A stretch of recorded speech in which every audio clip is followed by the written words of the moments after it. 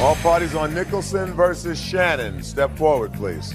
31-year-old machinist Robert Nicholson claims former live-in lover, 27-year-old Michelle Shannon, owes him for rent after they split. Order. All rise.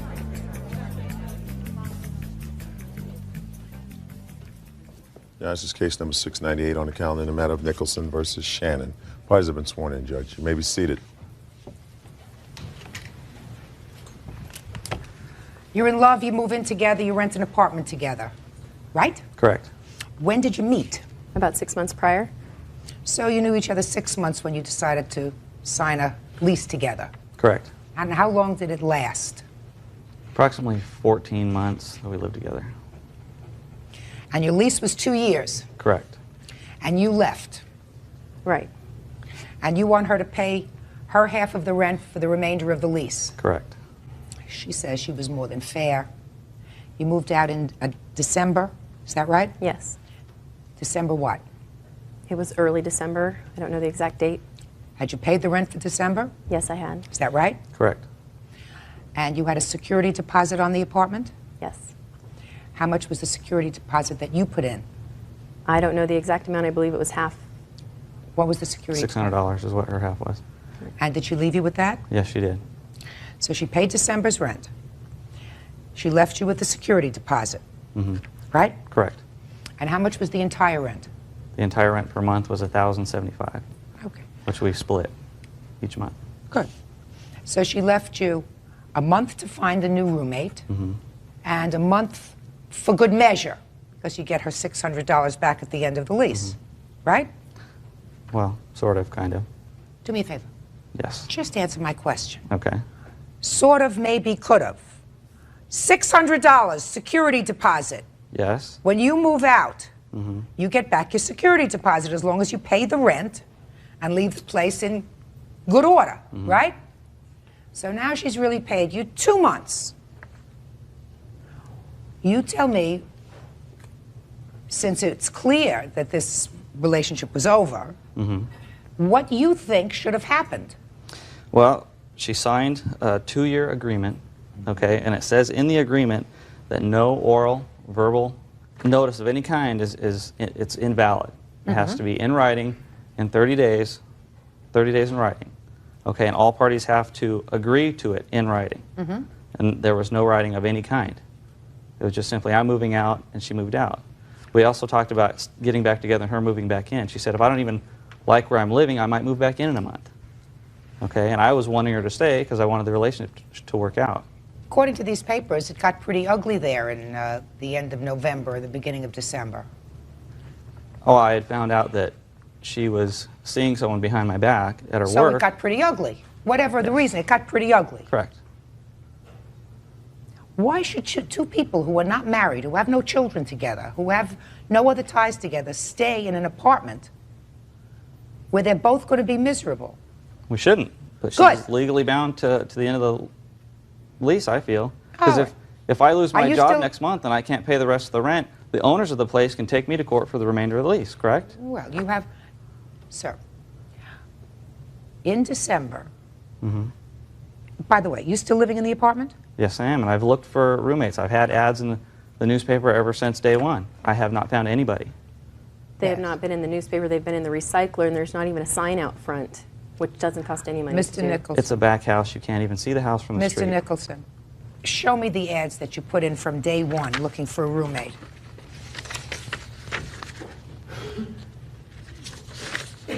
These here are highlighted ads in the recycler. The reason why I did not put them in the newspaper, because just for 1 day it was $45, for 2 days it was $65, and for 3 days it was $72, and at which time I also had told her at one point that I only had $40 to get me through 2 weeks. Couldn't even afford it. You indicate here that you offered to help him put ads in the paper, is that right? I did. When did you tell him that? It was not that long ago. When he said that he wanted to sue me, and I didn't understand why, because I thought that I had done my part. I went over, met with him, trying to find out why he was going to sue me. And I said at that time, you know, I would pay for ads in the local newspaper, and, you know, if I needed to, I was just trying to figure out what my part was. So what did he say to you when you offered? He said no. Do you remember having a conversation with her about her assisting in putting ads in the paper? Yes, I do, and that was only after I had mentioned that, hey, you know, taking you to small claims court, and she said, fine, go ahead, see if I care, okay, and then this was only a matter of 2 weeks ago that she had come over and then was being very nice because she was worried about being sued and trying to manipulate me into not suing her by offering these to pay for these ads, which for several weeks prior to that, she didn't want nothing to do with me, not to offer to pay for any ads or anything like that. Let me see the lease on the apartment.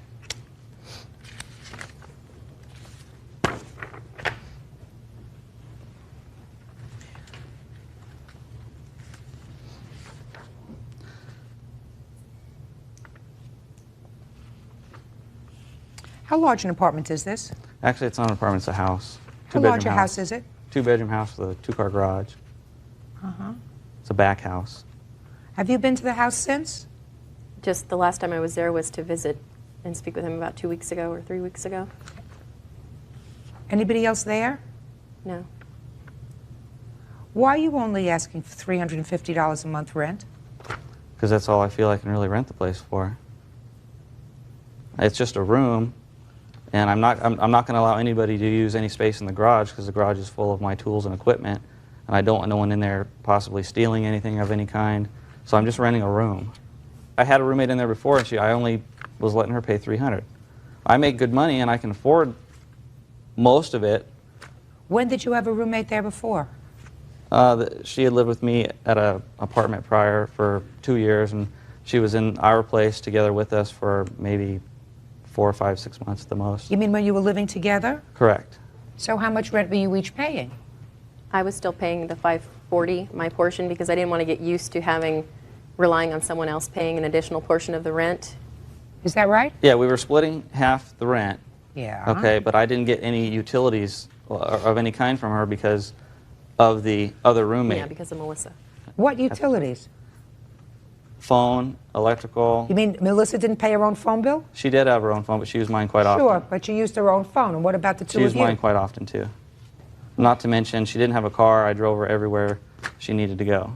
You plan on staying there in the I plan on house? staying there simply for the fact that to move and to come up with first and last and security somewhere else would be a problem for me because financially this is putting me in the hole every month. The reason why, as far as the house goes, the reason why I wanted to rent a house and not an apartment is because I have a lot of tools and equipment on which I do a lot of work on cars and welding and things like that. I wanted a 2-car garage. And we were happy finding a house that had a 2-car garage so I could enjoy my hobbies. Judge Judy will continue in a moment. I'm suspect that not one person answered these ads in the paper. I've had 2 calls. I'm sorry about that, sir. Listen to me. Get over it. And later today, When this was put through the mail slot in your dog jumped up. And when she jumped down, she hurt her back legs. So you're suing her. Correct. real cases, real people. Judge Judy. Robert Nicholson is suing former live-in lover Michelle Shannon for rent he says she owes after she moved out. This relationship clearly didn't work out. There were several alternatives. One alternative was for you to stay together in an acrimonious situation, which is untenable for people who are married and ridiculous for people who are not married. The defendant, as far as I could see, did everything she could to be reasonable. Reasonable was the relationship wasn't working out. She said, I'm going to pay December's rent. I'm not here. You can have the security deposit, which is another half month's rent. I'm being very fair with you. We shouldn't be together. Either make other arrangements for another roommate or tell the landlord that you're going to give the landlord 3 months to find a new tenant, but that you have to leave. You chose not to do that. I did put my ads in the paper. Sir, I can't tell, and quite frankly, I'm suspect that you did not find somebody, that not one person answered these ads in the paper. I've had 2 calls. For a house for $350 a month. I've had 2 calls. Well, I don't know what you said to them, and I don't know whether you're as angry with her, whether you're so angry with her and irritated with her that you say, I'm not going to try to mitigate the damages, but clearly you like staying in that house. You Yes, I just do. told me you can afford to stay in that house. No, I cannot, by myself. Well, if you can't afford to stay in the house, sir, then what I absolutely advise you to do is to let the landlord know that you have to move out. You still have her half of the security deposit, which would amount to 1 month's rent. I am going to give you 1/2 of another month's rent of hers, or $500. You find somebody else to live with, or let your landlord know that they have 3 months grace to do that, and you would each pay for half of that. And if they take me to court for the remainder of the lease? I'm sorry about that, sir. Listen to me. Get over it. I'm over it. Judgment for the plaintiff in the amount of $500. That's all. Parties are excused. You may step out. Thanks for nothing. She's undedicated and undevoted and doesn't know what loyalty is, and she was cheating on me, seeing someone after work. I didn't want to be with him anymore. And I did not cheat on him. I would just like to say that. And now the next case. All parties on Hennigan versus Clifford. Step forward, please. Real estate agent Betty Hennigan says Irene Clifford caused her toy fox terrier, Speckles, to be injured. All right. Now, Miss Hennigan, Yes, this is the dog in question. this is Speckles. Very nice dog. According to your complaint, you and the defendant live in the same housing complex. Is that right? That's correct. Your complaint indicates that the defendant put some political propaganda in your mail slot, which is in the door. Correct.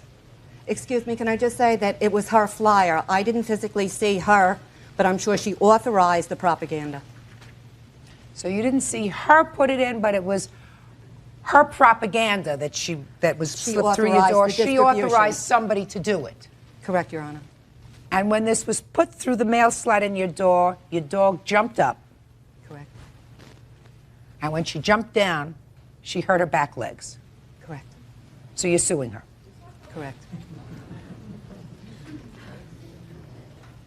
Your Honor, if I It's just just might a- add, it really isn't funny if anybody ever heard a dog yelp in excruciating pain. I don't think that that's why anyone in the court gallery is chuckling, Miss Hennigan. I think that the reason they're chuckling is how you could blame that on somebody else.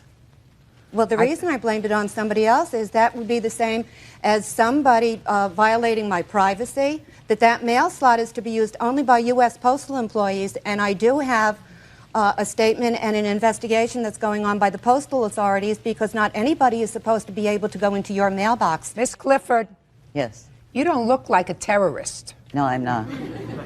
So I'd like to know what kind of political propaganda this was that was slipped through her door. Well, it was one sheet of paper. This happened on February 2nd.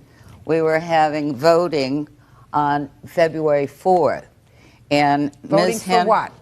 To elect, well, really to remove 2 dissident directors from the board of directors and to elect 2 new directors. Now, Ms. Hennigan moved in late in March, I understand, and she joined up with the dissident group, which is about 20 or 30 people. So Excuse me. I have here a list of 26 things that went through her door Just show me that the one. weren't invasion of privacy. Just a second. I'm not worried about invasion. Just show me, please, what the document is that you're complaining of, Miss Hennigan, if you still have This it. document actually has my little dog's teeth right in the top of it. All right, let me see this. Let me see this. Judge Judy continues in a moment. You have not taught your dog to read, is that right? That's- Dog doesn't read. No, but the dog does not have to have mail delivered at 20 to 8 at night. And your dog knows how to tell the time? Closed captioning sponsored in part by Real Cases, Real People, Judge Judy. Betty Hennigan claims neighbor Irene Clifford caused injury to her fox terrier, Speckles. All right. So this isn't clearly not a terrorist propaganda. This says, warning to all members from Irene Clifford. That's you. Right. And then it encourages you, the people, to come and vote Correct. at the next meeting of the cooperative board. Correct. Or Members. to elect new members, etc. Ms. Hennigan, I'm going to let you finish telling me about why you think. First of all, I'm going to ask Ms. Clifford, did you actually put this through her door, or did somebody else? No, I didn't. I have a map here. I was in my unit here, and this is the unit where it was delivered. But Irene, you A half authorized a block somebody. away. Ms. Hennigan, don't speak to her. I'm sorry. You did not personally deliver No, I this. did not. But this came from you and you gave it to other members of the board to deliver? They weren't on the board yet.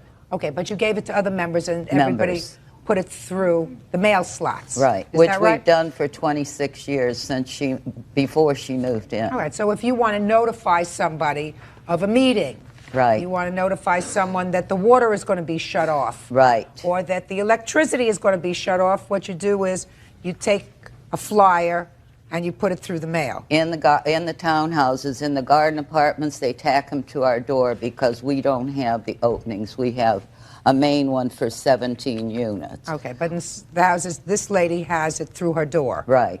Okay. Why you have your hand up? Well, because when they announce when the meetings are going to take place, they do put a flyer. It's on a fence before it goes into a grassed-in area, and there's also a bulletin board near the on-site manager's office. And when we want to find out when there are going to be meetings held, we have to look there. It is not a common practice. There's postings for the meetings. Ms. Hennigan, listen to me very carefully. Yes. How long have you been living there? I've been living there since August. Okay. And you have your mail delivered there? Yes, I do. And the mail is delivered through the door slot? Correct. And the mailman delivers the mail there, other than holidays, 6 days a week? Correct. You have not taught your dog to read, is that right? That's correct. So the dog cannot differentiate whether there is political propaganda or a piece of mail coming through your door slot, is that right? No, the Is that dog right? doesn't. Dog doesn't read. No, but the dog does not have to have mail delivered at 20 to 8 at night. I actually truly introduced my dog to our mail person. It's a mail lady, and she does know the dog, and she exercises a little bit of concern, of caution. She doesn't want to be hurt in the mail slot, nor did I want my little dog hurt. This was 20 at 8 at night, Your Honor. It wasn't during a normal time of day when the U.S. Postal would be delivering mail. And your dog knows how to tell the time? No, but the dog does know when it's dark out. Ms. Hennigan, it could be dark out when it's dark in the morning because it's raining and that's when the postman delivers. You were irritated because this came through your door and because your dog was injured. But that doesn't mean she's responsible because she happens to be the author of this piece of paper. You're being ridiculous, madam. You're being ridiculous. Judge Judy will continue in a moment.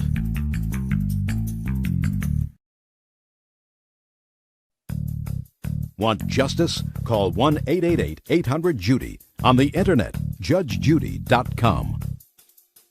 Your complaint is ludicrous. Your complaint is absolutely ludicrous. You put a notification that she did not put through the door. You have no proof that she put it through the door, despite the fact that it has her name on it. She did not put it through the door. And you're suing this lady because your dog jumped up. Has your dog ever jumped up like that before? Yes, my dog jumps, yes. Jumped up like that for mail before. But she was never hurt. Has your dog ever jumped up like that for mail before? Yes, she has. All right. So that you've seen it. Yes. Then what you do is you put a basket there, you put a sign there, put my mail outside, because you're the one that had noticed that your dog jumps up for the mail. She doesn't have that notice. But, Your Honor, I even have it from the postal inspector. You told me postal inspector 4 times. I'm telling you common sense, madam. Common sense. She's not responsible for this. Don't be ridiculous.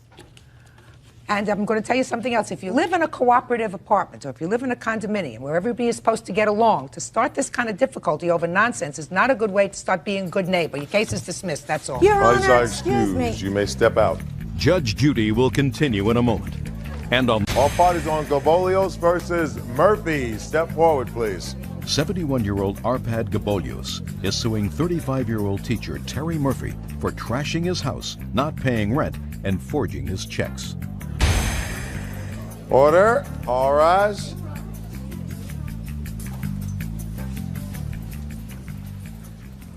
Now, this is case number 659 on the calendar in the matter of Gabolios versus Murphy. Parties have been sworn in, Judge. You may be seated. Mr. Gabolios, Yes, you own a home here in California? Yes, I do. And according to your complaint, you also live part of the year in Hungary. Yes, I do. And it's been your practice to rent your home during the period of time that you're there. Exactly, Your Honor. You rented your home to the defendant. Yes, Your Honor. When did her tenancy begin? on February 1st and ended on November 1st of 1998. And according to your papers, sir, the arrangement was she was to pay rent to an agent that you had here. Exactly, Your And Honor. the rent was, for a furnished house, was $500 a month? Yes, Your Honor. And she was to pay her own utilities with the exception of one thing. The cable TV. And you were to pay that. Yes, Your Honor. According to you, you left her some checks that were made out to the cable company for the months that you would be away. That is absolutely correct, Your Honor. And they were actually made out to the cable company? Yes, Your Honor. Century Cable. Tell me what happened, sir, when you came home at the end of October. I came home on October 31st, and just about midnight, because the plane was late, and I found the door, the entrance door open. Most every light was on, and the whole house was a mess, and my bedroom, the master bedroom, was broken into. Had you had that locked when you left? Yes, Your Honor, it was locked. So it was locked, and she had the use of all the other parts of the house except your bedroom. Except my bedroom and except my wine cellar. Well, I have to explain, Your Honor, that the garage I converted to a wine cellar because I make my own wine. And then I found the sofa from the living room moved into the wine cellar. I also have pictures to show that, and I can show you how my whole house was trashed. Let me see, please.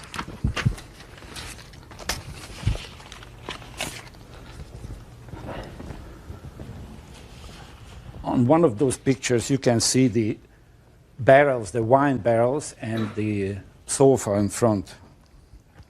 Is this the way you found the outside of the house, sir, with all these papers and garbage? No, it was a couple days later, Your Honor. What do you mean a couple of days later? Well, because she left a few things behind, and I asked her to come and get it, but she didn't get it right away, and came back 2 days later or something, and then she trashed the sidewalk, as you see at the front. You say that she didn't pay you rent. During what period of time didn't she pay you rent, sir? She didn't pay the last month rent of October. Did you pay him the last month's rent? I paid the rent. I do not know what happened to it. Show me, you paid by check. The check never went through. So that you didn't pay him. Take a look at this garbage on the front of his house. Tell me how that happened.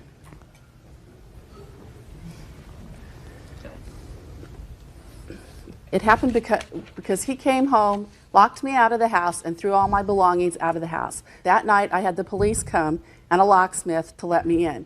And the police told him he was responsible for any belongings of mine that were destroyed, lost, or damaged. Why did you trash the front of that house? I had to come over for 5 days in a row and go through the trash, go through the garbage in order to get my belongings out of the garbage. Is that the reason that you're telling me that the front of his house looks like that? Yes. Okay. So I have $500 that you owe him for the last month's rent. Now, he says that you forged some checks. Show me, sir. Yes, Your Honor.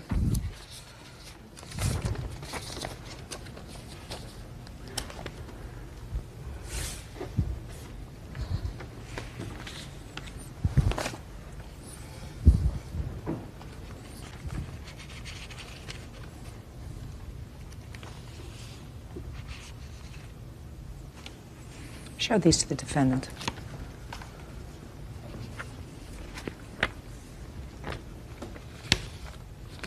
Did you change the payee on those checks? Yes, I did, Your Honor. May I explain? Sure. When I came, Your Honor, he had somebody in there a short period of time. He wasn't going to rent to me, and then something happened between them. I came in, I paid a deposit on January 20th. I moved in on February 7th. Because of the short length of time, he said, I've got to find somebody, I'm leaving. He left the next day on the 8th. So I was to pay for the electricity, the telephone, and he was paying the rest of the utilities. That was the verbal contract. I do not have that in writing. In April, I came home one day and the water was turned off. I had no idea why. I called up the water company. They said, Mr. Gabolis hasn't paid for the water. So then I put the water in my name. In October, all of a sudden I come home, the gas is off. If I was to put them in my name, or if it was to be changed, he didn't stop them. I was unaware that they were supposed to be in my name. So I took the checks that he had given for the cable, and I paid the bills that I thought he was supposed to be paying. You can't do that. You can't do that. That's forgery. Judge Judy will continue in a moment. I'm talking to you, madam, about calling your bank and saying, check number 467, put a stop payment on it immediately because it's lost. That's what normal people who are articulate do. Anybody who knows how to forge checks knows how to do that. Real cases, real people. Judge Judy. Arpad Gabolios claims Terry Murphy trashed his house, didn't pay rent, and forged his name on his checks. Terry is countersuing for her security deposit. He gave you checks made out to a cable company, and you changed it to Southern California Edison, California Water. What's GTE? The telephone company. Telephone company, $285 in October. You were living there since February. He didn't have a phone bill for $285. Telephone. So you have an excuse for the telephone bill too?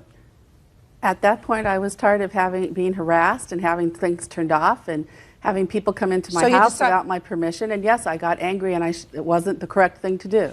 It sure wasn't. $285 for the phone, $72 for water, and $139.47 for Con Edison in October. Your Honor, may I read part of the agreement which she signed? Yes. The rent is $500 a month plus $500 security deposit. The $500 rent is payable at the first Friday of every month to Tom Biscorny, a neighbor and friend of Arpad Gabolios. During the above-mentioned 9 months, lesser will be in Hungary, and at that time, lessee will pay all utility bills, including gas, electric, and water bills. At the time that occurred, Your Honor, he was leaving the next day. He didn't want to write a new lease agreement, and it was all verbal. No, that's too bad. Just a second.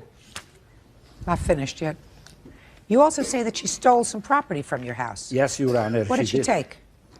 She stole a table from my den. I have some proofs here.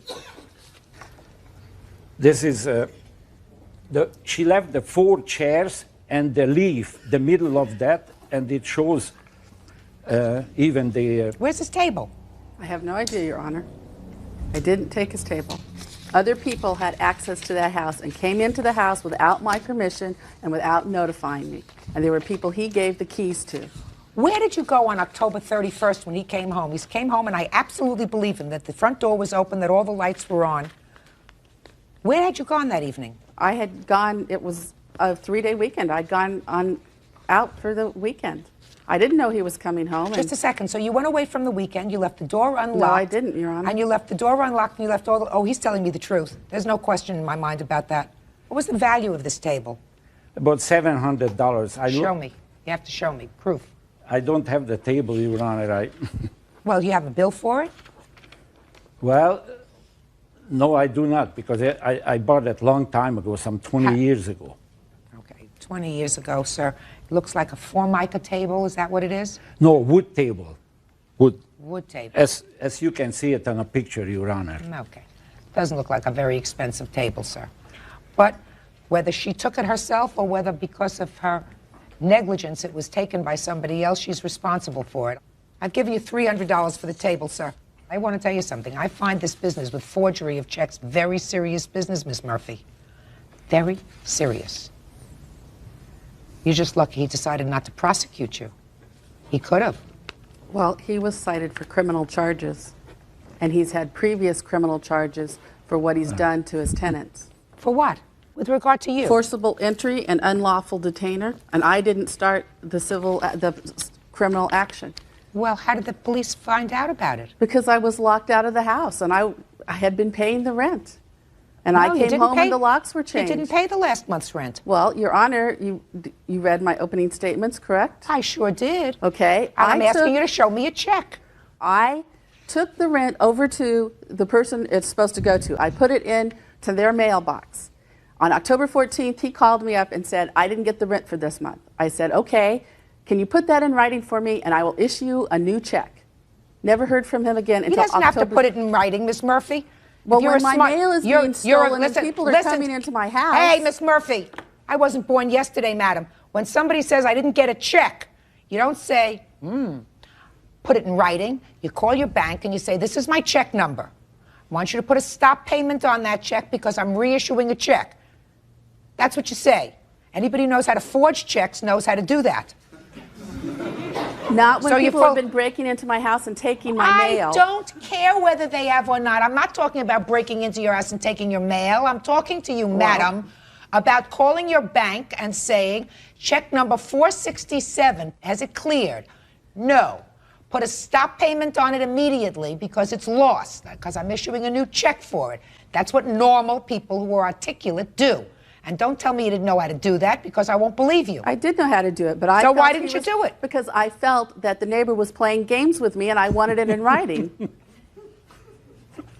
That is the dumbest thing I ever heard. Well, if that is the man dumbest is- thing I ever heard. You believed the neighbor because he was playing games with you, so you wanted him to put it in writing instead of calling your bank and saying, put a stop order on the check. I would have done both, Your Honor, and I Why would have didn't given you him the do check. one? Just call and put a stop payment on the check. You thought you'd get away with the last month? Forget it. It's not going to happen. Judge Judy will continue in a moment. And later today, I made a mistake and I signed some paperwork I shouldn't have signed. Of course not, because you were living together. Come on, this is ridiculous. closed captioning sponsored in part by Real Cases, Real People, Judge Judy. 71-year-old Arpad Gabolios is suing 35-year-old teacher Terry Murphy for trashing his house, not paying rent, and forging his checks. Now listen to me. You have a cross complaint. You want a return of your security deposit? If I didn't get an explanation as to why I kept it, and he never asked me Give her for the rent. pictures. That's the explanation. I want to tell you something, madam. If I came home and found somebody had forged my name to checks and hadn't paid rent and left my house open, unlocked, with all the lights on, I would have given you nothing. Nothing. Your counterclaim is dismissed. Judgment for the plaintiff in the amount of $1,296.47. Thank you. Parties are excused. You may step out. I shouldn't have changed his checks, but I was very angry and frustrated by them that things were turned off that weren't supposed to be turned off. She didn't remember that she's supposed to pay all the utilities. You know, I mean, with her background, she has a major psychology or something like that. You know, I mean, it's rather obvious that she's a crook. And now the next case. All parties on Mitchell versus Miller. Step forward, please. 28-year-old lab tech Janet Mitchell claims former live-in lover, machinist Jonathan Miller, 27, owes her for supporting him while they were together. Miss Mitchell, you and the defendant, according to the complaint, lived together for about 2.5 years. Is that right? Yes. And you say that after a rather acrimonious breakup, he owes you a whole bunch of money for living expenses during that time. Yes. What kind of an arrangement did you have with the defendant with regard to living expenses? There was no at the time arrangement. There was a period where after about a year we decided we were going to break up, and I made up an itemized list of what he owed me at that point. And we agreed that he would start making me payments. Well, we reconciled and decided not to break up at that point and give it a try, and we tried for about another 1.5 years. And after we had dissolved the relationship, I brought to him another itemized list of further expenses, and he signed it. I have the list. Let me see it, please.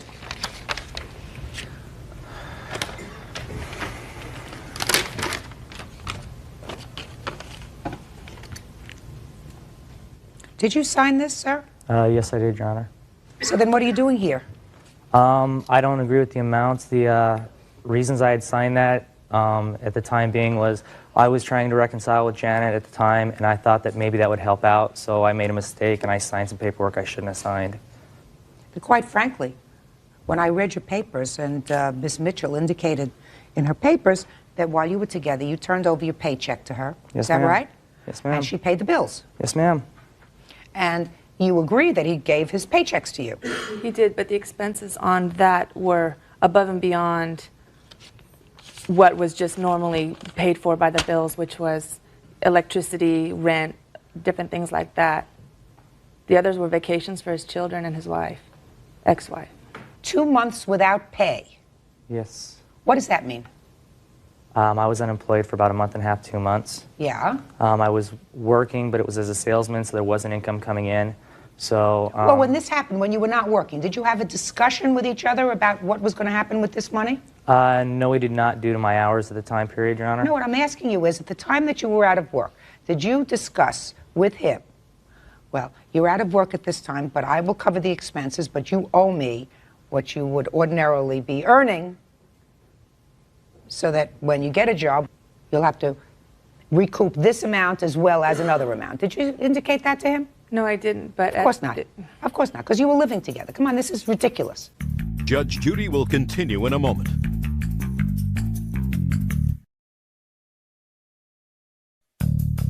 Want justice? Call 1-888-800-JUDY. On the internet, judgejudy.com.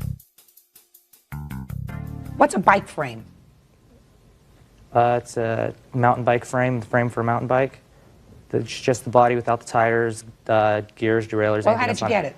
I purchased it from a company. Did you pay for it? It took me a year and a half to pay it off because it was a $1,200 frame. So I was paying on it monthly. And then I did receive a payment from Janet. She did give me a couple $100 to put down on the bike when I was buying it. Was it a loan or was it a gift? It was never stated either way. Is that right? Yes, it was. No, it was stated that it was a loan. And what's the plane ticket for your kids, and I assume that this is your ex-wife? Now it is, yes. About 2.5 years ago, I'd say, while Janet and I were living together, we had my daughter and my son and my ex-wife fly out for vacation so I could see my kids because it would be cheaper than us flying out there. And so we had my ex-wife and kids come out and visit us, and Janet did put that on her credit card. Let me see the bills. I don't have them. The only thing I had was that signed itemization that he gave me. You don't have any bills? No, I don't. I didn't think that I would be needing to save those receipts or anything like that. Miss Mitchell, clearly you had the bills, madam. Clearly you had the bills and all the amounts when you made out this list. I mean, you have 2 nights with kids at a hotel, $32. Where did you get that figure from? That was how much it was. Well, where did you, what I'm asking you is From where my did... memory. From my memory. From your memory? A lot of that stuff was done guesstimate by memory because I knew that it was $32 a night, and I didn't have the receipts, but I remembered that it was $32 a night. I'm dismissing your case, that's all. Parties are excused. You may step out. Judge Judy will continue in a moment. And on the All parties on Freeman versus Sharaf. Step forward, please. 39-year-old mechanic Charles Freeman claims Abe Sheriff's 16-year-old son, Sammy Sheriff, dropped Charles' 8-year-old son, Taylor, on his head, resulting in 22 stitches. Order. All rise. Yeah, this is case number 678 on the calendar in the matter of Freeman versus Sharaf. Parties have been sworn in, Judge. You may be seated. Folks, have seats, please. Mr. Freeman, this must be Taylor, is that right? Yes, And Mrs. Sharaf, this must be Sam. that's right. These 2 young men were friends. How old is Sam? He's 16. And were the families friendly? I would say yes. According to your complaint, Mr. Freeman, Sam was playing with your son, and your son was injured. Yes. Were you present? No, I wasn't. Who was present? My wife, Is she here? she's right here. Perfect. And of course Taylor and then my son Vance. All right. Now, Ms. Freeman, why don't you explain to me exactly how your son was injured? Did you see it? Yes, I did, Your The Honor. whole thing? Yes. Okay, so why don't you start from the beginning?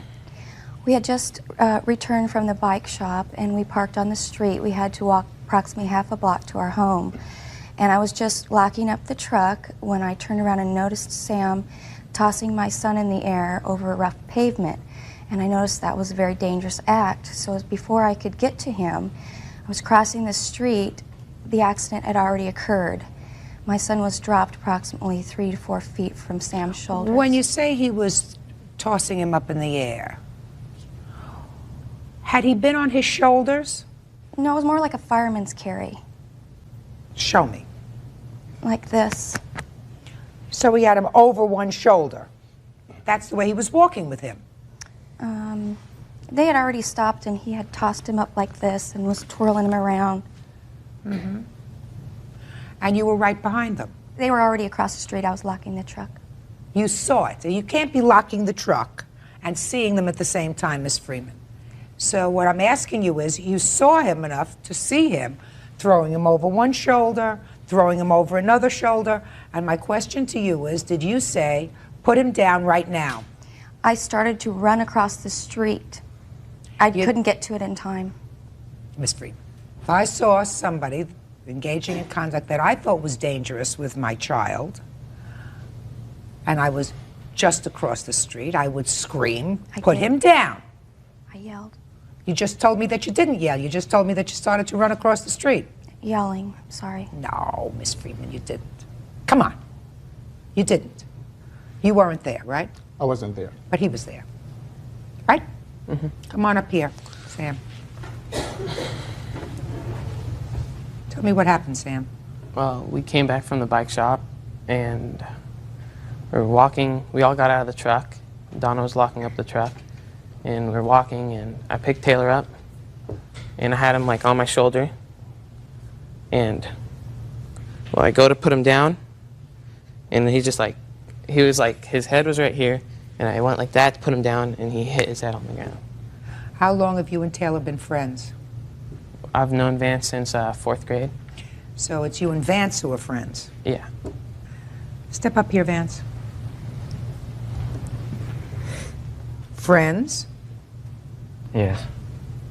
And you were walking with them when you saw Sam pick up Taylor? I didn't see him, but I turned around. I was walking and I turned around and Taylor was on the ground. I heard a hit on the ground. So you didn't see it? No, I walked past him as he picked him up. Okay. Now you can sit down. All right, Taylor. How are you? Good. How old are you? 8 and a half. 8 and a half. And how old were you when this happened? 8. You remember what happened that day? Yeah. Yes. Yes. Why don't you tell me what happened? We just got back from the bike shop. We just got out of the truck, and he put me on his shoulders, and he dropped me, and I got up and I said, "Why'd you do that for?" Then he picked me up and went to the house and he put me on the couch. And then my mom called 911. Then they came and then they took me to the hospital. And you had played that way with him before? Where he picked you up and put you over his shoulders? Yes. Where had you played like that before? By our driveway. And when you played like that before, was your mom home? Yes. Did you ever tell your mom that you didn't want Sam to do that? No. Because you were having a good time? Mm-hmm. Hmm? Yes. Was your mom ever outside when she saw? When you No. were playing like that? So she was in the house? Yes. Okay. You're a nice boy. Thank you. And you learn fast. See how good you are? Yes, no, right? Very nice.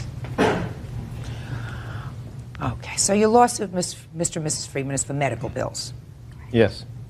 When I read your papers, this seemed like a very unfortunate situation because these two boys used to be friends. And I don't know why they're not friends anymore. They're still friends, but they're not able to play at each other's houses. Why? Sam's more than welcome to be at our home, but unfortunately Vance was told he can no longer go over there. Why? I'm not sure, Your Honor. Why is that? Your Honor, because I was afraid from the liability about it. So I did speak to my son not to go there, and I told him in the meantime, I don't like to see Vance in our house. There are several theories under which you are not entitled to recoup from this young man and his family your medical expenses. First, parents are, or I believe should be, liable for the torts, that is, the negligent acts of their children. In this situation, you were aware, or should have been aware, that this is the way your 8-year-old child played. Now, you may say that you didn't see it, but as a parent, you have the responsibility to see it because you have the responsibility to supervise at all times your child who is 8 years old. Then he would have been on notice. Don't pick him up, don't throw him over your shoulder. Can I say one thing, Your Honor? Sure. I would never allow anybody to toss my son around and play like that over cement. What I'm telling you is, I've never seen it. if you never saw it, you should have seen it. You weren't paying attention. I don't You believe should that. have seen it. I don't believe he ever did do it over cement. We have a big grass front yard. Listen, madam, you're not talking to somebody who's 35 years old. You're talking to about a boy who is 15 or 16. And he's not saying the cement child can get just as injured over grass as he can over cement. You know, you said if I saw him playing with him over the grass, it wouldn't have been so terrible if he was throwing him over the shoulder, because if he fell, he would have fell on grass. That's ridiculous. Judge Judy will continue in a moment. And later today, The only thing that I don't believe, sir, is the word investment. Investment is made up in your mind. Well, not if you intend to give money back. No, if you intend to give the money back, it's a loan. this is Real People, Judge Judy. Charles Freeman is suing Abe Sheriff for his 8-year-old's 22 stitches after Abe's 16-year-old son, Sammy, dropped the young Taylor on his head. This is the kind of accident that's nobody's fault, Mrs. Freeman. It's nobody's fault.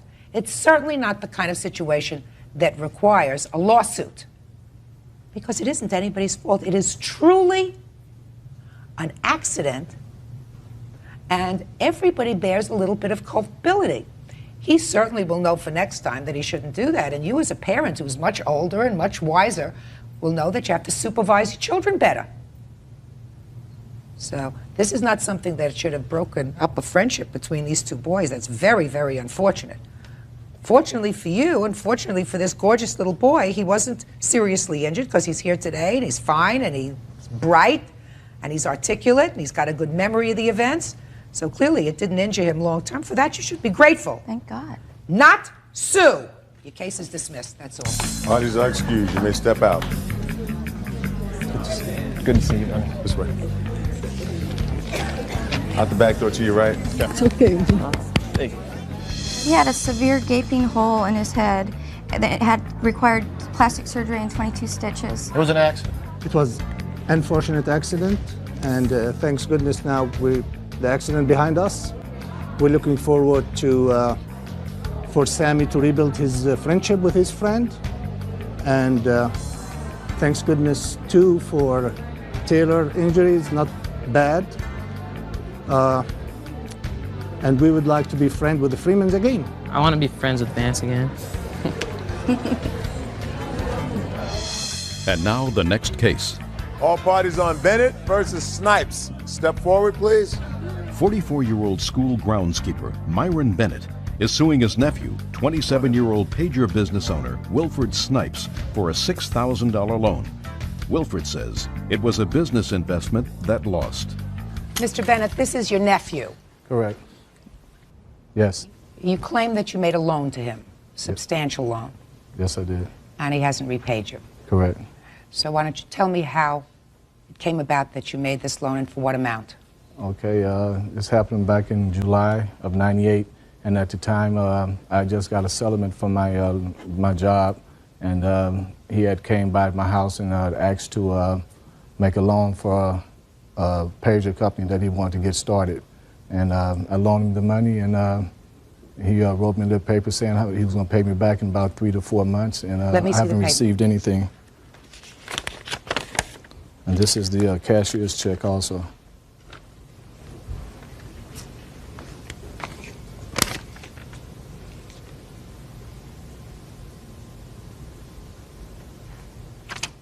me about this pager business of yours. Okay, what I have, Your Honor, I have a pager business, and Look at me. What I have is a pager company, and what I did, I offered him if he would like to make an investment in the company to increase my profit. And I told him with that matter that he would be able to receive like checks every month after the business grow. I never heard anything like that, Your Honor. Things change every day. Prices fluctuate on the pager company, on pages itself.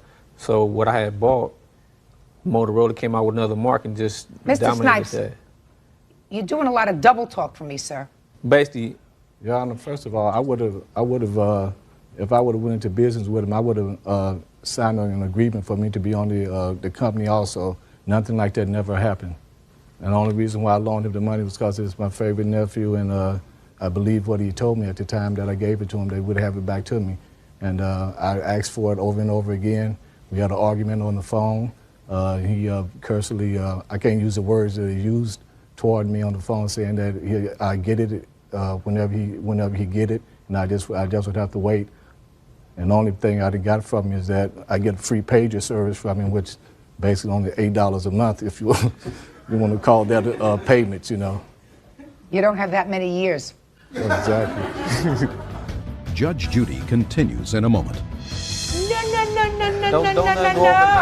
Look in my eyes, sir. Stop shifting from foot to foot and look in my eyes. Closed captioning sponsored in part by Real Cases, Real People, Judge Judy. Myron Bennett claims his nephew, Wilfred Snipes, owes him for a loan. Wilfred says it was a misunderstanding. It was a business investment. All right, I read your defense, sir. Convince me that this was a business investment. well, only way I can convince you look here. is by telling you on what You went to his house. Right. Start with, I went to his house. Okay, I went to my uncle's house, and I knew he was coming to some money, so I asked him, you know, could he give me some money, and basically in order what I need to do with it. It was to increase my profit in order to kind of like help him as well as help myself on expanding my business more as I would like to. Convince me it was a business. I mean, that's what it is, you know, and I have a pager company. Well, I know you have a pager company. Right. Convince me that your uncle went in as an investor in your business, other than in your own mind.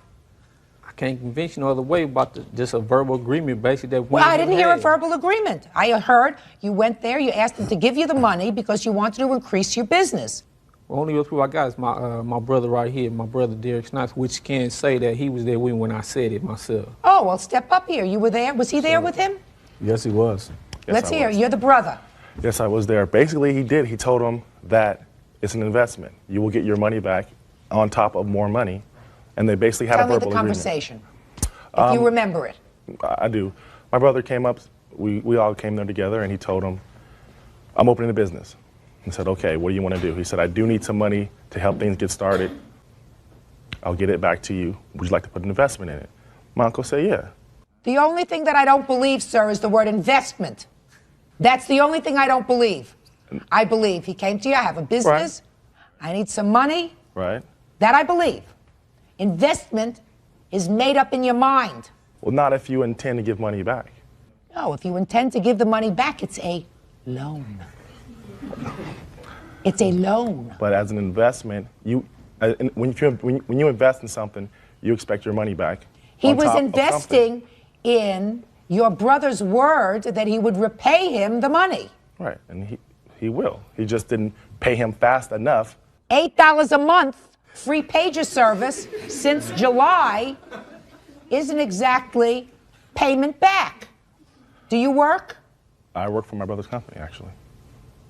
How many other people work for the company? There's two more. There's a secretary and there's another person that... Well, you get paid, don't you? Sometimes when it's going good. You get paid. And who's the secretary? Another friend of the family, and she gets paid. And she gets paid. Right. Right. And who else is there? The guy that does the crystals on the pager.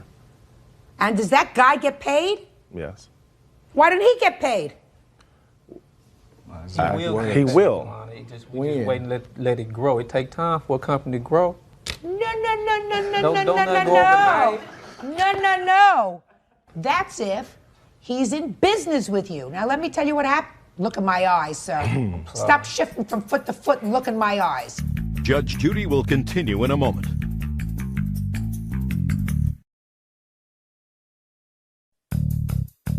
Are you in a family dispute? Call 1-888-800-JUDY. On the internet, judgejudy.com. How much money did you put in this business? Cash, money. Look at me.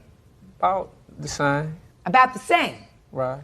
So if he's an investor and you put in 50% and he put in 50%, then he should be a 50% partner with you. Do you intend to give him 50% of your profits? No. If looks like you're winning, right? But it's this. Okay. But look, it wasn't meant like that because he just was coming in there. I mean, ain't like he was doing no work. Just a second. A, I don't believe you put in $6,000. I didn't stop That's putting A. in 6. How? Well, yes, you did. You said about the same. About the same is about the same. But I ain't say the full 6 now. Okay. Because I don't believe you put in 6. I believe maybe you had 6 to start up the whole business. That was his 6 that you had to start up the whole business. Maybe you put in $12. Maybe you put in $18. Because you got to advertise, put the flyers, buy the pages, buy the crystals, buy the computer system. Yeah, with his $6,000. The disc alone cost you $2,000. Right, that's another 4. You still got 4 left over. So he put in all the money. He put in all the money. You were doing all the work. Well, seems to me that if he put in all the money, and if I believe your story, which I don't, by the way, that this was an investment, then he should get 50% of all your profits. And you just told me, oh no, he's not going to get 50% of my profits. You ought to be ashamed of yourself. Do you know that? That wasn't an agreement, That's not no agreement. That wasn't an agreement. If I give somebody 50% of my profit, how am I going to maintain running the company? Just a second. So what was your agreement? The agreement was that I will pay him, monthly as the company grows, whatever the profit As the company grows, you were going to pay him monthly. Just a second. Is what you want me to believe that when you were sitting there and saying, I need this $6,000, you had this whole discussion with him, and as the business comes in, I'm going to be able to give you money, a little bit of money every month? You telling that what you want me to believe? Hey, look at my eyes. Yeah? Wrong. Judgment for the plaintiff in the amount of $5,000. That's all. Parties are excused. You may step out. Sit back to your right, please. Judge Judy will continue in a moment. All parties on Grant Family Daycare versus Bachman. Step forward, please. Chris and Julie Grant of Heart to Heart Daycare are suing 28-year-old accounting clerk Shawneen Bachman for not paying the bill for her 8-year-old daughter's care. Shawneen claims her daughter Kayleen was injured falling off the monkey bars. All rise.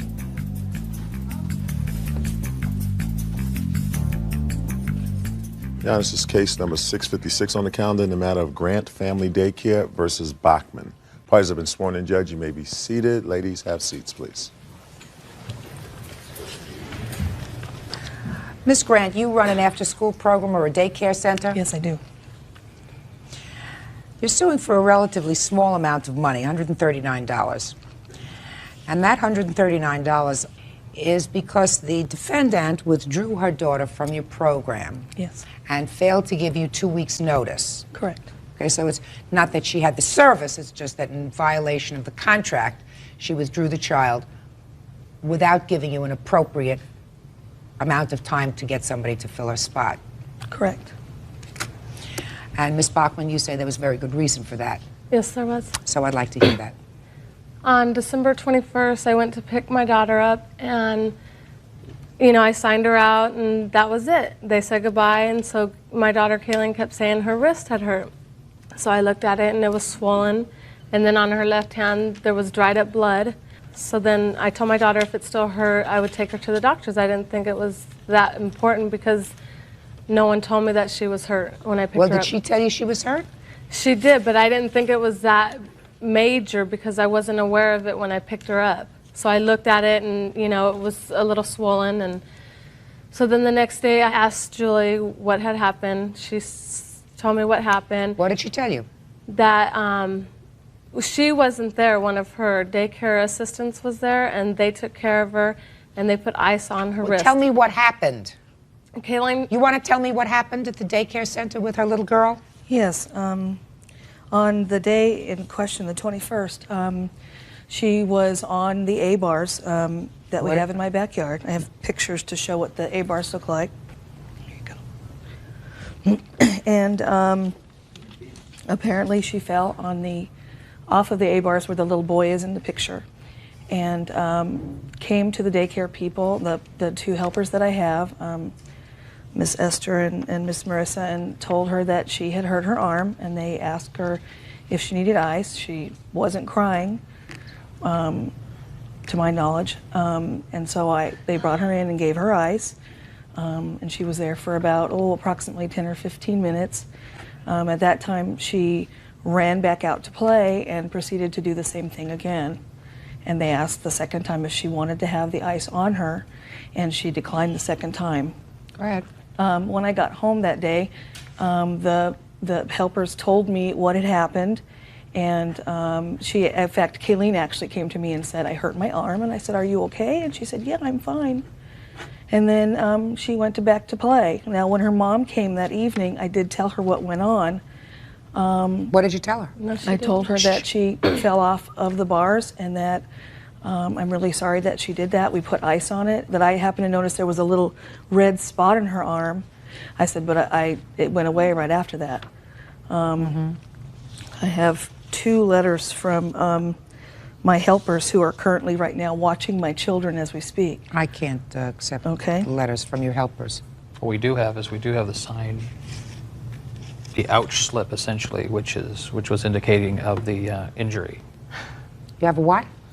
We call it an ouch slip, which is essentially an indication to the parent of what actually occurred during that And you day. gave that to the defendant? No, she did not. No, I did not. You did not? No. Why didn't you give it to her? Because apparently when she came the following day, there had been nothing written in my book to state. We keep a record of all of the injuries that happen in the daycare, and on that day in question, my helper forgot to write it down. But I assured her when she came that second day that I would have her write it down, and she would have an ouch slip when she came back. Okay. And as a result of that, you withdrew your child from the school? I mean, there's been more than one incident. Yes, that's why I took her out. One of the reasons. But it was immediately after this that you took her out. Is that correct? Yes. Okay. Now what I'd like to see is this book that you have. Sure. You're licensed by the state? Yes, I am. Which state? The state of California. And how many children are you allowed to have in your facility? I'm allowed to have 14 children. And this is in your private house, My is that private right? home. How many children did you have the day she was injured? Maybe 8 to 10. And you say you had 2 helpers there? Yes, I did. What is the background of these 2 helpers? They are a mother who has an associate arts degree in early childhood education, and at the time a 17-year-old helper who's a senior in high school. Where were you? I was out picking up food for the daycare. Are you allowed to be off the premises? Yes, I am, as long as I have 2 helpers that are qualified by the state to be there. 17-year-old is qualified by the state? I don't see how a 17-year-old can be qualified by the state. She has fingerprints that are sent to the state. Yes, I don't have evidence that she's left. You mean she doesn't have to have any training? All she has to do is be fingerprinted? Fingerprinted and a child abuse index card put on her, sent to the state of Department of Justice in Sacramento. Are you telling me that in order to care for children, all you need to be is not a convicted felon? Correct. That sounds outrageous to me. It would seem to me that you have, if you were smart, a higher responsibility. And that higher responsibility is to hire somebody, if you're not going to be there, that's older than 17 years old, if you're going to have 10 children that they're going to have to monitor. Your Honor, my other helper is 28 or 29 years old, and she's a mom, and she's the one with the associate arts degree. She has an associate's degree. That means she's been to college for 2 years. Yes. That, Judge, generally is the qualifications that we find that most providers have in the industry. That doesn't make it right. Judge Judy continues in a moment. And later today, I think you're pretty slick. He was Because there? nobody gives this kind of a note when somebody makes them a present. Unless you have a good story that you'd like to concoct for me as to why you gave him this note. It was for to pay back the money. Right. Now you got it. Judge Judy. Chris and Julie Grant of Heart to Heart Daycare are suing Shawneen Bachman for not paying for her 8-year-old daughter's care. Shawneen claims her daughter Kayleen was injured while under their supervision. I'm going to quote some of the things you said to me in your testimony, Miss Grant. You said that one of your helpers, how old are you? 8. Asked the 8-year-old if she wanted ice. The 8-year-old said no, so she didn't give her anything the second time she was injured. A person with a certain amount of experience, a certain amount of training, would not allow an 8-year-old to choose the method of treatment for an injury. Somebody who had brains would say this is the second time the child fell on the same wrist and I have to take some action with regard to this, right? And the person that you think was qualified did not. So I think that the defendant had an absolute right and an obligation to remove her child from your daycare that very moment. And the fact that she didn't give you 2 weeks' notice is a testament to her good judgment. Your case is dismissed. Parties are excused. You may step out.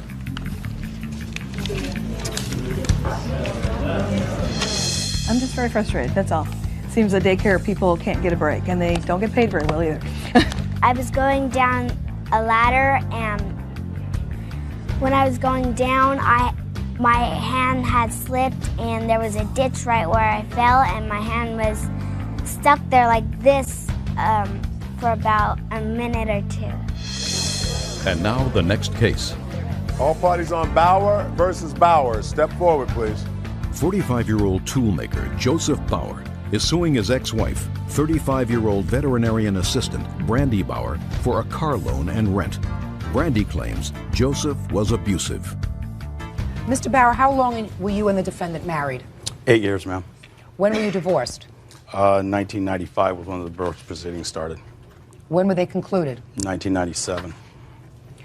It's your claim, sir, that sometime after you separated from your wife, you made a series of loans to her. Yes, ma'am. So tell me, when were these loans made and what were they for, sir? Well, my ex-wife and I separated, and she came to me and told me that she needed to have money for a car so that she could get a job. My main concern was that the welfare of my daughter, and without a... Who was the child living with at the time? At the time, she was living with Brandy. Okay. And she told me that she needed money for a car so she could secure a job. I told her that for me to do that, I would have to take out a share loan from my profit sharing at my work. And I had to have the money back. It was a loan. Any kind of early withdrawal would have caused me penalties both for an early withdrawal and for the tax purposes because it was a capital gain. She said, okay. She told me I could hold the pink slip on the car that she purchased as security on the loan. And so I made the payments real reasonable, $100 a month with no interest. I gave her the money, approximately $3,400. Within just a couple weeks, she came back to me and told me that she couldn't get a car for that much money. She needed another $1,000. I said, well, if you're going to do that, I want some kind of notarized paperwork saying that you have the loan with me so that we can get this above board. I asked her for the loan, for some kind of paperwork for that. She gave me a handwritten note that said that she had borrowed now $4,400. Do you have that note? Yes, ma'am. May I see it? Here's the originals. And here's the bank draft for the withdrawal for the money.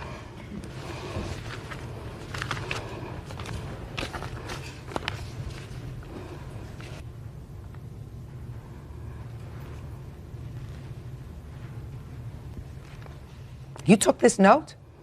She gave that to me. She would not give me a notarized copy of Just a second. Had you already given her the other $1,000 when she gave you this note? Yes, ma'am. And this was the only note she gave you? She wouldn't give me anything else besides that. Because...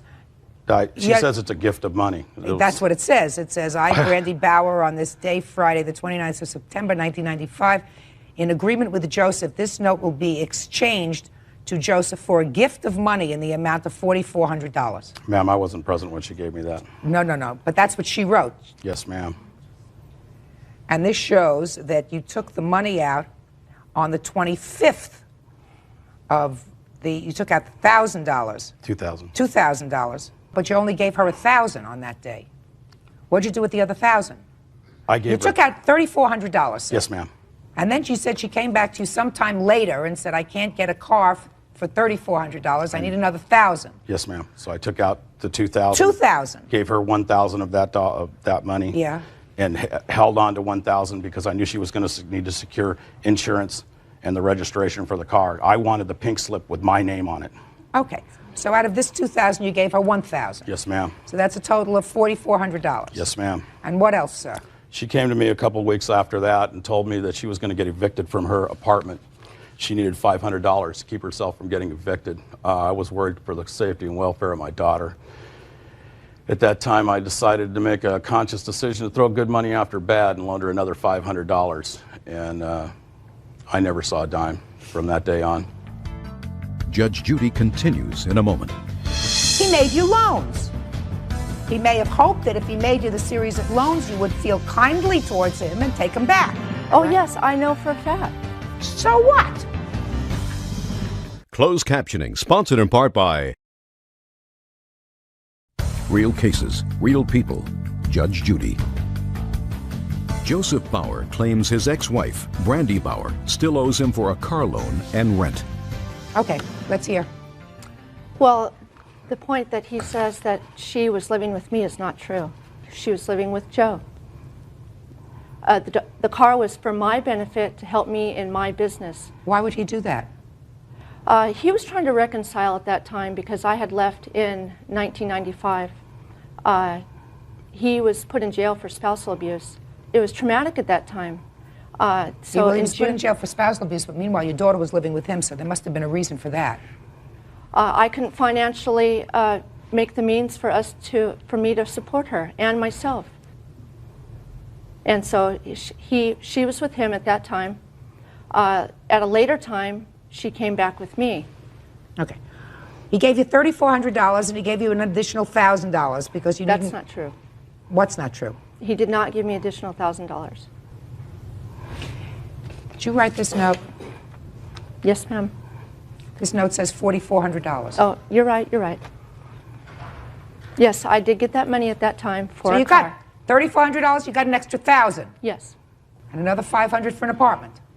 No, I lived at my own place. I paid for it to get in. Because he says that he gave you another $500 because you were going to be evicted from your apartment. That's not true. Is it not true like the other $1,000 wasn't true? No, the $1,000 is. You mean, but you just remembered that? Yes. You want me to tell you something, Mrs. Bauer? I think you're pretty slick. And let me tell you why I think you're pretty slick. When somebody gives you a gift, which you're saying that these were gifts. I have never, in all of my experience, seen somebody write a note that says, in exchange for the gift, I'm giving you this piece of paper in exchange for your gift. So his story has a ring of truth to it, that he gave you this money, you were supposed to pay him back. When he said, please give me a notarized paper, or a piece of paper that says, I promise to pay you back, you already had the money in your possession. So what you gave him was this, and you said, there you go, I gotcha. Because nobody gives this kind of a note when somebody makes them a present. Do you understand? Unless you have a good story that you'd like to concoct for me as to why you gave him this note. He didn't have to take that note. He didn't have to take it. He wanted a note. At the time, he wanted a note. What did he want a note for? Try to think of something, Mrs. Bauer. What would he want the note for? Just to say, like a thank you note? Right. Like a thank you note? No. Well, what do you think this note was supposed to be for? I understand. It was to pay back the money. Right. Now you got it. Judge Judy continues in a moment.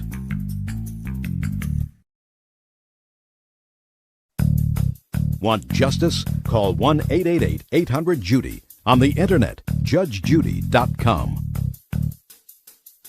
So why didn't you pay him back? I don't believe I owe it to him. Shh. Why? Things that had transpired in that time, I had left for spousal abuse with my daughter at that time. We had left. That was May of 1995.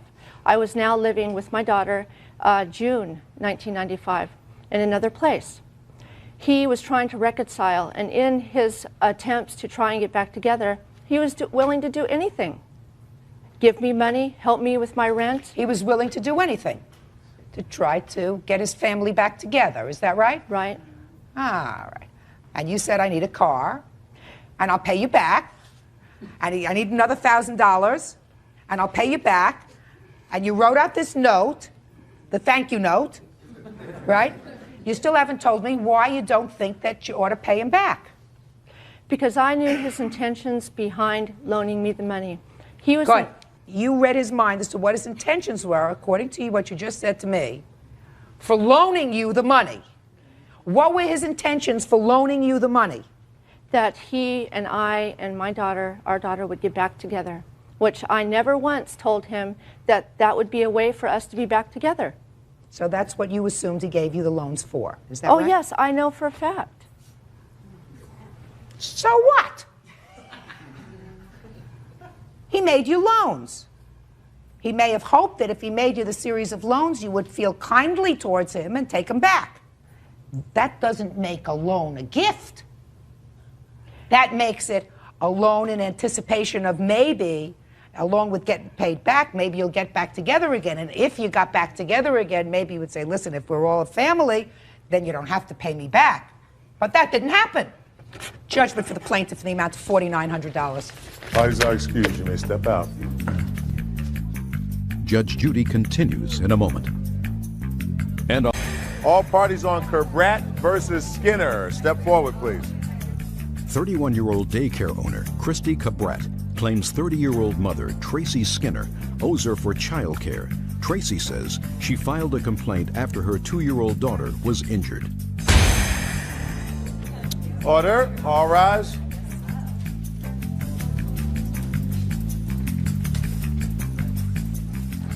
Yeah, it's case number 626 on the calendar in the matter of Cabrat versus Skinner. Parties have been sworn in, Judge. You may be seated. Please have seats. Ms. Cabrat, you run some sort of a child daycare center. Yes. Is that right? Yes. You run that out of your home? Yes, I do. How long have you been doing that? For about 2.5 years. And you are licensed by the county? By the state of California. Community care licensing. According to your complaint, you accepted Miss Skinner's daughter into your class. Yes. Is that right? Yes. When did you accept her into your class? 3/10/98. Is that correct, Miss Skinner? Approximately, yes. And how long did you stay in your class? Until February 2nd, 99. So she was there for a long time? Yes. You claim that the defendant owes you for child care. Correct. Okay. Your cross-complaint says that because your daughter was terminated by the plaintiff, you will cause certain distress, including the fact that you had to lose days from work. Yes. So that's your counterclaim. Yes. So why don't you tell me, since the child was with you for a year, what precipitated the problem? Another child was playing, twirling around with a baby bottle and a doll. And Shania, which is her daughter, walked into the child, which caused a little laceration on the forehead. I did try and contact the parent at work several times. I didn't receive a phone call back, so I felt the child needed medical attention. So I took her to her primary physician, which was in my charts. The doctor also tried calling the mother, and the mother did not call them back for 2.5 hours. So But you took the child to the child's own doctor? The child's pediatrician, which is that the correct, mother Miss put. Skinner? Yes. Okay, so far you don't have a problem with that? Not at all. Good. So what happened then? Everything was fine. The mother finally contacted me about 20 to 2 that day. She picked her daughter up. Everything seemed fine. Then I received a phone call about 9 p.m. that evening. She stated that I overreacted to certain issues she felt. Like what? The week prior to that, her daughter was very ill. The mother goes out of town quite often for business. The child stays with her aunt, which is a witness right there. The week prior, her daughter was very ill, vomiting, and I tried calling the aunt, and I didn't get a phone call back for a few hours. So What did you do? What did I do? I had to keep the child. They're ill. I separated the child from the others, and we took care of her until the aunt picked her up. Okay. So then you get this phone call a week later after the bottle. Mother did in fact come eventually, pick the child up. 9 o'clock that night, you called her and said you didn't like the way she handled it. It was actually 8:45 in the evening. I made it a point. I waited that long because I was upset. And because my daughter was hurt in her facility, I waited that long. I wanted to make sure that I was calm and that I didn't call her angry because I knew I was returning my daughter there the next day. I didn't want her to, do anything to my child. Why did you ever need to calm down? Well, I was upset. Why were you upset? I was upset because I had already told her that in the future, if you cannot reach me within the first 15 minutes, please contact Valerie Mason. She told me she couldn't do that. She couldn't contact? She told me she did not have to do that. She did not have to contact the emergency contact. Okay. So? And so I called her back that evening, basically trying to find out why she was unable to reach me when I have so many forms of, she can reach me. Okay. But yes, it does happen. It does happen, and your daughter was, I assume, bleeding from her forehead? Mm-hmm. She waited an hour Listen to me. before. She was bleeding from her forehead. Seems to me she reacted. I mean, I'm just trying to figure out why you were angry. Because if your daughter was bleeding, what she did was she may have gone to the phone, made a quick call, didn't get you right away. Child's bleeding, you say, forget this. Look up on the chart, who is the child's primary physician? I'm not going to take the child to an emergency room. Going right to the child's doctor to make sure everything's okay. It seems to me that that's a good thing. Very good. So I don't know why you were, put your hand down. So I don't know why you were angry. No, I wasn't angry at that. No, because you said to me you went home and you wanted to calm down. You didn't call it till later because you were so angry. I was upset. Upset? Yes. All right. So you were I was upset my daughter got hurt, yes. Well, but that happens when Right. you're in a daycare facility. And I didn't want to call her to make her angry because I knew that she would get defensive. Okay. There came a time when you terminated her daughter. Yes. How much later did you terminate her daughter? It happened the following Tuesday. What happened? Since I couldn't reach the parent at her job, and these were the current numbers on the medical consent, I gave her new forms that needed to be filled out, so in case of an emergency, I could contact her immediately. The forms were not returned until, they were given to her on Thursday, and they weren't returned until Monday. I did notice that there were stipulations on here that state in case of an emergency only, which because of licensing, I cannot accept that because it limits our ability to properly care for a minor child. Let me see.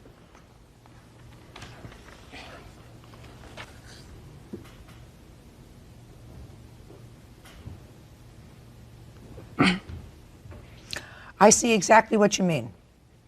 This is a standard form from the Department of Social Services Community Care Licensing. When you return this form, instead of just indicating that these are the numbers, contact numbers, you wrote, only in a 9/11 emergency, otherwise parent or emergency contact must be notified, exclamation point. And then again you wrote, only in a 9/11 emergency, otherwise parent and or emergency contact must be notified and given further instruction. And she said to you, I cannot accept this form the way you wrote it out. Perfectly reasonable.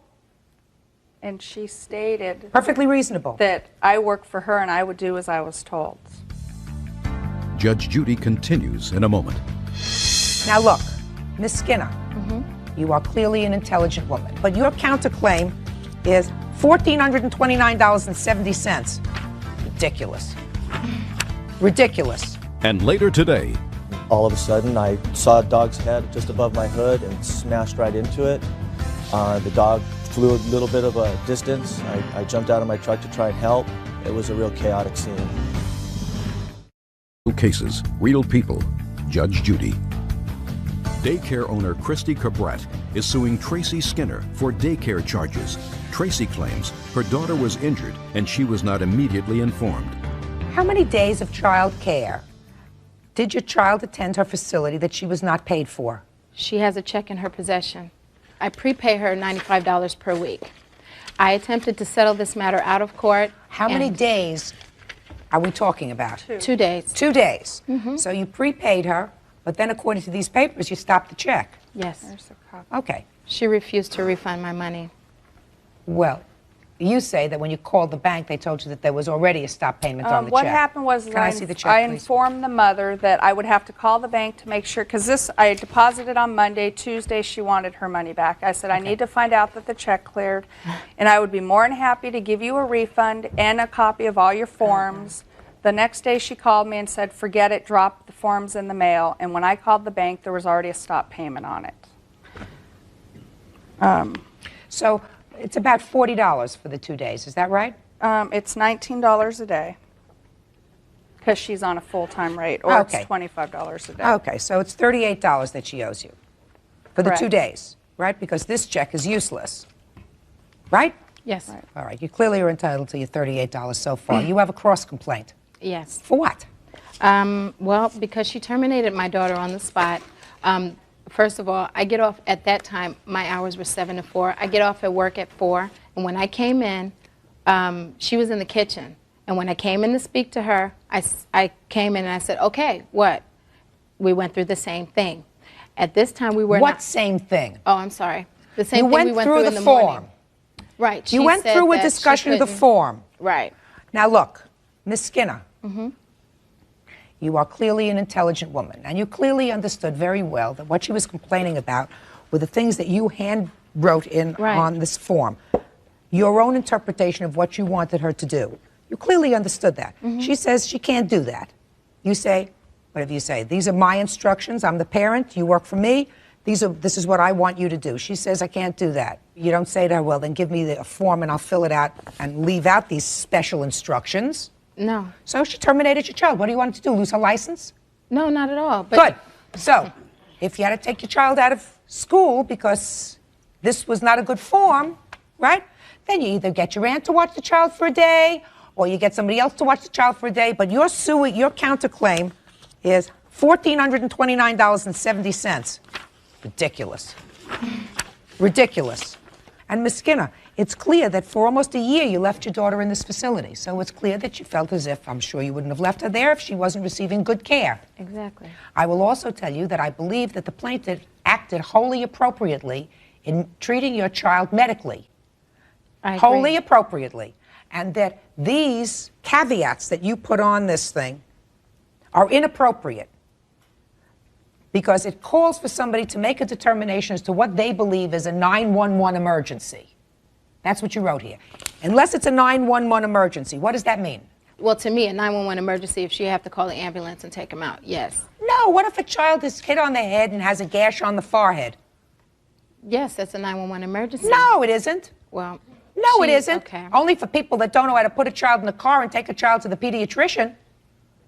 That's why emergency rooms are overcrowded. She did exactly the right thing. You ought to apologize to her. I'm awarding you the $38 for taking care of the child, and I'm dismissing your counterclaim because it's nonsense. That's all. Parties are excused. You may step out. Do I get my papers? Yeah, you're good.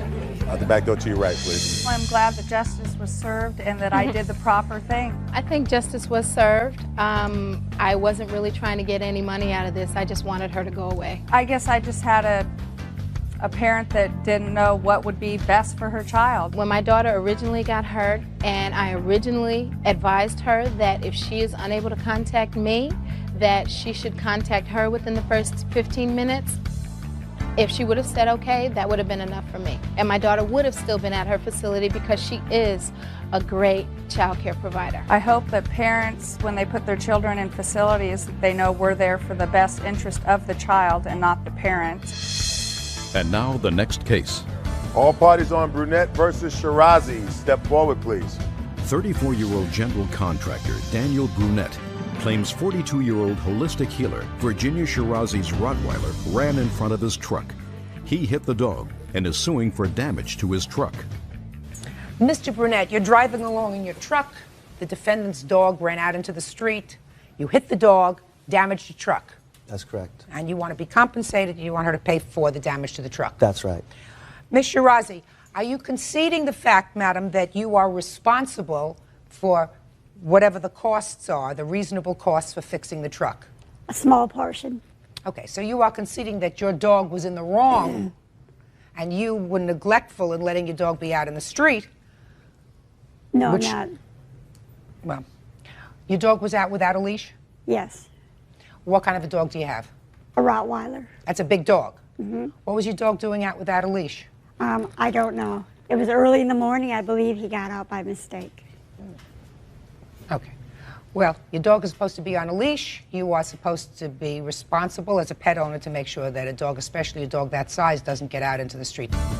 Judge Judy continues in a moment. He says that the estimate that he got from your body shop was $600. You have it here as $423. Well, is it He $600? exaggerates everything. Closed captioning, sponsored in part by Real Cases, Real People, Judge Judy. Daniel Brunette is suing Virginia Shirazi for damage to his truck after hitting her Rottweiler.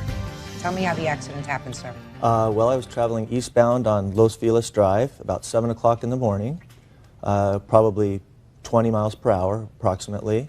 All of a sudden, I split second saw a dog's head just above my hood and smashed right into it. The dog flew a little bit of a distance. I jumped out of my truck to try and help. I couldn't get anywhere near the dog. The dog was growling at me. That's when some neighbors came out. Also were trying to help. It was a real chaotic scene. Okay. Is your dog all right now? Fine. Good. Let me see the damage to the truck.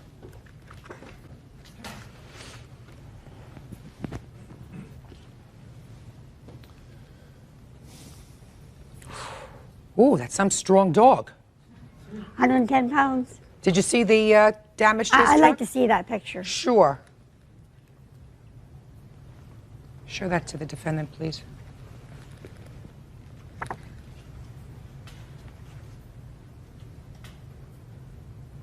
Okay. Okay, did you get estimates on the truck? Yes, I did. Can I see them, please?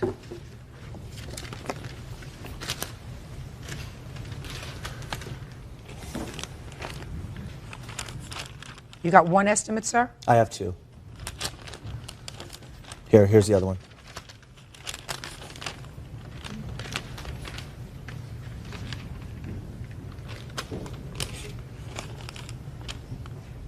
That's some difference. I know. And I'm worried a little bit that the lower estimate might be a lowball figure, Your Honor.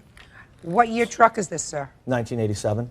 So the truck is Yeah. a decade old. That's right. Right? Yes. Or more. Yes. Yeah. Okay. You have any sort of homeowner's insurance that could help defray No, this I don't. cost? Okay. The lower estimate is $898.24. I have a lower estimate. He was with me. A lower estimate from whom? From another body shop. He went with me. We took the truck. And what was the lower estimate?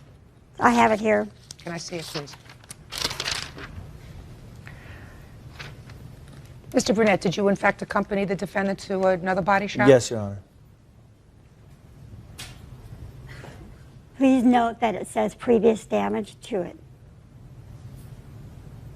What's the problem with taking the truck to her? Well, I agreed to take the truck to her guy originally. This is a friend of hers. Mhm. This is when she agreed to pay for the damage. Right. He did say he would do it for $600. He also specified to me that he would not do that work for me. He was only doing it for her.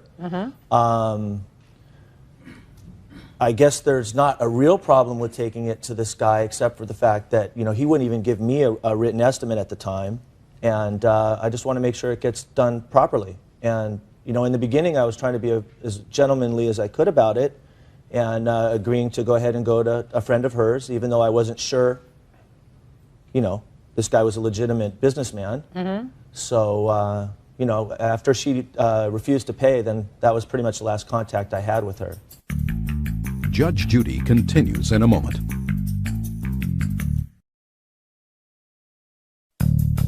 Want justice? Call 1-888-800-JUDY. On the internet, judgejudy.com. He says that the estimate that he got from your body shop was $600. You have it here as $423. Well, is it He $600? exaggerates everything. No, I'm asking you a question. I'm sorry. What he was it? exaggerates everything. He's out. Anyway. Have you ever had your body work done at this body workshop? Yes, I trust him. Mike's Auto Body is a reputable body shop. Been in business for 10, 20 years. Okay. The estimate that you have is $423.84. Make it $424, and his lowest estimate is $898 or $900. Bert, do me a favor, please. You're in charge of this. Add up those two figures, $898 and $424. And then you want to divide it in half? Yes. I anticipated, Judge. Well, we've known each other a long time. Yes, we have. 661. Judgment for the plaintiff in the amount of $661. Thank you. Parties are excused. You may step out. I'll be back to your right. Judge Judy continues in a moment.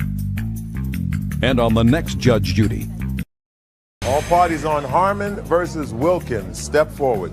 25-year-old Pamela Harmon is suing her former supervisor at Lee's Famous Recipe Kitchen, Anthony Wilkins, 36, for repossessing her car. Anthony says she stopped making payments. All rise. Order in the court. Your Honor, this is case number 700 on the calendar in the matter of Harmon versus Wilkins. Parties have been sworn in, Judge. You may be seated. Ma'am, have a seat, please. Ms. Harmon, you worked at the same place where the defendant was employed. He was your supervisor, is that right? Yes, ma'am. And you purchased an automobile from him back in, is it May of 1997? Yes. What kind of car was it? It was an 89 Honda Accord. And the purchase price? It was a total of $6,000. Okay. And from what I gather, your arrangement with him was, since you didn't have the money for Right. the car, and you didn't have someone to co-sign a note for you, what you arranged to do was you would keep the title in your name until the purchase price was paid. No, until she made arrangements to purchase the vehicle herself. But the title was in your name? Yes. You drove the car for 13 months. Yes, I did. And then he repossessed the car because he says that you stopped making payments. Is that right? Yes, she didn't drive it 13 months, though. Well, she says that you repossessed the car in June of '98. Yeah, but I didn't give her the car when you had stated. It was about 8 months, in my opinion. I figured that she drove this car for 13 months. Is that what you say? You drove Yes, the car ma'am. for 13 months? Yes, ma'am. And did you make the payments for the 13 months? Yes, I did. All the payments? All of them. Show me. Mr. Wilkins refused to give me any receipts whatsoever. In fact, I tried to give him a money order, and he told me that he did not want his wife to know how much money was in his bank account. So he ordered for me to give him cash every time. When we got paid every 2 weeks, he would come down to the store, I'd go up to the bank, come back, and hand him $130. Is that right, every sir? time. The $130 part's right. What's not right? For 8 payments. The wife thing, I have no idea what she's talking about, and the receipt thing, she never asked for one. According to you, when did she stop making payments? You said she made some payments that were partial as well. Yes. Well, tell me about But we had an ongoing, business relationship. I had loaned Pam money. Her, husband was a little abusive, trashed the cars that she had had when I had met her. And so she stopped about, probably 6 weeks before I found the car. Well, how much do you say she gave you in total during the time? She gave me 8 payments of $260, I guess is what she's trying to say. I thought the payment was $240. You say she drove the car for 8 months, and she gave you 8 payments, so that she wasn't in arrears to you when you took the car back. When I went and took the car, she had quit her job prior to that and was not making any payments. Did you lose your job, or did you leave your job? I did leave my job. When did you leave your job? June 2nd. And when did you actually repossess the car? I would probably say sometime towards the end of that, or maybe early July. When did he repossess the car? It was the 19th of June. Had you made June's payment? Yes, in fact, I made the payment on the 12th, because I went to another job at UDF. He came to my job and got money from me, $130. At that time, he had asked me if I was filing a lawsuit against his company for sexual harassment. At that time, I told him no, but I was ordered by my attorneys not to discuss it with anybody. I had gotten in contact with my attorney on June 2nd, and on the 19th, the car is gone. Okay. You indicate here that you believe the reason he repossessed the car was because you had filed a sexual harassment suit against both the company and he and his supervisor. Right. Was he the defendant in that action? He is the supervisor I reported it to, and our lawsuit is for the company not doing anything about it. So it was some other employee who you allege was Right. sexually harassing you. Right. Mr. Wilkins, when did you find out about this lawsuit? I have no idea what she's talking about. I've never been served any papers, Your Honor. No one's ever called or told me anything about a sexual harassment suit. Mr. Wilkins, I didn't ask you whether you were served with papers, sir. What I asked you was, when did you discover that she was, in fact, by somebody telling you, by your employer telling you, by somebody telling you that she was, in fact, pursuing a sexual harassment claim? Actually, I found out from her lawyer at an unemployment hearing that she subsequently lost because she... When was that? I don't know. She probably has the... whenever December that was. 28th of 97, or 98. So are you testifying, Mr. Wilkins, under oath that you never knew about this sexual harassment lawsuit in June of 98? Absolutely. Okay. And the only reason you repossessed the car is because she had stopped making payments. And couldn't find financing, and she was out of stories by that point. Okay. Now, Ms. Harmon, let's take your best case scenario, okay? That you drove this car for 13 months, and then he repossessed it. The car was clearly in his name, right? Yep. You want all the money that you paid over the 13 months back. Right. That means that you get to drive a car for 13 months for free. It was under my understanding that I was buying the car. Just listen to me. You get to drive a car for 13 months for free. A car doesn't appreciate in value. A 1989 Honda does not appreciate in value like a Rolls Royce. It depreciates in value. Now, if you went to rent a car, how much do you think you'd pay for a rental car a month? I have no clue. Would you pay at least $200 a month? Can't get much for $200 a month for rental cars, right? You drove this car for 13 months, according to you. That's $2,600. According to you, you gave him $3,000. You can't prove it to me that you gave him $3,000. Sounds to me as if you had a pretty good deal. You had transportation, you drove a car, cheap. What are you complaining about? Judge Judy continues in a moment. You had a car? Yes. She borrowed your car? Yes. She wrecked your car? Yes. You had an accident and it was your fault? And later today, two of us fell in love immediately. He gave you his entire paycheck. What I told him at some point is, you're taking more money than you're giving me. Well, you should have shown him the door. real cases, real people. Judge Judy. Pamela Harmon claims Anthony Wilkins repossessed her car after paying him $3,000. It's his car. You were renting it from them until you paid it off.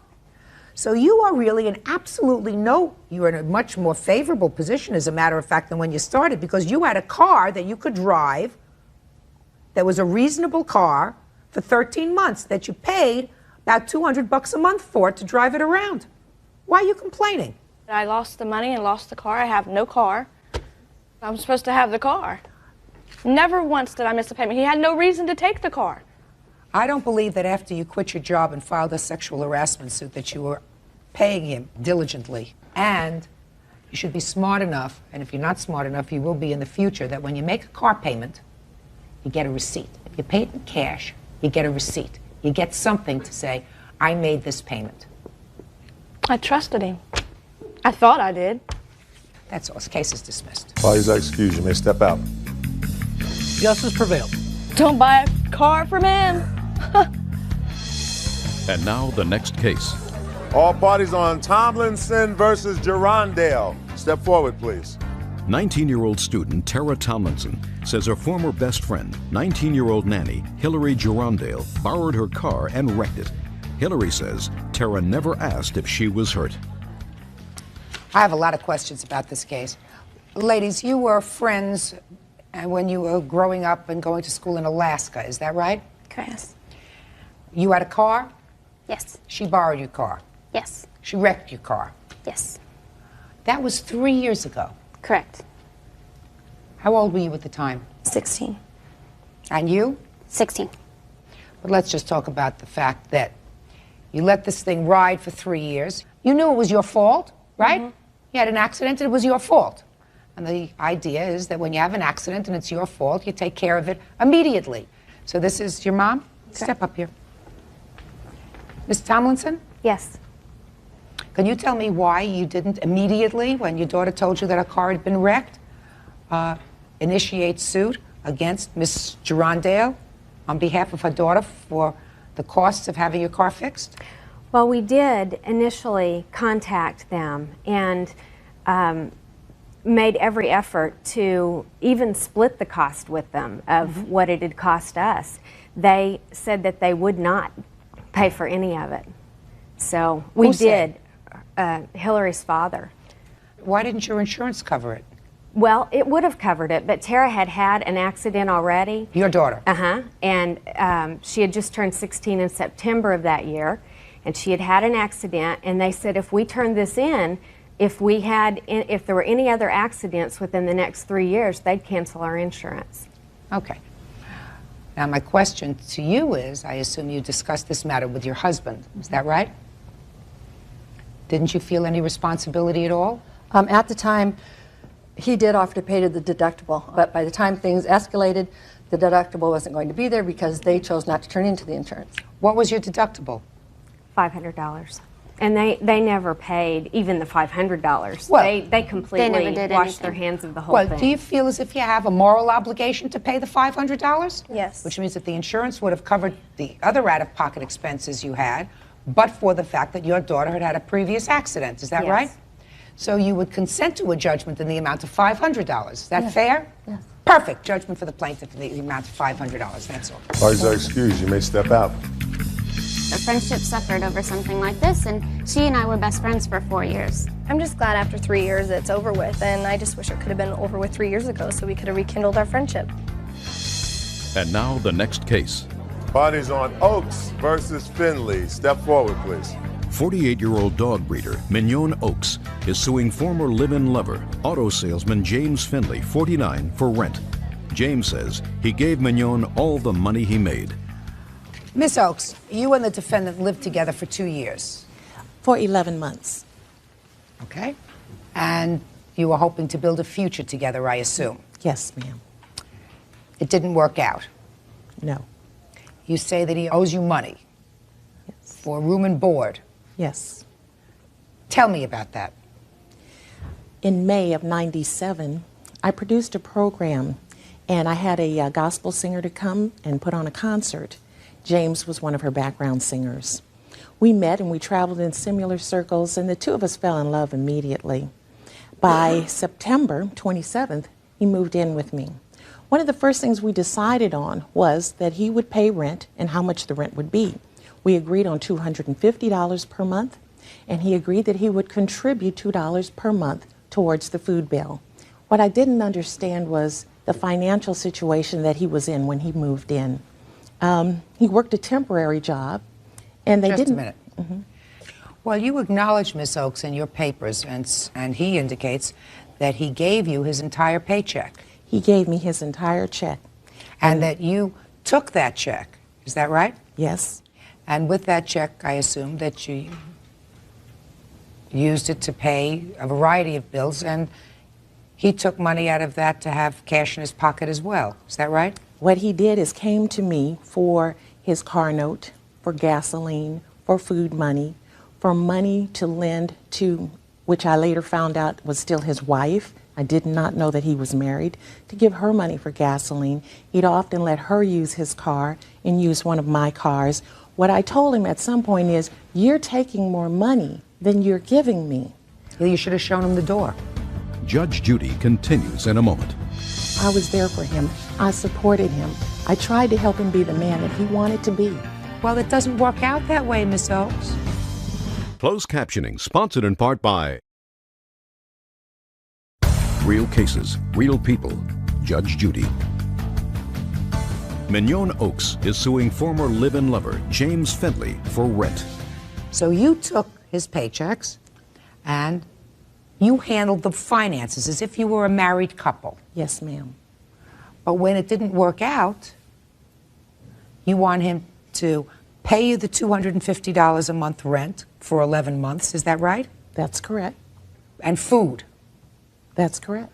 Well, it doesn't work out that way, Miss Oaks. Your Honor, there were more things involved that I did for him that were specifically loans. There are many things that I did for him because I cared for him, because I loved him. Show me the list that's for loans. What I have here, after he moved out, he made 3 payments to me on the loans that he agreed he owed me. It wasn't just for food and rent. I kept his car note current so that he could keep a job or try to find a job, paid gasoline bills so that he can get to and from. I bought him the suit that he's wearing so that he wouldn't look so shabby and perform. Show me what he says he owes you. What I have here is a copy of 2 checks, front and back, that he paid me after he moved out, one for $500 and one for $100. Okay, so he they paid are you. made payable to me as a beginning. We got together, we sat down, we looked at the list. We both agreed on what he owed me. Well, what did you both agree on? He would pay me $300 a month each month beginning in January of this year for 2 years. Did you agree to pay her $300 a month for 2 years? Yes, I did. I did agree to pay her because initially she said that I owed her $11,000. And I've kind of got behind in the payments. I mean, we settled on a $7,500 figure, which again, both of those figures that she had presented me with initially, I felt were just too much money. So we tried to compromise at $7,500 with me paying her a certain amount of money. And it just hasn't worked out where I've been able to fulfill that obligation every month. Okay. Now, what was that for, Mr. Findlay? Again, the times that she paid my car note, quite a few gift items that she bought me, a few things that she had bought for my children. Okay. And how much was your car note? A little under $400 a month. How many times did she make this car payment for you? 3, maybe 4 months consecutively. Well, that's $1,600. We're not up to $7,500 yet, or even close. What else? There were a couple of cruises that we went on together. There were a couple of out-of-town engagements that she helped me get to. Well, when you went on cruises together, was there an agreement that you would pay half? No. When you went on cruises together, how did that come about? We, as soon after we met, we went on a gospel cruise with a friend of ours, and he was singing on that cruise. Did that cost you any money? Yes. Well, how much did it cost you? He borrowed $100 from one friend on the cruise, $100 from another friend on the cruise, and $100 from me. Okay, I'm not interested I paid the extras. The second cruise we went on a year later, he agreed to pay me back, and it was $625 in total for the cruise and the air. Does that sound familiar, the $625 for that cruise? Yes. And there was an amount that I gave her immediately as we returned from the cruise that she accepted, and I thought that was actually my end of it. How much was that? It was over $250. Does that sound familiar? He gave me $800, a check for $500, a check for $200. For what? A check for $100 towards the entire debt. Rent, food, the cruise. He was married. He could never come up with the money to file divorce papers. There was the filing fees for that. There were the car notes. I paid for his insurance for 2 months. I had to give him gasoline to go to work every day. We were trying to make it. I was there for him. I supported him. I tried to help him be the man that he wanted to be. It just didn't work out. Judge Judy will continue in a moment. On the internet, judgejudy.com. Why did you stop paying her? Well, you know, really, we started having some real problems. She became abusive. I'm still getting these threats that she's going to do this or that and tear up this or tear up that. You know, it came to a point where I was suggested to me by a friend that I should get a restraining order, and I didn't do that. It was also suggested by my employer that I do that because she had wrote letters to my job, addressed to my managers Was this and all all that. about money? Well, at this point, it seems to be all about money. Okay, so she wanted her money. If you'd paid her her money, she would have left you alone. I don't think so. Well, let's try it. Judgment for the plaintiff in the amount of $5,000. That's all. Parties are excused. You may step out. Out the back door to your Judge right. Judy will continue in a moment. And on the next Judge... All parties on Hill versus Loker, step forward. 22-year-old office clerk Deshane Hill says former roommate, 21-year-old receptionist Ariel Loker caused her to be evicted. Ariel says Deshane threatened to kill her. All rise.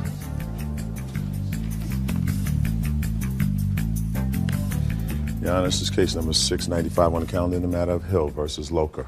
Parties have been sworn in, Judge. You may be seated. Folks, have seats. How old are you? 23. And you? 21. According to this complaint, you two decided to live together. You signed a 6-month lease on an apartment. You moved in September. You each paid half the rent of September. Is that right? That's correct. And then came October, and you didn't have any money for the rent. Yes, Your Honor. Were you working? Yes, ma'am. So why didn't you have any money for the rent? I had the money for rent. My little sister's car got broken into. We had it in there. We were at a friend's apartment, and it was broken into, and it was stolen. We know who did it, but... What does this have to do with your rent money? That was the rent money that was in there. I mean, the dog ate the rent money. No, the dog didn't eat the rent money. It was stolen out of the car. What'd you leave the money in the car for? We had it in the glove compartment. What'd you have it in the glove compartment for? I mean, you say that as if it's normal. People don't leave cash in a glove compartment. I know. We shouldn't have done it, but we did. In any event, she didn't have the rent money for October. You paid your half? Yes, I did. And then in mid-October, what happened? We got an eviction notice on the door. And when I had first talked to her about the rent, and she had told me about that, because I asked her for the rent money, I was just going to go write a check. And that's when she told me that she didn't have the rent money. I went and I paid my half of the rent, hoping that she would pay hers, and she never said anything else about it. October 15th, we got an eviction notice. So I waited for her to come home. She came home with another young woman, which I believe is her witness. And I was upset. So, you know, I'm asking her, why isn't the rent paid? She tells me, oh, I had money stolen, and my parents had money stolen, something else, I don't know. And I said, okay, but the rent needs to be paid, you know? And so she starts telling me her sob story about everything that's going on and saying that she has no way to pay it and that I'm not being understanding. My point was, maybe I'm not being understanding, but this is my rental history. This is my credit. And even if she has other problems, she shouldn't affect that. Absolutely right. Right. So what she said is she took her witness with her and said, well, I'm going to go call somebody and see if I can get the money. She came back later that evening. My boyfriend, who's my witness, was there. She came back later that evening and said that she had got the money, someone was going to send it to her, and that she'd pay the rent tomorrow. I didn't think anything of it. I believed her. She went upstairs, took a few boxes, and that was the last I saw her. Why did you move out? Because she threatened, Amanda and I were in there. First of all, Billy was never there after any of this happened. Just tell me why you moved out. Okay, that's fine. We went upstairs. She's on the phone screaming. We hear smashing downstairs. There was glass all over our kitchen. She said to her friend that was on the phone that she was going to get a gun and she was going to kill me. And that's exactly what she said. Amanda was there, heard it. It's not a lie. She did that. And the way she was acting, we were both scared.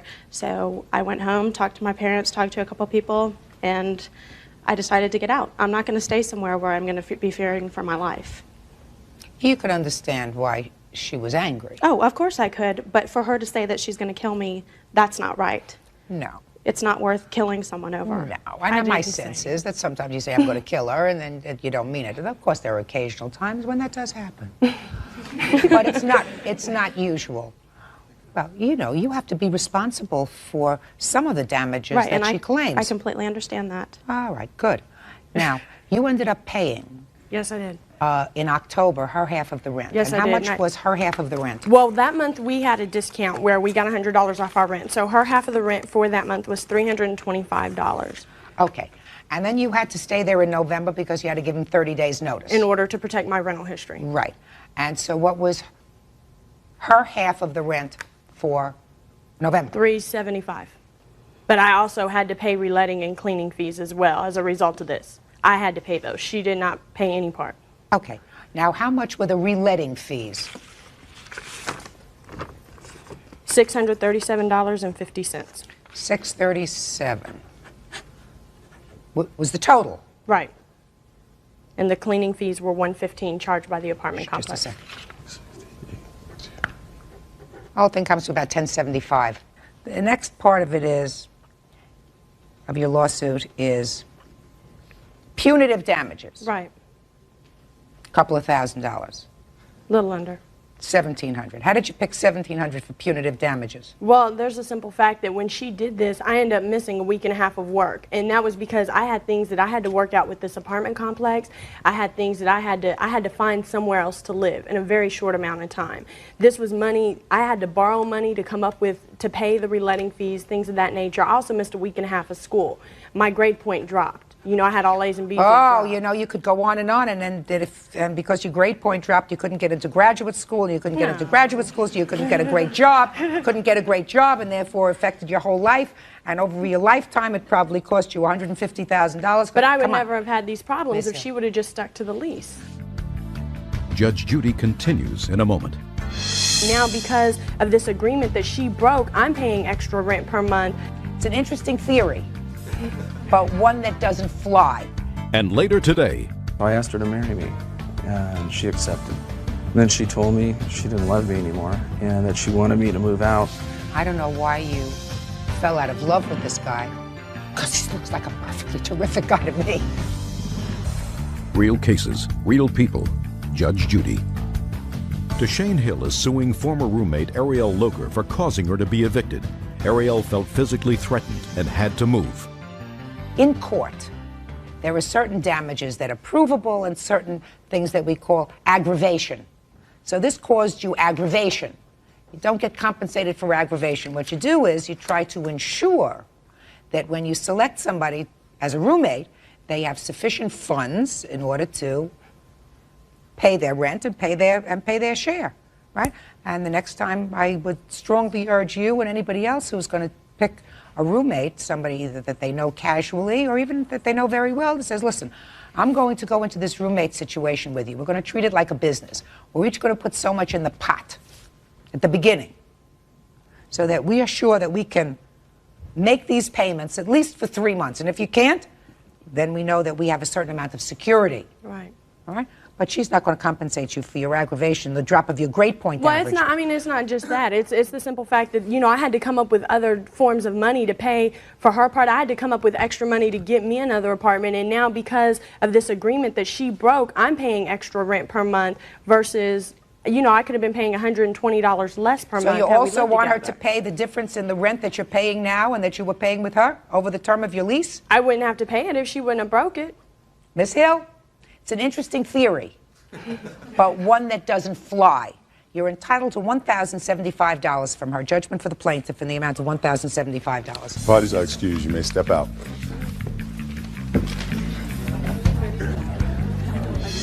Pick your roommates carefully. Be very Get careful. to know them. Yes. That's one thing I can agree with her on. Pick your roommates carefully because you don't need to get in a situation like this. It's horrible. And now the next case. All parties on Ford versus Foster. Step forward, please. 46-year-old retail salesman Scott Ford is suing his ex-fiancée, 33-year-old reservations agent Deanna Foster, for wedding costs and remodeling her home before she kicked him out. You met at the Home Depot, where you were working, sir. Yes. Yes. A romance blossomed and you moved in together. You Yes. moved into her home. Yes. How long did you live together? From April 1st to October 31st. And then it didn't work out and you left. I was asked to leave. And I gather from your papers, sir, that you feel as if you were used when you were there. Somewhat, yes. To complete construction that she was doing on her house. Mm-hmm. And you want to be compensated for that. And other things as well. Well, tell me about it. Well, like you say, I met Deanna at the Home Depot where I worked, and we got along. I met her and her daughter both there. We went out on a date. I was invited to her home. I went on further dates with her and included Nicole along with that. Nicole is her daughter. Yes, ma'am. we figured that we both had something in common. We could work together. And so I asked her to marry me, and she accepted. And when I moved in, we were acting as man and wife. I added my income to hers. Right away, she went and got a wedding dress. We started seeking out a place to get married. And we started working on projects around the house. Met her because of a tile countertop she was doing, and repaired that. Helped her to make a recession in a wall to put a refrigerator in there. Helped to buy and install a block wall, saltillo tile on the floors, new cabinets. Then when everything started coming to its climax, I just felt like we weren't getting along, you know.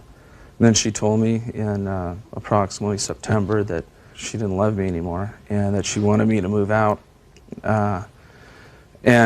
which I did at the end of October. However, I did continue to go over there to make sure that all the projects were completed, like the tile. Well, tell me, Mr. Ford, what do you think she owes you in terms of money, and why? Because I put my account, my money, we put our money together. We were basically living as man and wife. And my income was going in with hers to help pay for these projects. It also went to paying on the wedding site that we were supposed to get married at, the Grove. That was $1,000 down. The wedding dress, I really don't know how much she paid on the wedding dress. She discussed with me a wedding cruise for a honeymoon. I'm not sure how much money, if any money, went into that. But she told me that all of this was non-refundable. And some things occurred that made me start thinking. And when I called in January to the Grove, I put a call into him. I found out she got money back on December 4th. We put $1,000 down. She got $900 back. Never told me. Did you get $900 back? Yes, ma'am. Did you give him his half? No, he said he didn't want it. We discussed it all. He said he didn't want it. He just wanted to get back together with me, and this whole thing is because he's heartbroken.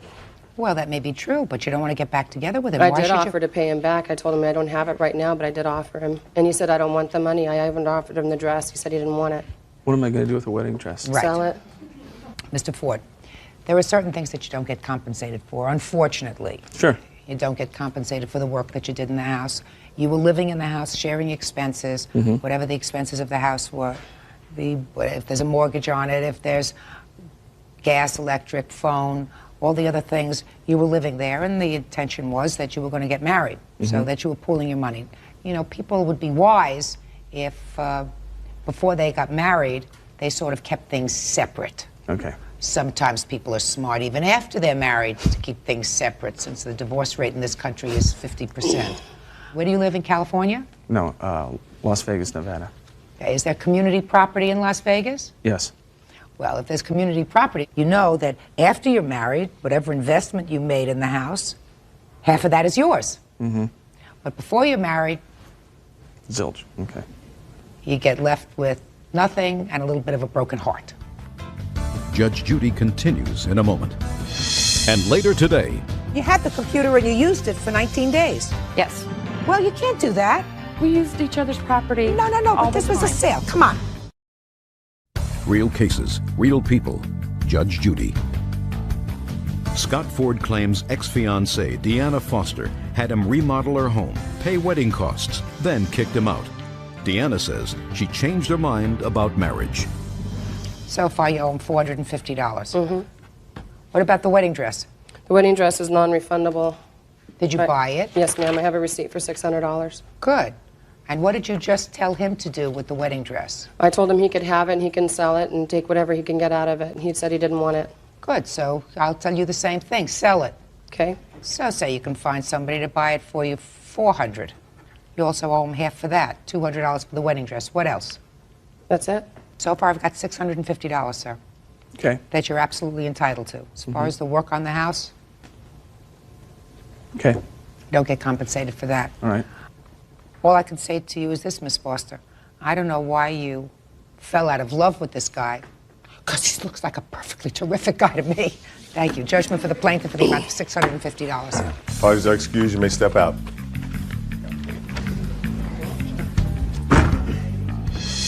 Good luck, Scott. Watch yourself, guys. There's plenty of them out there just like this one. And now the next case. Parties on Goldsby versus Brantley. Step forward, please. Purchasing agent Connie Goldsby says her former friend, office manager Carolyn Brantley Knott, sold her a bad computer. Carolyn is countersuing Connie for using the computer without paying. Miss Goldsby, this was a friend of yours. Yes. And she had a computer, second-hand computer. She was selling it. Yes. She was selling it for $1,000? $600. $600. Mm-hmm. And you gave her $200 down. Yes. And took the computer. Yes. What was your arrangement with her as far as paying back the rest? I was going to pay her within a week or two, and there was some problems with the software, with the DOS in there. She was trying to she tried to install her DOS floppies. Just listen to me. Okay. I know nothing about computers. Neither did I. Okay, I know nothing about it. So we're going to make believe that I'm a computer idiot, and we're just going to go on the law. Okay. You bought this computer for $600. You gave her $200 down. You were supposed to pay her the rest when?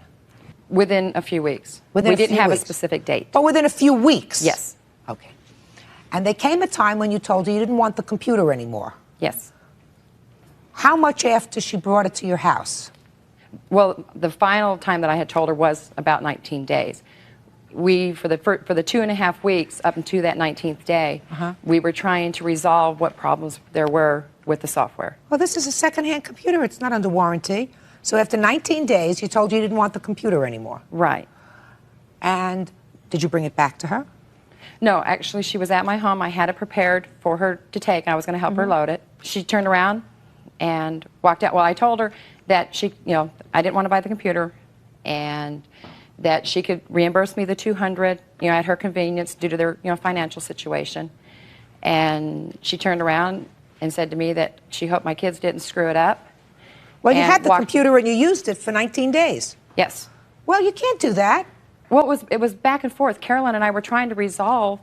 But you were using it during that 19-day period. You had kids, and your kids were using the computer. That's part of her defense, that your kids were using it during that period of time, during that 3-week period. We were playing. Well, so this is a very easy case. You have the computer back? I do. Ms. Goldsby, you buy a second-hand computer. A second-hand computer does not come with a guarantee. It does not come with a warranty. And if you knew immediately that there were certain problems with this computer, either you say, look, I don't want to buy it, it's trouble, but you don't keep it for 3 weeks, let your kids use it, and then say, I don't want it anymore because I really can't fix it, and then expect to get your money back. Judge Judy continues in a moment. Want justice? Call 1-888-800-JUDY. On the internet, judgejudy.com. Ms. Goldsby, after 19 days, you're not entitled to your money back. What gets worse is you kept the computer in your house for an additional period of time. Right. Then, ultimately, she said, all right, I'll give you back your $200. Let me have the computer back. And when she got it back from you, you sent your daughter to pick it up? My daughter went to pick it up. How much after this 19 days? How much after the initial purchase? There was a total of 45 days is what it was in her home. And so a month and a half later. The day they went to pick it up, her son was using it. My daughter had to wait for her son to get done using it to be able to take it. Okay. But she was talking with my daughter. They were friends. Doesn't make any difference. You used her property. You used her property. We used each other's property. No, but this was a sale. Come on. Okay. Ms. Goldsby, it's ridiculous. You can't have your $200 back. You don't really want to countersue her, do you? Yes, I do. Well, I'm dismissing your countersuit for use of the computer. Sell it. Meanwhile, I can't sell it. You're wrong to expect your money back. I mean, if you want to give her the other $400, she'll give you the computer back. You want that? No. And just a second. Okay. Hold on a second. You don't want that. No. So you're out $200. Your kids used the computer for 45 days. It cost you $200. That's all. This case is over. Parties are excused. You may step out. Judge Judy continues in a moment. And on the next... I've sat on this bench long enough to know that family cases never weigh lightly. They're not about money or cars or contracts. They're about love, tangled in fear, pride, and the desperate need to be right. That morning, two people walked into my courtroom. A father, mid-40s, stern, exhausted, and trying to look in control. A teenage girl, 17, eyes filled with defiance and sadness in equal measure. Between them sat the cause of their war, a car, a simple vehicle that had somehow become the price of freedom and the symbol of everything broken between them. David Palmer versus Vanessa Palmer, I read aloud. Plaintiff is suing his daughter for the return of a car he claims he purchased under agreement. The father looked angry. The daughter looked heartbroken. And I already knew this wasn't about ownership. It was about control. David Palmer, 42 years old, a man who worked hard, paid his bills, and raised his daughter alone after separating from her mother. He believed in structure, in order, and in his word being final. Vanessa Palmer, 17. Still in high school, curious, impulsive, and, like most young girls her age, convinced that love could fix anything. She had recently started seeing a 20-year-old man, a man with a 6-month-old baby. To David, that was a disaster waiting to happen. To Vanessa, it was love. When Vanessa turned 16, David bought her a car. Not a fancy one, just enough to get to school and work. He said it was a gift, but it came with unspoken conditions. No late nights, no skipping school, no seeing that boy. When she broke those rules, the car suddenly became something else. Not a gift, but a leash. I looked at David and asked, "Why are you suing your daughter, Mr. Palmer?" He adjusted his tie, his voice rising. "Because she disrespected my rules. I bought her that car so she could do the right thing, not so she could run off with some loser." Then I turned to Vanessa. "Your response?" Her voice was quiet but steady.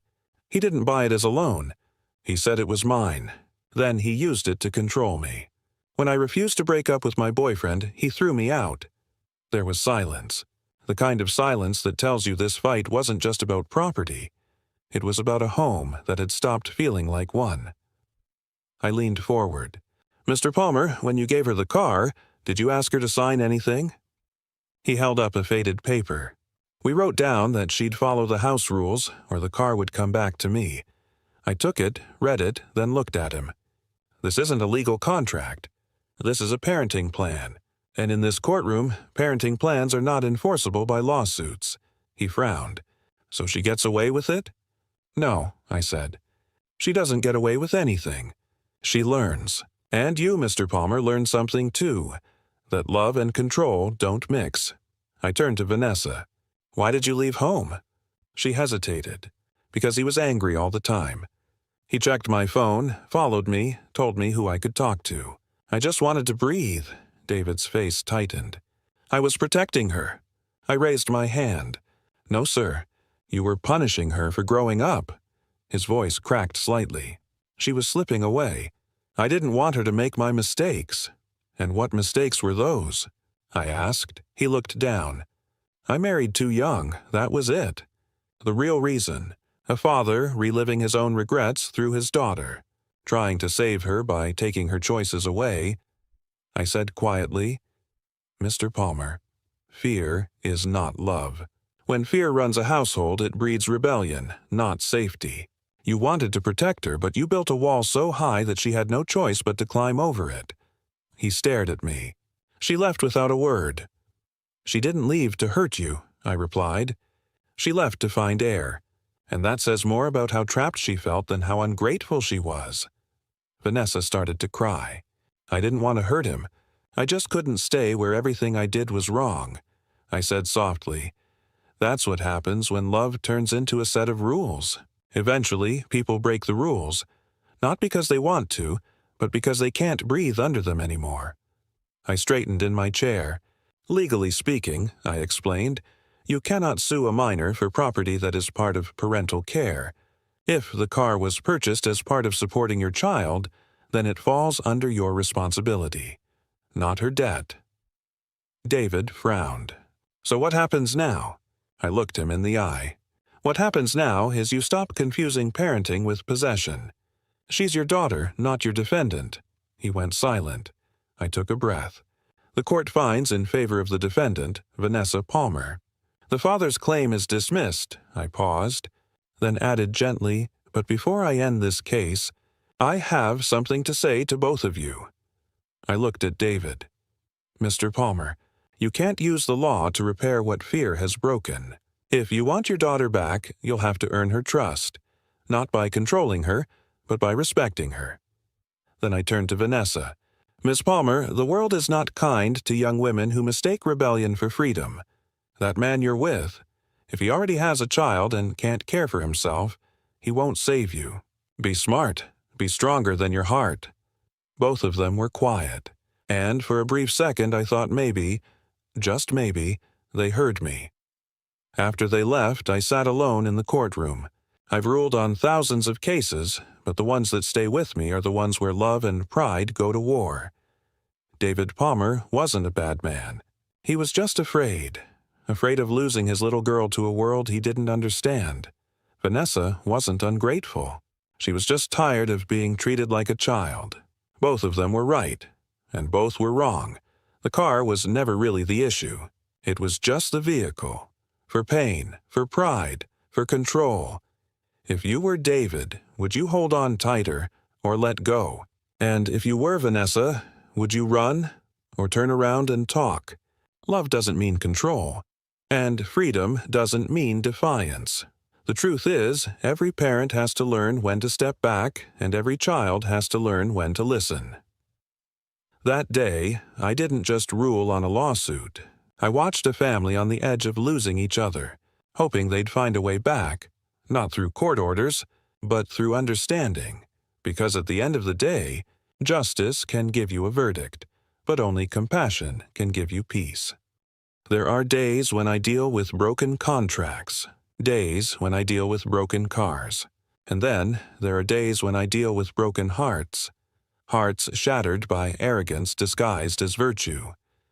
That morning, when the bailiff called the case, I could already tell this wasn't going to be easy. Reverend Joseph Douglas versus Christina White, he announced. Plaintiff is suing for $5,000 in damages due to unfit living conditions and emotional distress. The man walked in wearing a cross around his neck and a scowl across his face. The woman followed. Tall, poised, dressed in black, eyes wary but proud. They didn't just bring a lawsuit into my courtroom. They brought judgment. Reverend Joseph Douglas, age 61. A preacher by title. A man of God, at least in theory. He rented a room in Christina White's house for 3 months. Christina White, 53. A small business owner. Born male, transitioned later in life. She worked hard to rebuild her peace, her identity, her dignity. For a short time, these two shared a roof. Then they shared something much heavier, a hatred born of misunderstanding.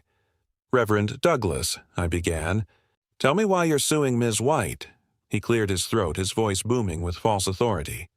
Your Honor, the conditions of that home were ungodly. The power was cut off. There was shouting, immorality. I endured abuse in that place. Christina exhaled sharply. He's lying. He lived there for months without paying rent on time. The moment I asked him to move, he turned vindictive. He called the city on me, reported me to the Better Business Bureau, and outed me publicly as transgender. The courtroom went silent. I turned to Douglas. Did you write a letter to the Better Business Bureau claiming Ms. White was, and I quote, a man pretending to be a woman who shouldn't be allowed to serve the public? He didn't flinch. I did. I believe in truth. I set down my pen. No, Reverend. You believe in cruelty. He puffed out his chest. I stand by my faith. The Lord says, I cut him off. The Lord also says, judge not, lest ye be judged. Do you recall that verse, or do you skip it when it's inconvenient? He glared at me, but there's one thing I've learned after decades on the bench. People who shout about morality often use volume to cover guilt. I asked him, did Ms. White ever harm you physically? No. Did she ever threaten you? No. So your damages come from living in a house where you didn't approve of who your landlord was? He said nothing. Sometimes silence is the truest confession. Christina took a deep breath, steady but trembling. When he first moved in, I respected him. I even made sure he had space to pray. But soon he started lecturing me, calling me a sinner, saying I was fooling God. I tried to ignore it until he started gossiping to neighbors. Her eyes glistened. He said I was a man trying to trick people. He told my customers not to come to my store. I looked back at Douglas. "Reverend, did you say those things?" He raised his chin. "The world deserves truth." "No, Reverend," I said slowly. "What the world deserves is decency." I could feel the air tighten in the room. I've faced murderers, thieves, and liars. But there's a special kind of chill that comes from watching someone use religion as a sword. "Mr. Douglas," I said, "your right to speech is protected, but your right to be cruel is not a virtue. It's a choice, one that defines who you really are." He started to speak again. I raised a hand. "Stop. For a man of God, you seem to have forgotten what forgiveness looks like." He muttered under his breath, "I don't care if it's vindictive." That's when I knew this case wasn't about housing. It was about pride. I turned to Christina. "Miss White, your cross-claim says he owes rent for 2 months and caused property damage." She nodded. "Yes, but I don't even want the money anymore. I just want peace." I looked at her, this woman who had endured judgment her entire life, and I realized she wasn't asking for justice. She was asking for closure. To Douglas, I said, "You claim damages because you felt unwelcome, but you created that hostility yourself. You turned someone's identity into your battleground." Then, more softly, "The law protects your right to believe whatever you want. But the law also protects her right to live as she is." I took a breath. The court finds no monetary damages on either side. "Both claims are dismissed," Douglas smirked. "So I win?" I leaned forward. "No, you don't win anything when you lose your humanity." I turned to Christina. "Ms. White, the court can't punish word, but it can affirm your dignity. You owe him nothing. You are free to move forward." I struck the gavel. But for once, the sound didn't feel like closure. It felt like exhaustion. After they left, I stayed in my courtroom for a long time. The cross still hung on the wall behind me. And I remember thinking how ironic it was, how that same symbol that was supposed to stand for love and sacrifice could be used by some as a weapon. I've seen many forms of prejudice: racism, sexism, arrogance, greed, but the kind that hides behind faith, that's the one that cuts deepest. Douglas walked in here calling himself a reverend. But faith without kindness is hypocrisy, and religion without humility is just noise. If you were Christina, could you forgive him? Could you forgive a man who used the language of God to attack your existence? And if you were Douglas, would you realize that righteousness isn't about being right? It's about being kind? You can quote every verse in the Bible, but if you forget compassion, you've already lost the lesson. That day, the law didn't award money, but it restored something far greater: the dignity of a woman who refused to let hate define her. Justice didn't roar. It whispered. And sometimes that's the sound the world needs most. Some cases begin with betrayal. Some begin with greed. But this one began with love. That morning, as the bailiff called the case, 2 people walked into my courtroom. Not enemies, not strangers, but 2 people who used to say, "I love you." Now they wouldn't even look at each other. Susan Creech versus Thomas Daniels, I read aloud. Plaintiff is suing for $5,000, the value of a car and stereo system purchased during their relationship. A woman stood, her face calm but fragile. Across from her, a man with folded arms and a look that said, "I don't owe her anything." And I thought, here comes another case where love has turned into an invoice. Susan Creech, 41 years old, a quiet, dignified woman who had spent 7 years of her life living with Thomas Daniels, 7 years believing that stability and affection would last forever. Thomas Daniels, 43, a truck driver, steady, practical, a man who said little and meant less. They weren't married, but they built a life together. Shared a home, shared bills, shared dreams. Until one day, those dreams hit a red light. I looked at Susan. "Ms. Creech, tell me what brings you here." She took a breath. "I used $4,000 from my father's inheritance to buy Thomas a Camaro. I also paid for a stereo and an alarm system, $1,100 more.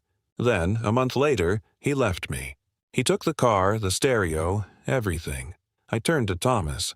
"Mr. Daniels, what's your response?" He shrugged.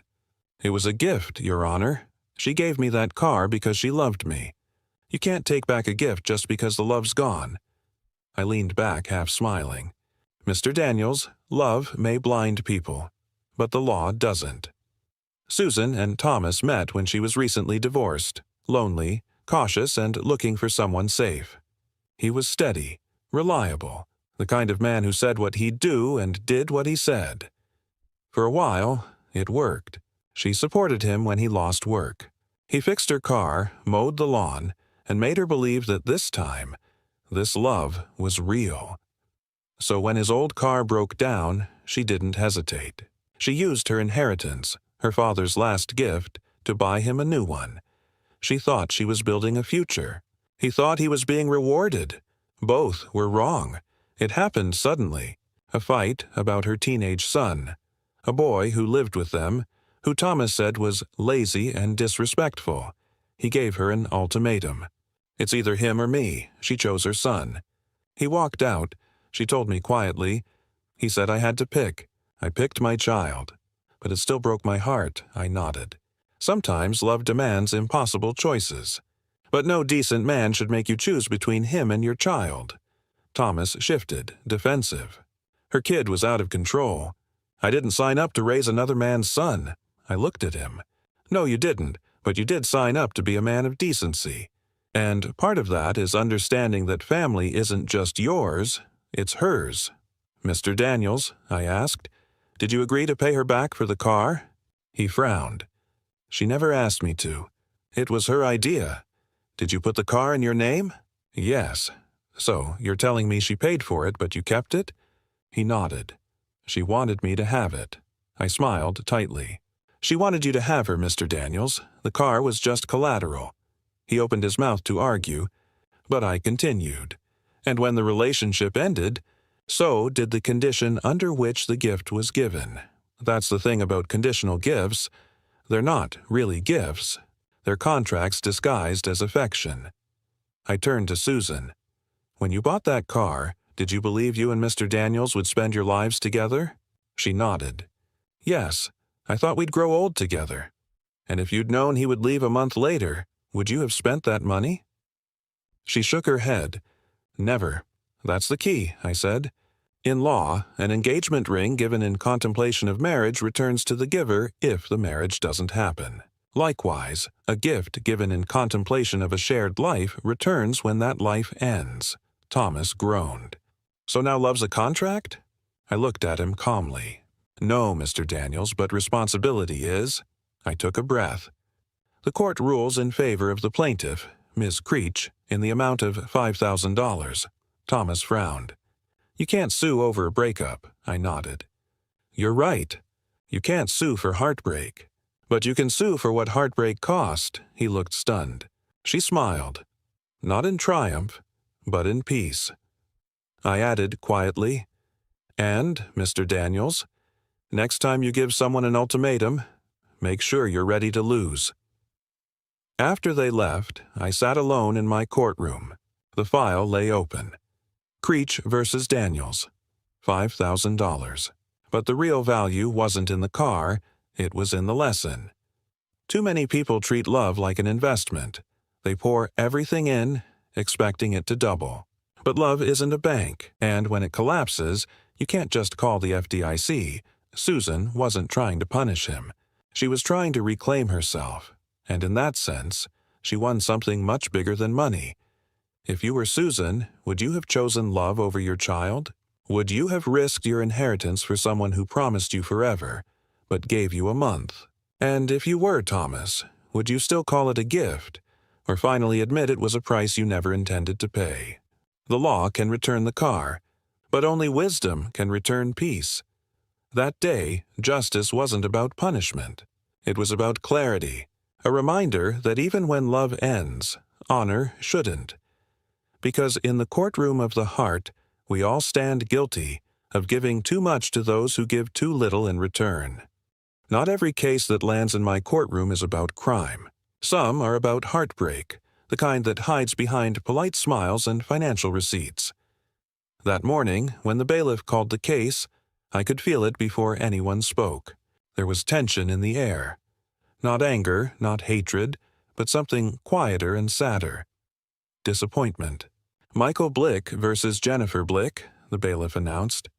Plaintiff is suing for $2,900, money loaned during their personal relationship. A man in his late 40s took the stand, nervous but proud. Across from him sat a woman in her 30s, calm, tired, her hands folded in her lap. They didn't look at each other. They didn't need to. Their silence already told the story. Michael Blick, a kind man, soft-spoken, a little too trusting. He'd spent years alone, working as a mechanic. Then one day he met Jennifer. Jennifer Blick. Beautiful, confident, and married. She lived in quiet unhappiness, the kind that makes people reach for attention instead of therapy. They became close, friends at first. But like so many stories that start with sympathy, it soon became something more dangerous. Emotional dependence. Michael called it love. Jennifer called it comfort. And comfort, unlike love, comes with an expiration date. It started small. A bill here, a car payment there. Jennifer's husband was out of work. She said she was struggling. Michael stepped in. He wanted to help. He wanted to be her hero. She told me her lights were about to be shut off. He told me in court. So I paid the bill. Then she needed help with groceries. Then her rent was behind. So I deposited $2,900 directly into her account. I looked at him. Was this account shared with her husband? He nodded. Yes, but she said he never touched it. Across the room, Jennifer laughed bitterly. Of course he did. It was our joint account. That money went to keep our family afloat. He knew that. I turned to her. So you admit he gave you the money? Yes, but it wasn't a loan. It was a gift. He was in love with me and I didn't ask him to be. I could feel the temperature drop. That kind of truth always hurts, not because it's cruel, but because it's real. I looked at Michael. Did she ever say she would pay you back? He fumbled. Not in writing, but she promised. She said when her husband got back on his feet, she'd return it. Jennifer crossed her arms. I said thank you. That's not a contract. I raised an eyebrow. No, Ms. Blick, but it's also not gratitude when it's built on deception. She frowned. I didn't deceive him. He knew I was married. Exactly, I said. And he knew. But he didn't want to believe it mattered. Michael's eyes filled with something between anger and shame. He said quietly, She told me she loved me. Jennifer shook her head. I told him I cared about him. There's a difference. Yes, I said softly. There's a difference, and that difference is about $2,900. Every case involving money between lovers, or almost lovers, comes down to one word: intent. Was it a gift or a loan? Love or leverage? I asked Michael, did you ever write a note, a text, or anything confirming repayment? He shook his head. I didn't think I needed to. I trusted her. And that, I said, is why this is called small claims court, not small love court. The audience chuckled. But the truth wasn't funny, because I've seen it too many times. People confusing affection with obligation, turning love into a contract no one signed. I turned to Jennifer. Did you take the money knowing how he felt about you? Her eyes narrowed. I didn't take advantage of him. He offered. He wanted to help. I didn't force him to fall in love with me. I leaned forward. No, you didn't. But you didn't stop him either. She stayed silent. Let me ask you this, I continued. If a man you weren't interested in offered you thousands of dollars, would you still have accepted it? She hesitated. Her silence was louder than any confession. I said quietly, That's not generosity, Ms. Blick. That's manipulation with manners. Michael looked down. realizing too late that what he thought was love had been charity in disguise. He said softly, "I didn't mind helping her. I just thought she'd be honest." Jennifer replied coldly, "I was. I never said it was a loan. That's the problem with half-truths. They're the most believable kind of lie." I sighed. "Mr. Blick, you gave money because you hoped it would make her love you. She took it because she knew it wouldn't." He winced, and she, perhaps for the first time, looked guilty. I straightened the papers before me. In cases like this, the law can only do so much. This wasn't a business deal. It was a heartbreak wrapped in a bank statement. Legally, there was no contract, no written agreement, no repayment plan. So I said what I've said too many times before. The court finds in favor of the defendant. "Claim dismissed." Michael's face fell. Jennifer let out a breath she'd been holding for years. But before they left, I added, "Mr. Blick, this isn't a loss. It's tuition. You paid $2,900 for a lesson in human nature, and if you're wise, you'll never have to pay that price again." After they walked out, the courtroom stayed quiet. I sat for a moment, staring at the empty chairs where they had stood, a man still in love, and a woman too tired to care. I've seen thousands of cases about money, but very few about love that didn't cost more. Michael will go home, and for a while he'll call it injustice, but one day he'll understand.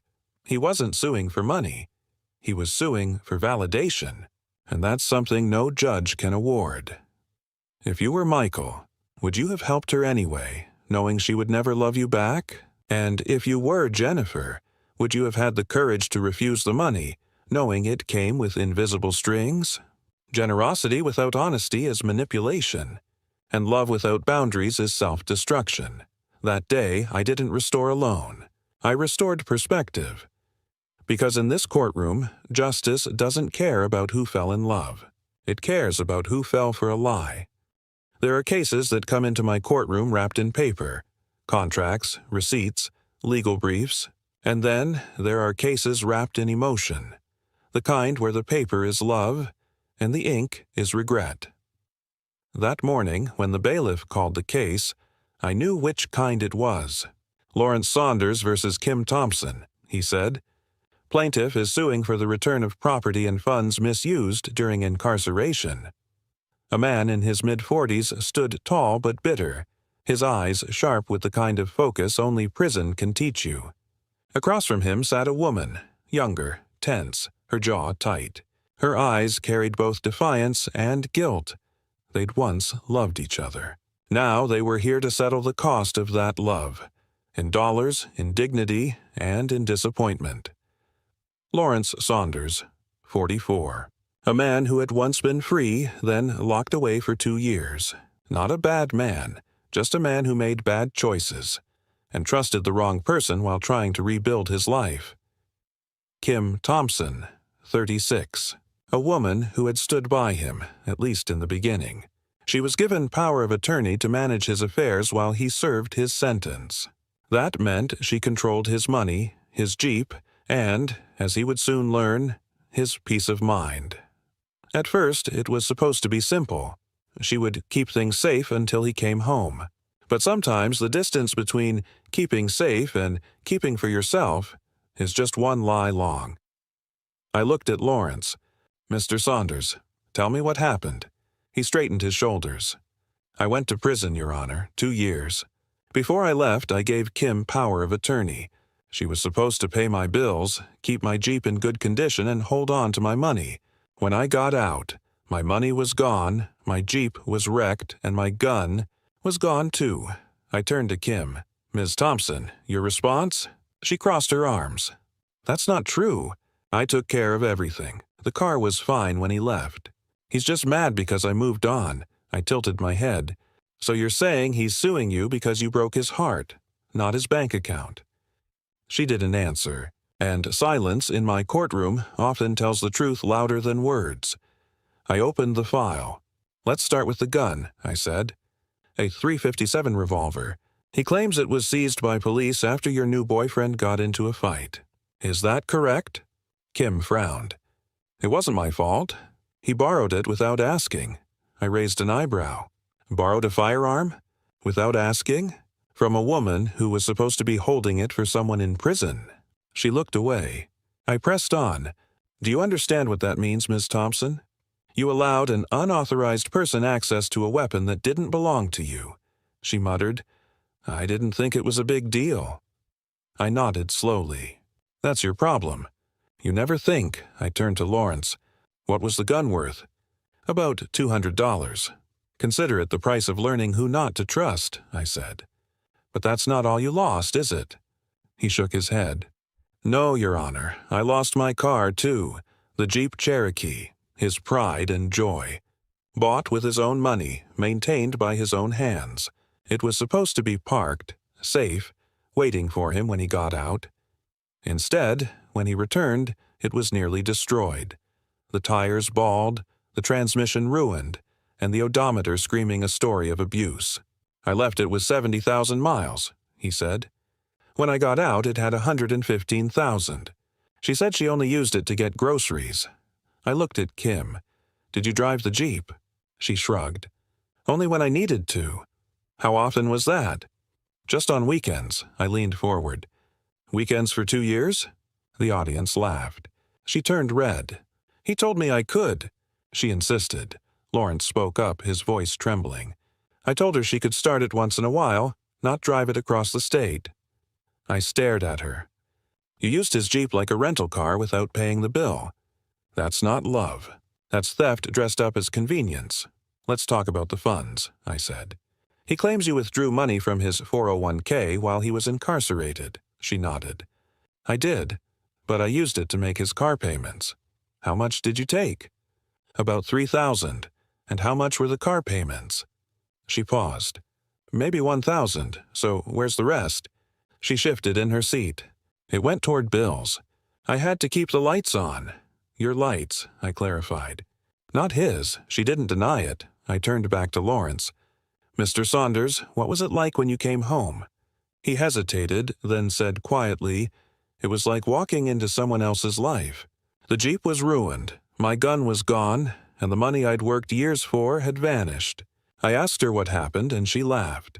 She said, you weren't here to use it anyway. I looked at Kim. Did you say that? She shrugged. I might have. He was being dramatic. I leaned back, staring at her for a moment. Then I said, you know what's funny, Miss Thompson? People like you never think you're the villain until someone holds up a mirror. I took a long breath. Here's what's going to happen, I said. Mr. Saunders, you're being awarded $200 for the gun. He looked surprised. Just $200? Yes, I said. Because the rest, the Jeep, the money, the heartbreak, you gave those things to her willingly. You trusted her with your life. And while she broke that trust, you can't sue for naivety. You can only recover what can be measured, and that's the gun. I turned to Kim. You, Ms. Thompson, need to understand something. Love doesn't excuse lies, and trust is not a license to take. I struck the gavel. Judgment for the plaintiff. $200. After they left, I sat in the silence of my courtroom. I've seen people destroy each other over far less than $5,000. But this one stayed with me. Not for the money, but for what it revealed. Lawrence trusted her with everything because he wanted to believe she was better than he was. Kim betrayed him because she wanted to believe she was owed something for waiting. They both used love as a shield for selfishness. And when love becomes a transaction, someone always ends up bankrupt. Not in money, but in spirit. If you were Lawrence, would you trust someone with your life, even after they lied to you once? And if you were Kim, would you still call yourself loyal after cashing in on someone's absence? Trust isn't a gift, it's a responsibility. And betrayal doesn't need a gun to be deadly. That day, justice was measured not in money, but in understanding that love without respect is just another kind of theft. Because in my courtroom, you can't hide behind romance, only behind the truth. Most accidents happen in seconds, but sometimes the fallout lasts far longer, because fear doesn't disappear when the brakes stop squealing. That morning, The case on my docket read simple enough. Peter Farkas versus Dwayne Bull. Damages resulting from an automobile collision. I expected dents, insurance arguments, maybe a traffic ticket's worth of drama. But what walked into my courtroom wasn't just two men arguing about cars. It was a lesson about accountability and how people use fear as a costume for cowardice. Peter Farkas, 35 years old, an actor, part-time bartender, and full-time optimist. His car, a silver Honda Civic, was more than transportation. It was his livelihood.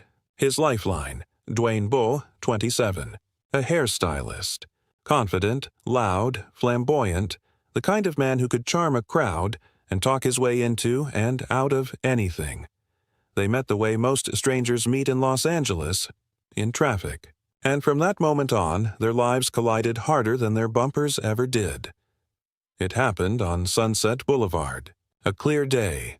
Mid-afternoon. Farkas was stopped at a red light. Behind him, Dwayne Bull.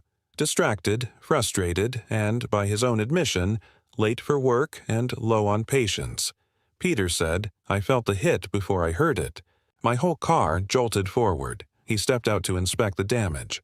The bumper was crushed, the taillights shattered. Dwayne jumped out, flustered, waving his hands. "Oh my God, are you okay?" "Please, don't call the cops." "I don't have insurance," Peter sighed. "Then just pay for the damage," and Dwayne agreed. He even wrote a note on the spot, signing his name and promising to pay $1,800 for repairs. It should have been the end. But with fear, it never is. When Peter called him a week later, the tone had changed. Dwayne dodged his calls. Then, finally, a text came. "You backed into me. I shouldn't have to pay anything, so now..." Here they were. One man with a crumpled bumper and a signed promise, and another man with a guilty conscience and a mountain of excuses. "Mr. Farkas," I said, "tell me what happened after the accident." He stood straight, calm but frustrated. I tried to handle it privately. I gave him the estimate. $1,800. He said he'd send the money. Then he ghosted me. I turned to Dwayne. "Mr. Bull, is that true?" He smiled, too confident. "He's exaggerating." He backed into me. "He was rolling backward on a hill when I tapped him." I frowned. "Rolling backward on Sunset Boulevard? In Park?" He hesitated. "I mean, maybe not that much of a hill. Do you have insurance?" "No. Do you have a driver's license?" He looked at the ceiling. "Not technically valid right now." I raised an eyebrow. "So, no license, no insurance, and no credibility." Peter handed me the note. His handwriting neat, Dwayne's signature right beneath it. It read, "I, Dwayne Bull, accept a responsibility for the accident and agree to pay $1,800 to repair damages to Peter's vehicle." I looked at Dwayne. "Is this your signature?" He squirmed. "Yes, but I only signed because I was nervous." He pressured me. "Nervous?" I asked. "Were you also nervous when you drove without insurance? Or when you lied about who caused the accident?" He tried to laugh. "Your Honor, I didn't mean it that way." I leaned forward. "Mr. Bull, your mouth is writing checks your character can't cash. I've seen this pattern 1,000 times. People think fear is an excuse, but fear isn't an alibi. It's a mirror. It shows who you really are when the mask comes off. Mr. Bull," I said, "you didn't sign this because you were afraid of him.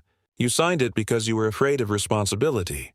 He said softly, "I didn't want the cops involved. I was already on probation." "Ah," I said, "so it wasn't fear of injustice, it was fear of consequences." He nodded. "That's the thing about consequences, Mr. Bull," I continued. "They catch up eventually, even when you're wearing your best smile." Peter said, "I didn't want to ruin his life. I just wanted him to do the right thing." I looked at him. "And he didn't, did he?" He shook his head. "No, ma'am." Dwayne's bravado melted. His voice dropped. "I didn't mean to hurt him. I just didn't have the money. I panicked." I sighed. "Mr. Bull, panic doesn't pay bills. You made a mistake. Then you made it worse by lying about it. That's not fear. That's cowardice." I picked up the judgment sheet. "Here's what's going to happen. You signed a document accepting full responsibility. You admitted fault. You have no insurance. You have no license. That means you have no defense. I looked him straight in the eye.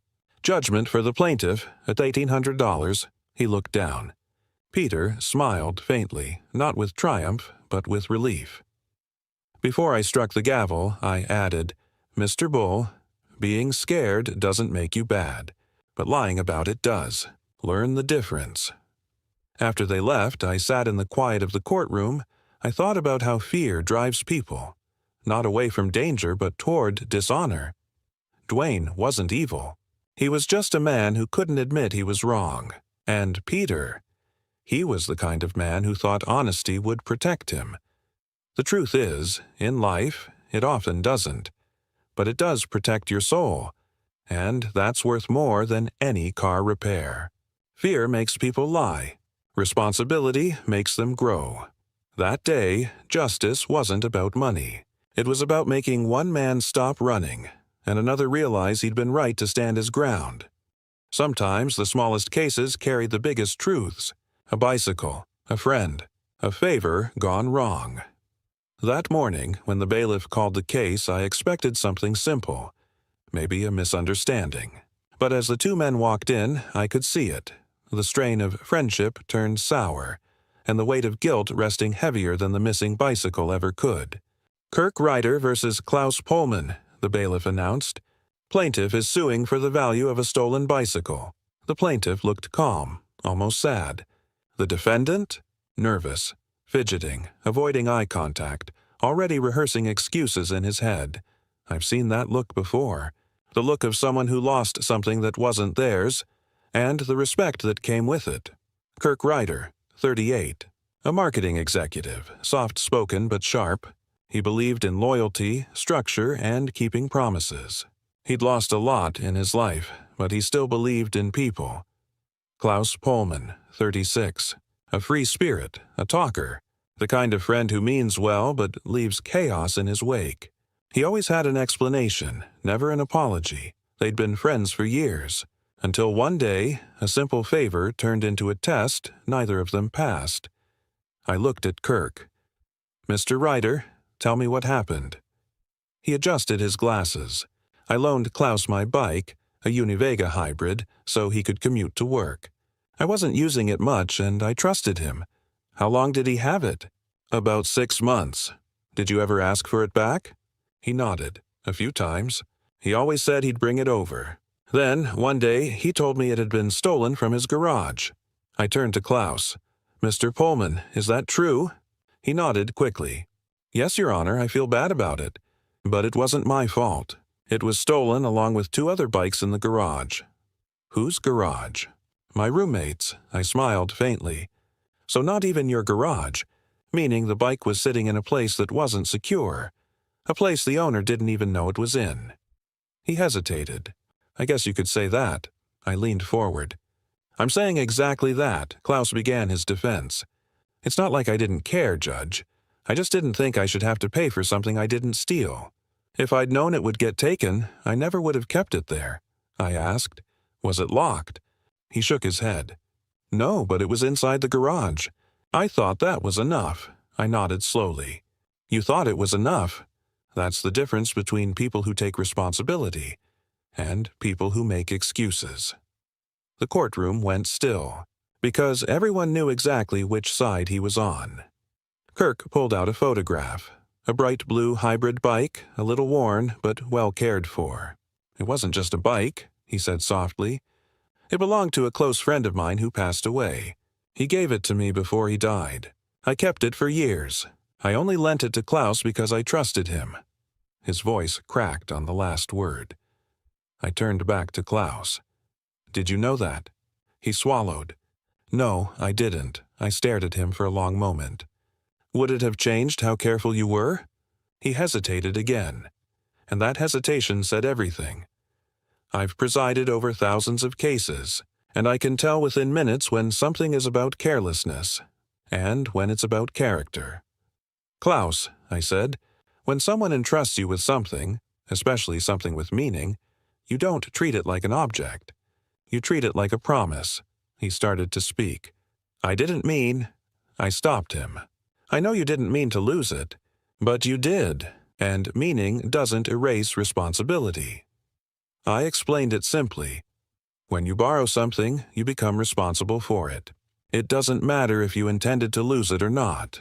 If it's in your care, it's in your hands, legally and morally. He sighed. I don't have a lot of money. The bike wasn't even new. I nodded. Then it should be easy to pay him back, because what you owe isn't about value.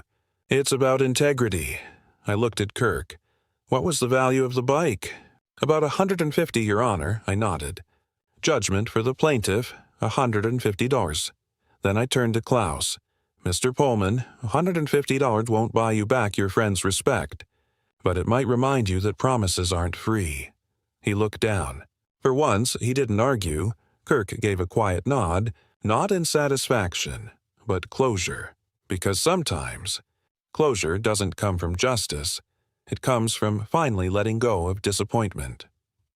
After they left, I sat for a while, thinking about how fragile trust really is. It's strange. People protect their property better than they protect each other's faith in them. Cleus didn't mean harm, but neglect isn't innocent. It's the silent twin of betrayal, and Kirk, he didn't sue for money. He sued for acknowledgement, for someone to finally say, I'm sorry. But some people can't even pay that debt. If you were Kirk, would you lend something precious to a friend again?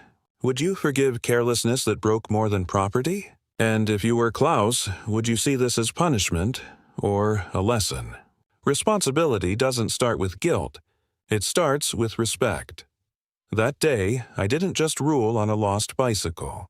I ruled on something far rarer, a reminder that friendship is a contract too, and breaking it leaves scars money can't cover.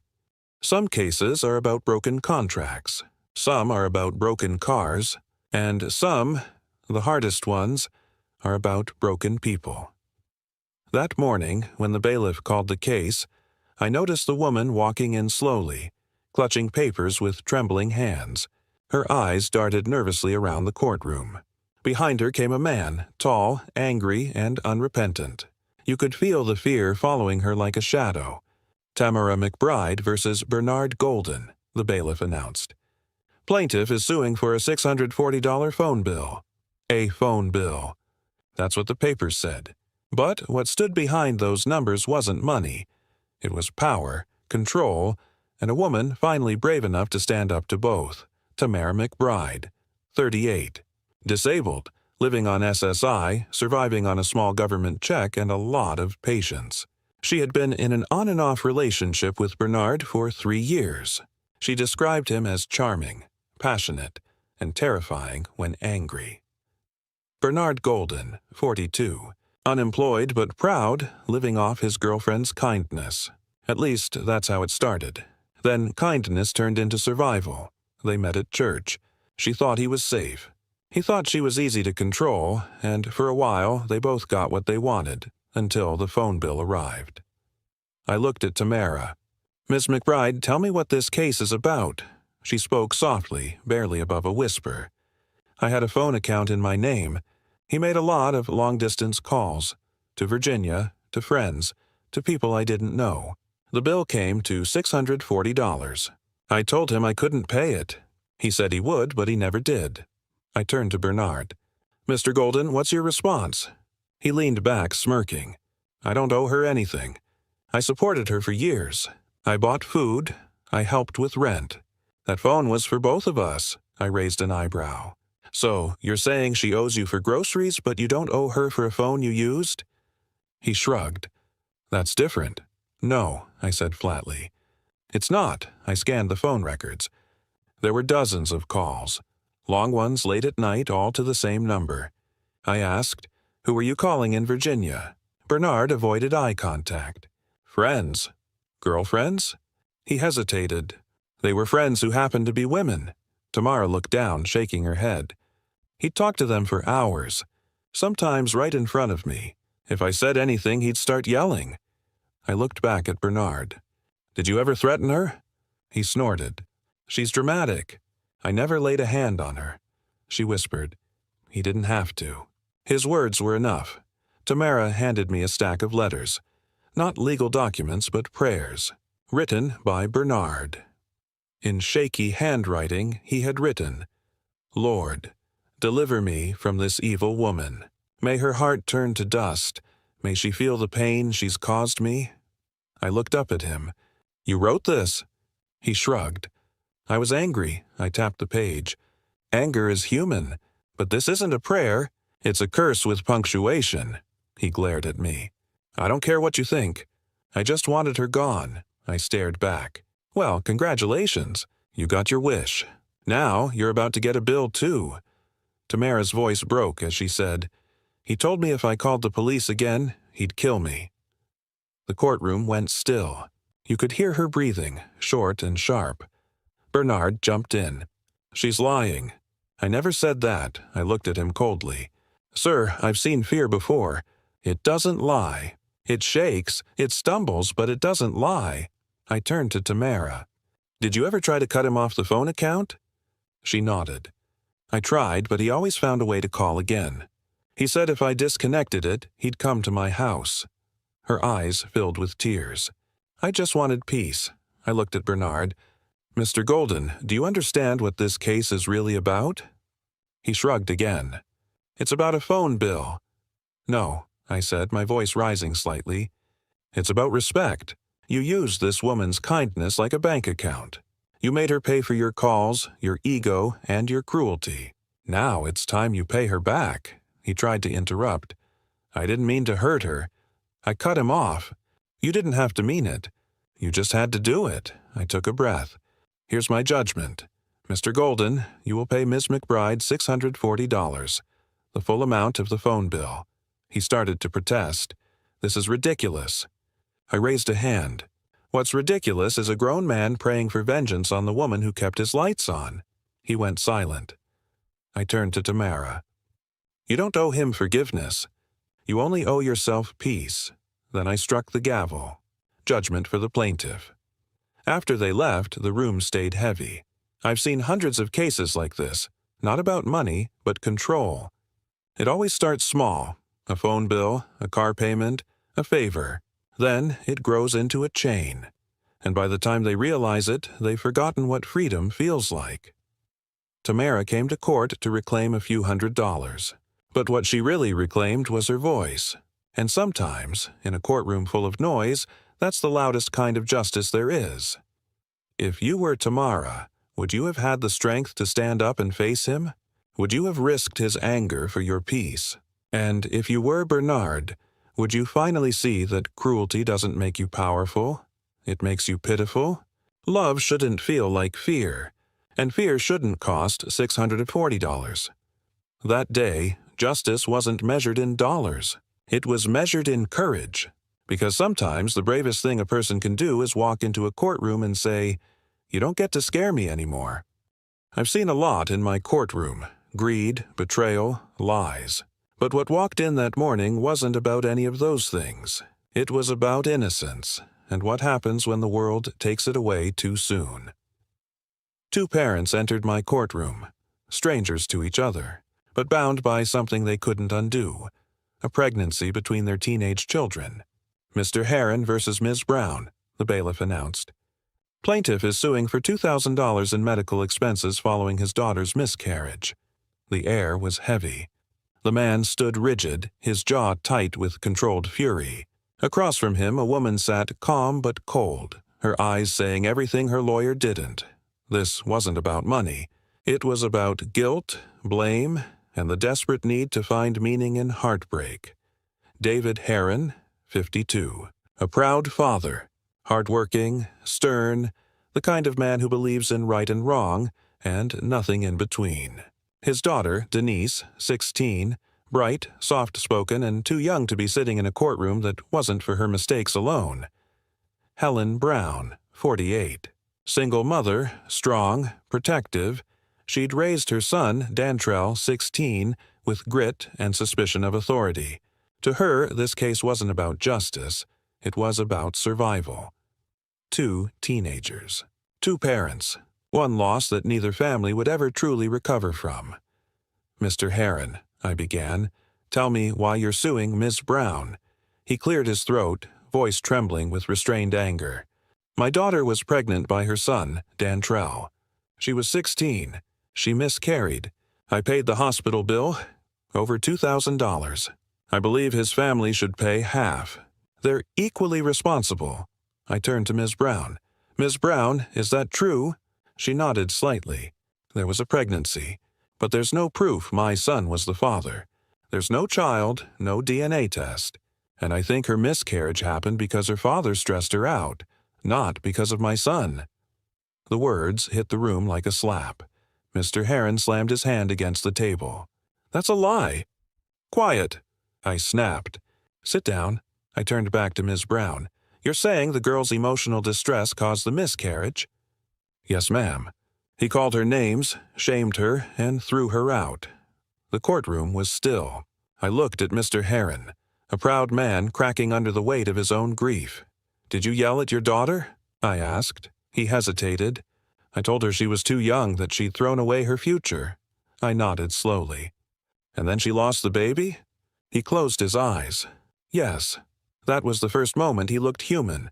Not angry, not righteous, just a father in pain. Then I turned to Ms. Brown. Did your son admit to being the father? She sighed. He said it might be his, but they're kids. They don't even understand what being a father means. Mr. Heron leaned forward, voice rising. He knew what he was doing. They had sex in her room while I was at work. My daughter didn't even know what love meant. Ms. Brown shot back. And you think yelling at her helped? My son didn't make her lose that baby. You did. The courtroom erupted. I hit the gavel hard. Enough, both of you. They froze. I took a breath and said quietly, You're both wrong, and that's why we're here. I looked at Mr. Heron first. Sir, legally speaking, there's no child, no DNA, no paternity. The court cannot compel this woman to pay for something that cannot be proven. He looked shocked. So I just eat the cost? Yes, I said gently. Because what you're really trying to make her pay for isn't the bill. It's the pain. Then I turned to Ms. Brown. And you, stop pretending your son is innocent. If he was old enough to sleep with a girl, he's old enough to understand that actions have consequences.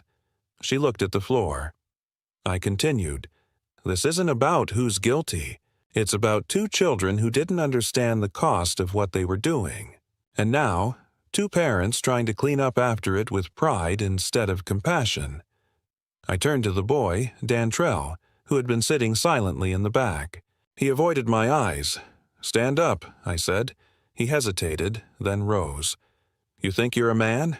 He shook his head. No, ma'am, you're right. Because men take responsibility, even when the law says they don't have to. He swallowed hard. If you believe that child was yours, I said, then you find a way to make things right. You can't pay for a baby that never came into this world, but you can honor the pain of the one who almost did.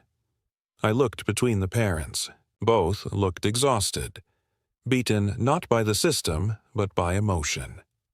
Here's my ruling, I said. There will be no monetary judgment. Legally, Ms. Brown is not responsible. But this is not a legal issue. It's a moral one.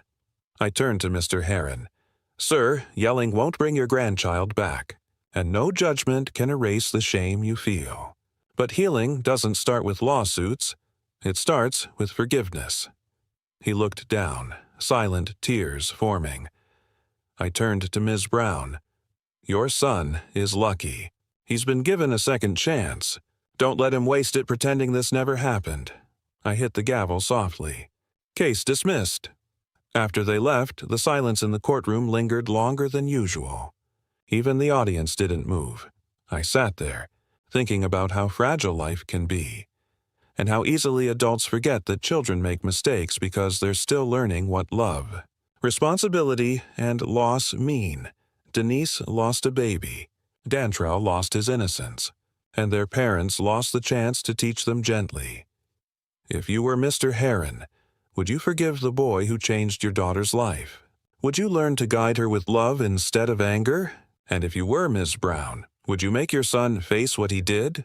Or would you keep protecting him from growing up? Children make mistakes.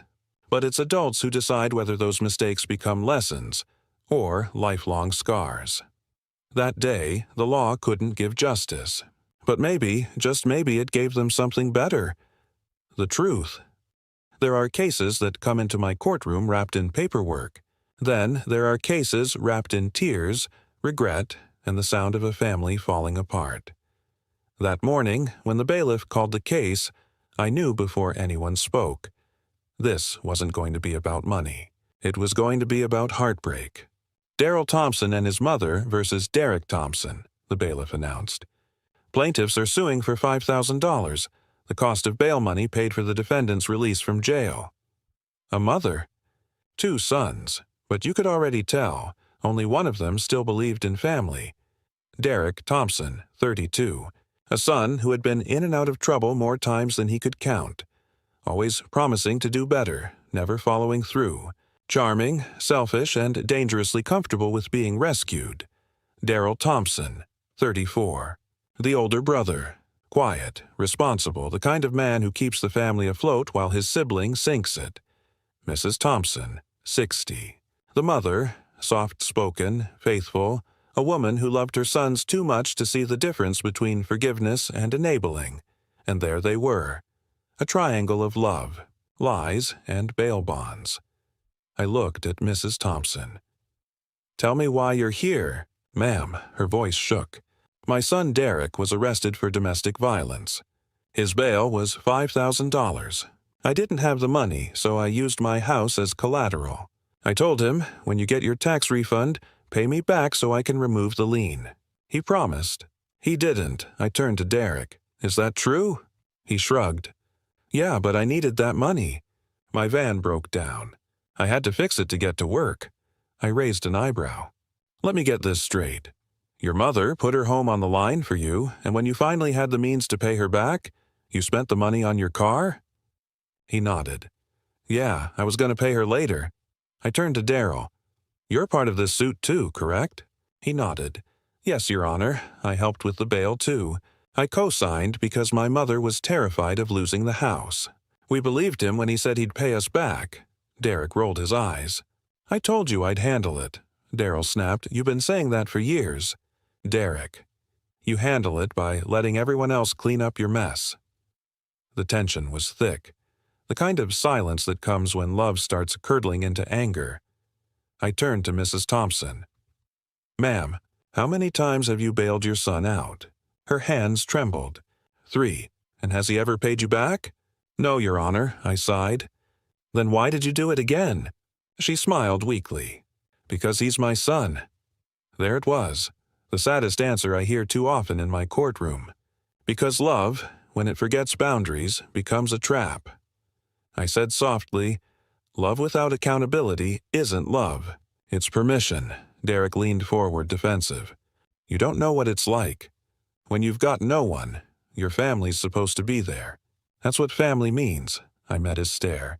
"No, Mr. Thompson, family means you show up when they need you, not only when you need them." He shot back. "My mom wanted to help. I didn't force her." I nodded. "You didn't have to force her. You just knew she'd say yes, and you've been using that yes your whole life." He looked away. The truth has a way of shutting people up. I turned to Mrs. Thompson. "You love your son, don't you?" Tears welled up. "With all my heart. And you want him to change?" "Yes." "Then stop saving him." She blinked.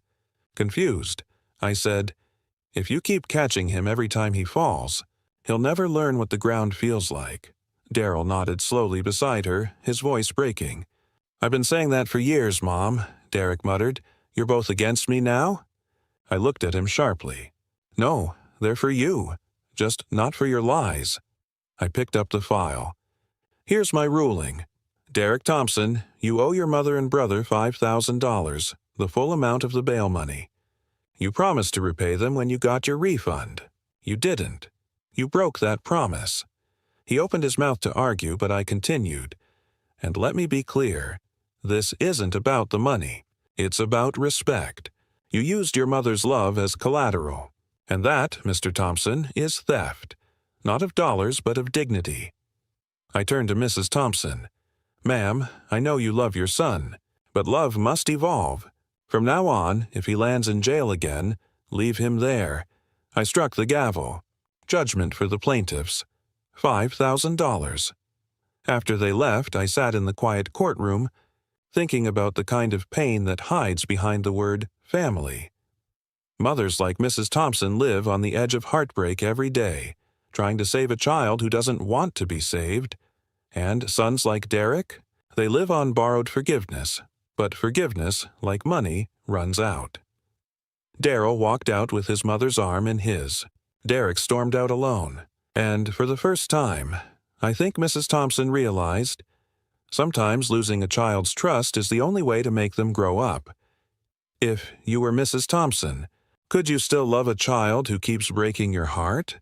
Would you still open the door, knowing every thank you ends with another betrayal? And if you were Derek, would you ever look in the mirror and admit that being saved doesn't make you safe? Love doesn't mean endless forgiveness. It means drawing the line, so the people you love don't destroy you while you're trying to save them. That day, the law restored money, but the lesson restored something deeper: self-respect. Because in the end, justice doesn't just belong to the victims. Sometimes it belongs to those brave enough to stop being enablers. Every so often, a case walks into my courtroom that reminds me of something simple: that good people often suffer the most, not because of evil, but because they believed the wrong person deserved a second chance. That morning, when the bailiff called the case, I saw it immediately: the face of a man who gave too much, and another who took too easily. "Carlos Regis versus Christopher Foster," the bailiff announced. "Plaintiff is suing for $1,791.60, money loaned to prevent foreclosure." Two men walked in. The first, quiet, polite, humble, the kind of man you'd trust instantly. The second, defensive, fidgety, eyes darting, the kind of man who'd mistake compassion for weakness. This wasn't about money. It was about betrayal with a smile. Carlos Regis, 41, a massage therapist. He believed in kindness, in karma, in doing good because it's the right thing, not because it's required. Christopher Foster, 39, a father of two, recently unemployed, living in the same neighborhood as Carlos. He was struggling to make ends meet, or at least, that's what he said. They weren't best friends, but they were close enough for Carlos to think he'd do the same for me. But friendship, as I've learned, isn't tested when times are good. It's tested when money changes hands. I looked at Carlos. "Tell me what happened, Mr. Regis." He spoke calmly. Chris came to me in tears. He said the bank was about to foreclose on his house. He needed money immediately. He had kids, and I couldn't stand the thought of them being out on the street. So I took money out of my savings and paid $1,191.60 directly to his mortgage company. I asked, "Did he promise to pay you back?" "Yes, within 2 weeks. He said he was waiting for his paycheck." "And how long ago was that?" Carlos sighed. "Over a year." I turned to Foster. "Mr. Foster, did he loan you that money?" He nodded. "Yes, but things got tough. I meant to pay him back." I raised an eyebrow. "You meant to? What happened?" He shrugged. Bills piled up. My kids needed school supplies. Then the car broke down. I didn't have the money. "So you had money for repairs and school, but not for the man who saved your house." He frowned. "That's not fair. I was just trying to take care of my family." I leaned forward. "And he was trying to take care of yours too, with his money." He didn't respond. Carlos looked at me. I didn't ask for interest. I didn't even ask for a deadline. All I wanted was honesty. That's when I saw it. That familiar heartbreak of a kind man realizing decency isn't contagious. I turned to Foster. "Mr. Foster, you knew he was helping you out of compassion, didn't you?" He nodded reluctantly. "Yes. And you still didn't pay him back?" He shrugged again. "I planned to, but then I figured, he's doing okay. He didn't need it right away." I slammed my pen down. "Wrong. He needed his dignity back. He needed to know his kindness wasn't wasted." Foster tried again. I didn't think it was that big of a deal. Carlos turned toward him, his voice rising for the first time. Not a big deal? I paid your mortgage. I saved your home. You said your kids wouldn't have a place to sleep. Foster shot back, and they didn't. That's thanks to you. Why are you acting like I robbed you? I raised my hand. Because you did, just without a weapon. The courtroom went silent. Because that's what betrayal by a friend is. A robbery of trust. I opened the file. Let's be clear. You borrowed money. There's proof of payment directly to your mortgage company. That's not a gift. That's a loan. When you promise to repay and don't, it becomes a debt. And when you justify that debt with excuses, it becomes an insult. Foster looked defeated, but I wasn't done. Mr. Regis didn't just save your home. He saved your pride, and this is how you repay him? By pretending generosity cancels obligation? He muttered, I was going to pay him someday. I smiled coldly. Someday isn't a date, Mr. Foster. It's an excuse. I took a breath. Judgment for the plaintiff, 1791.60. Foster shook his head. That's all. You don't even care that I was struggling? I looked at him sharply. I care that you're a grown man who hid behind your struggle instead of rising above it. I turned to Carlos. You did the right thing. But next time, make sure your kindness has boundaries, because people who can't manage their own lives will gladly manage your generosity for you. Then I struck the gavel. Case closed. After they left, I stayed for a moment in the quiet courtroom, because sometimes what's left unsaid in these cases weighs more than the verdict itself. Carlos walked out quietly, head high. Not proud, just resolved. He wasn't celebrating money won. He was mourning a friendship lost. Foster left in silence, muttering about bad luck, never realizing that bad luck was just another word for bad character.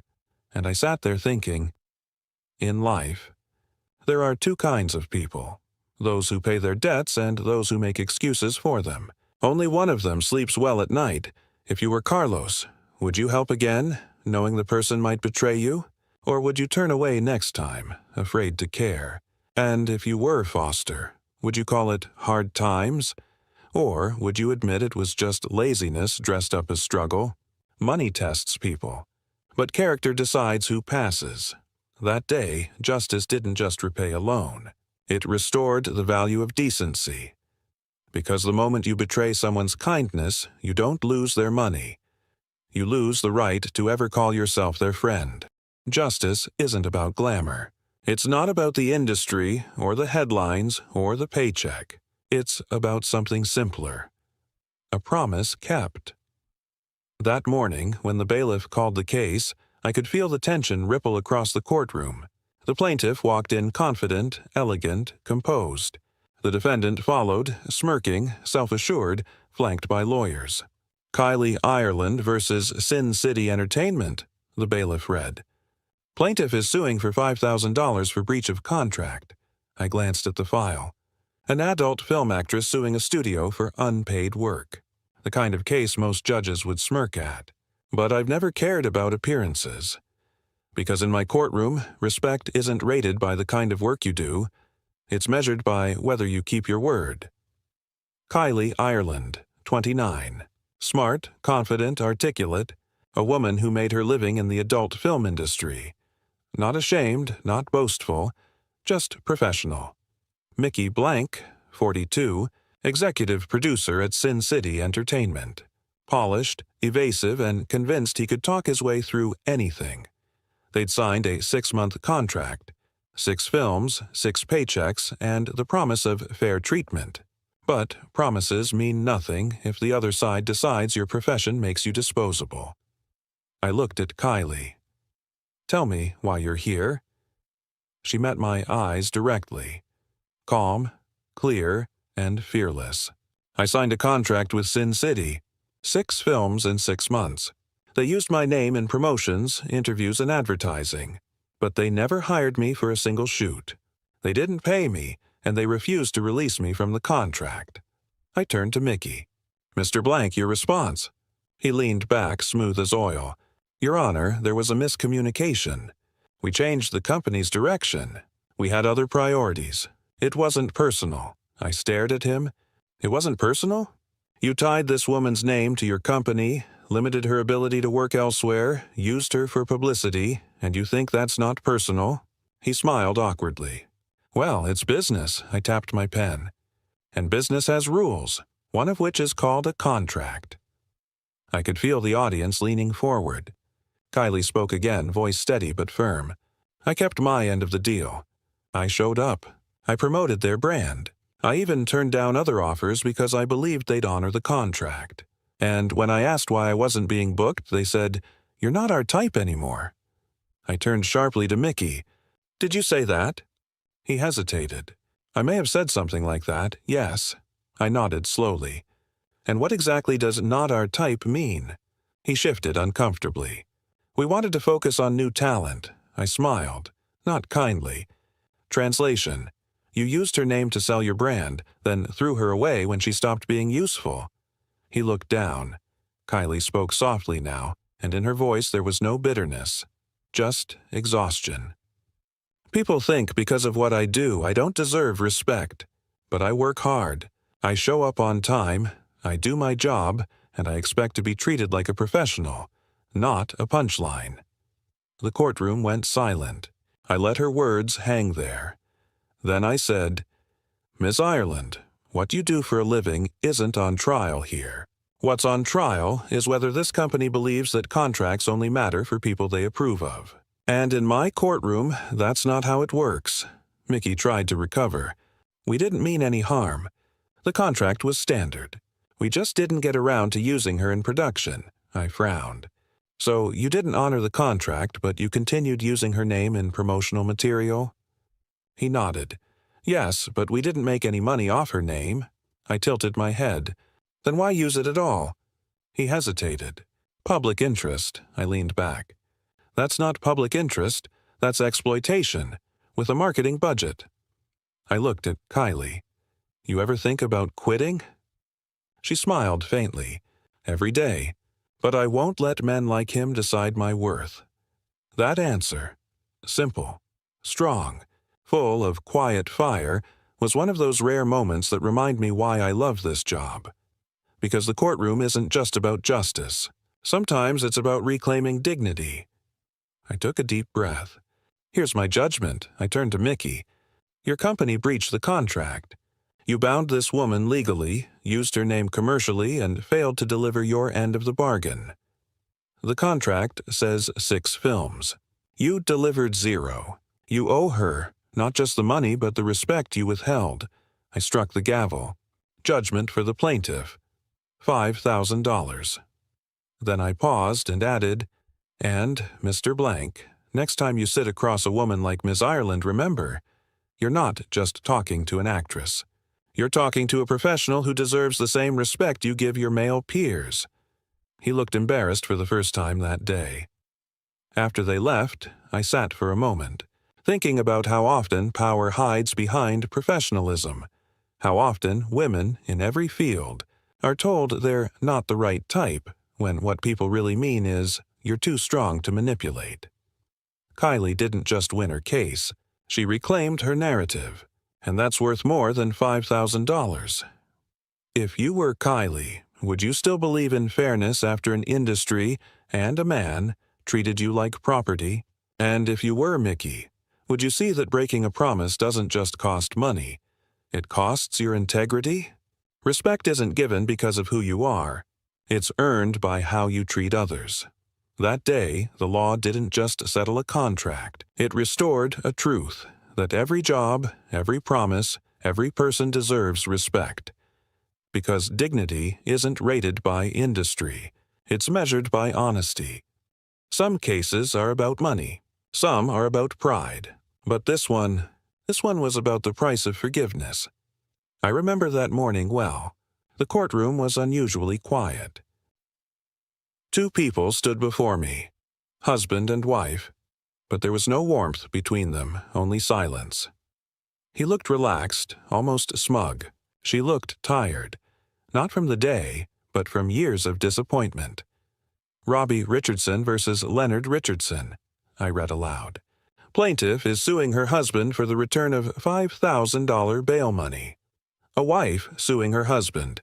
A woman demanding her money back. But what she truly wanted was her self-respect. Robbie Richardson, 40 years old, a nurse. Calm, kind, someone who believed love could fix everything. She had married Leonard after years of loneliness, hoping this time it would be different. Leonard Richardson, her husband. Charismatic, good-looking, and dangerous. His record spoke before he did. Assault, drug possession, repeated violence. They had been married only a few months when the police came. A neighbor heard the screams. Leonard had struck her. Again. He was arrested. She bailed him out, $5,000, because that's what love does, right? It forgives. It gives one more chance, until it can't anymore. When they walked in that day, I could feel the tension between them. Years of love, fear, and exhaustion pressed into that small space. "Mrs. Richardson," I began, "why are you suing your husband?" She looked at him, then at me. "Because he promised to pay me back the bail money. He told me he'd return it when he got his tax refund. But he never did." Leonard smiled faintly as if amused. "I never said that," he replied. "She paid it because she wanted me home. I didn't ask for it." I leaned forward. "You didn't ask to be released from jail?" He hesitated. "I mean, I wanted out, but...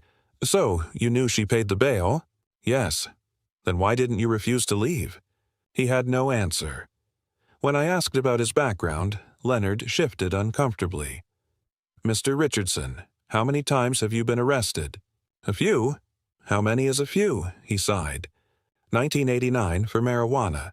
1992, some trouble. 1993, again. And this time, in 97, so 4 times. Something like that. "And you expect this woman to believe you when you say you never promised to repay her?" He looked down. "Sir," I said, "you've had 4 chances at freedom. She gave you the 5th, and you still don't know what to do with it." Robbie spoke quietly, but every word carried years of weight. "I still owe the bail bondsman," she said. "I make small payments every month. I thought when he got his refund he'd give it back." "Why did you bail him out?" I asked. She paused. "Because I thought if I didn't, he'd think I'd given up on him. I wanted to believe he could change." I nodded slowly. "And did he?" Her silence was the answer. Leonard tried again. "I didn't tell her to pay. She did that on her own." "You didn't stop her either," I said. "You let her spend $5,000 to get you out of jail, and now you claim it's her problem?" He shrugged. "She wanted me home." "No," I said sharply. "She wanted a husband. You gave her a criminal." The words hung in the air. He shifted his feet but said nothing. "Sir, forgiveness isn't free. When someone bails you out, they are buying your chance to do better. You wasted it." "Mrs. Richardson," I said softly, "you can't love someone into being good. You can only love yourself enough to stop being hurt." She nodded, wiping a tear. "I know that now." "Then today," I said, "we make that lesson official." I struck the gavel once. Judgment for the plaintiff in the amount of $5,000. Then I looked directly at Leonard. "Sir, you will repay her. Every dollar. And when you do, I hope you understand you're not just repaying money. You're repaying trust you never deserved." He didn't look up. I turned to Robbie. "Mrs. Richardson, your kindness was never your weakness. It was his test, and he failed it." After they left, I sat alone for a moment. The file still open, the echo of the gavel still in my ears. So many women like Robbie come through my courtroom. Strong, forgiving, and always hoping that this time, love will win over history. But history doesn't change with hope. It changes with courage. Forgiveness is beautiful, but blind forgiveness keeps the cycle alive. If you were Robbie, would you have paid his bail? Would you have believed him again? And if you were Leonard, would you have had the decency to repay the one person who still saw good in you? The law doesn't punish kindness. It protects it from those who mistake it for weakness. That day, I didn't just return $5,000. I gave a woman back the power she forgot she had. And in that small victory, Justice felt a little less cold. Some cases begin with betrayal. Others begin with a lie. But this one began with a dance. I still remember the sound. Laughter, music, the shuffle of shoes across a gym floor. It was supposed to be a happy night. But in a single second, that joy turned into rage. When the music stopped, a gold chain snapped. And so did something inside a young man's heart. Latasha Norris versus Kenneth Lambert. I read aloud. Plaintiff is suing for $300. The value of a gold chain broken in anger. The courtroom was silent. Two teenagers, barely adults, stood before me. But the story they brought with them was older than time. The story of love, pride, and what happens when emotion wins over reason. Latasha Norris, 19 years old. Soft-spoken, calm, the kind of girl who carried dignity like a secret. She had come with her mother, who sat quietly behind her, arms crossed. Kenneth Lambert, 21. Tall, young, wearing bravado like armor. He looked at the floor more than he looked at her. They had once been in love, or something close to it. But when love ended, anger took its place. And that's what brought them here.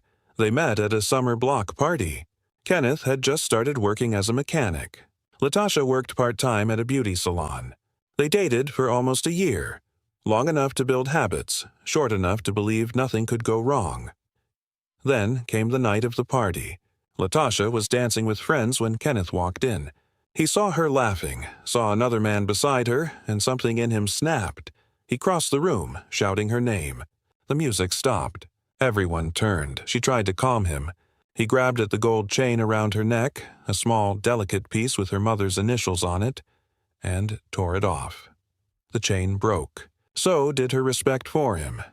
"Miss Norris," I began, "tell me what happened that night." She spoke slowly, carefully. "We were at a party. I was dancing. He came in angry, jealous, I guess. He pulled at my chain. It snapped. My mother gave it to me. He never apologized. He said I deserved it." I turned to Kenneth. "Is that true?" He hesitated. I was mad. She was dancing with somebody else. I lost control. "But that chain, I bought it for her." Latasha interrupted, her voice firm now. "No, you didn't. My mother gave it to me when I turned 16. I looked at him. So you broke it, and it wasn't even yours." He shrugged, half smiling. "I didn't mean to. I just reacted. I tapped my pen once. I just reacted. That's what people say when they don't want to take responsibility for their choices." I asked her mother to step forward. Her name was Gloria Norris. Strong, composed, the kind of woman who had seen too much to be easily impressed. "Mrs. Norris," I said, "tell me about the chain." "It was mine," she said firmly. "I gave it to Latasha on her 16th birthday. When I heard what he did, I called him. He told me, I just lost it. And I told him, well, I could lose it too, at your front door." A few chuckles rippled through the courtroom, but her eyes never softened. "Judge, that boy didn't just break a chain. He broke trust. And I taught my daughter not to let that go unpaid." I smiled. "Well said, Mrs. Norris. Seems like your daughter learned her lessons well." "Kenneth," I said, "you said you didn't mean to break the chain. But what did you mean to do when you grabbed it?" He looked confused. "I don't know. I was mad. She was dancing with another guy. After everything we've been through."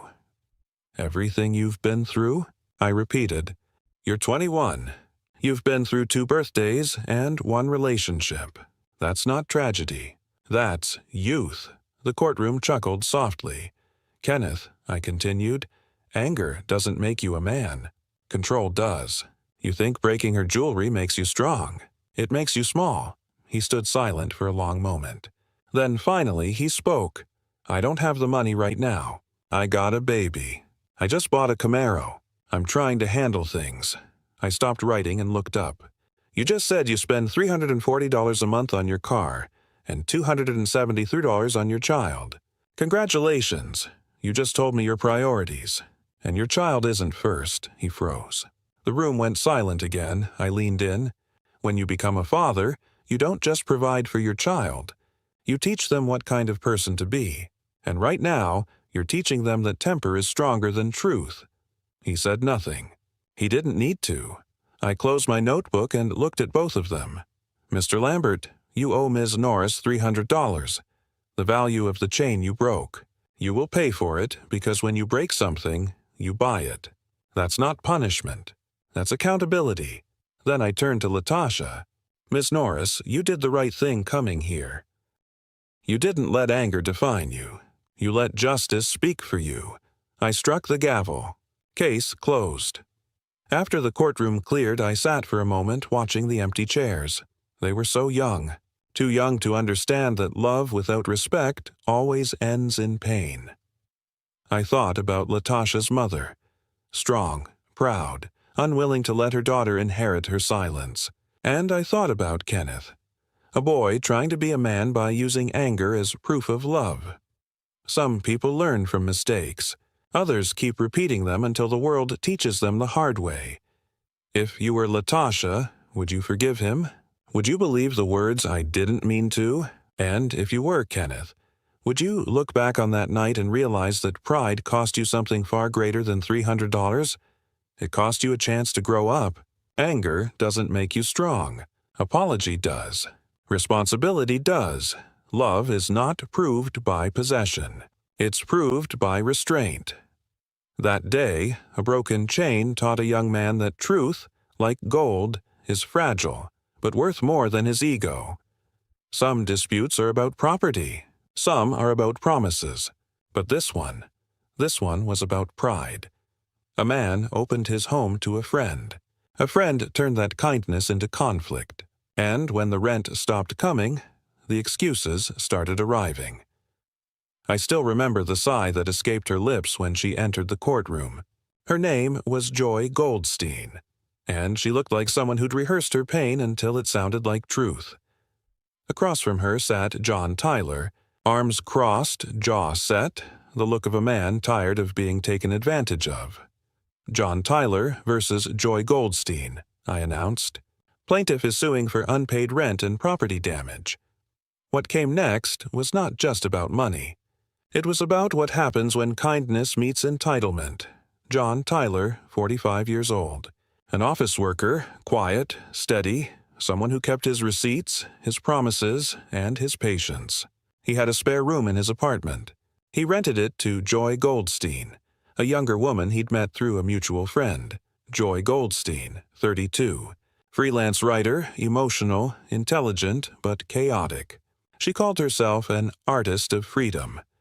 But freedom, as I've learned, often means someone else's responsibility when bills come due.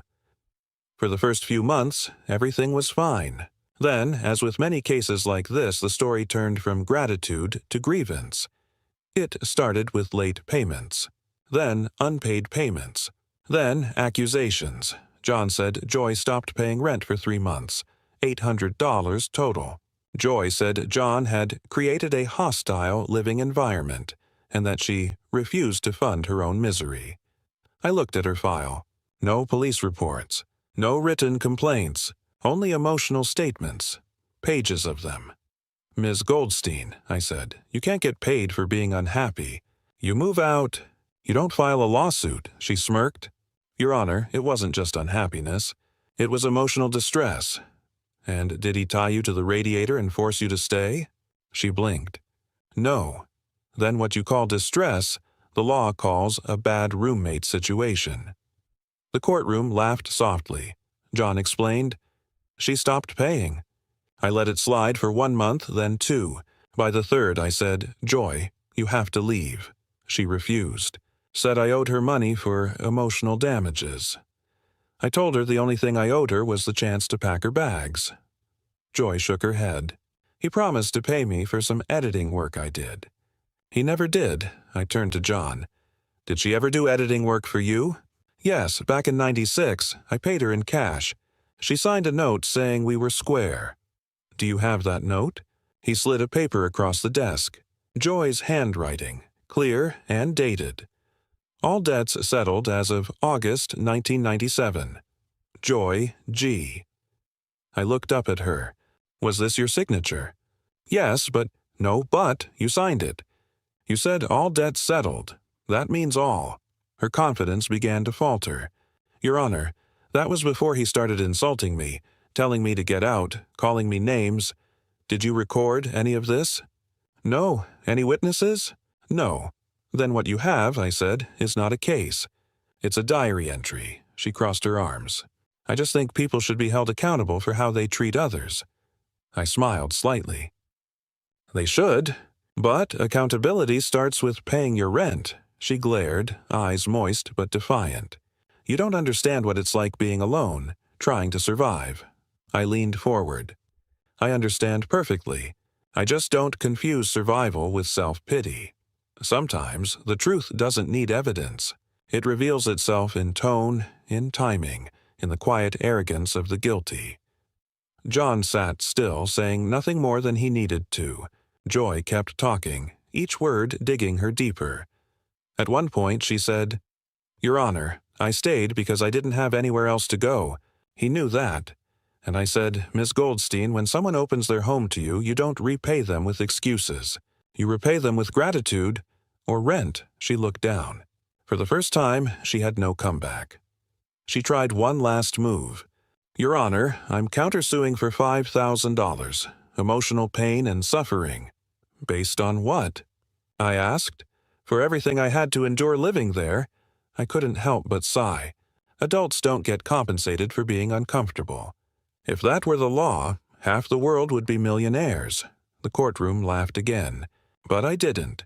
I'd seen too many people hide behind feelings to avoid facing the simple word that fixes everything. Responsibility. Here's what's going to happen, I said. Mr. Tyler, you win your claim for $800, unpaid rent. Ms. Goldstein, your counterclaim is dismissed. She looked stunned. That's it? That's it. But what about how he treated me? Ma'am, I said softly, you can't rewrite history to erase your obligations. If you wanted to leave, you could have.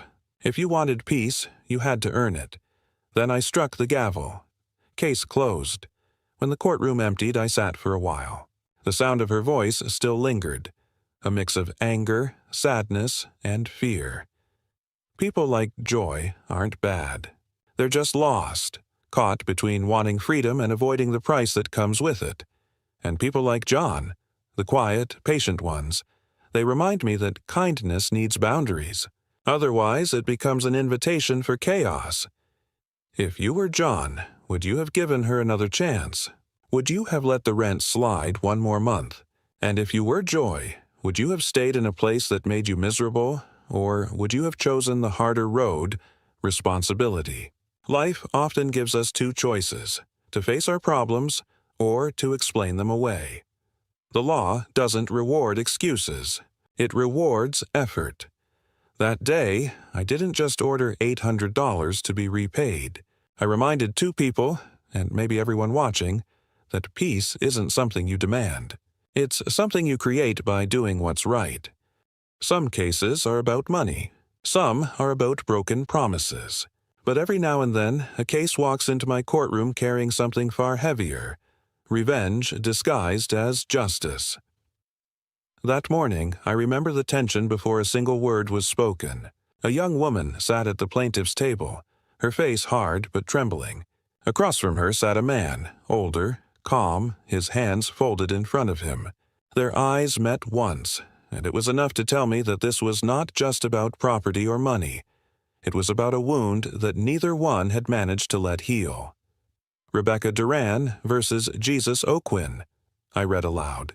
Plaintiff is suing the defendant for property damages and emotional distress.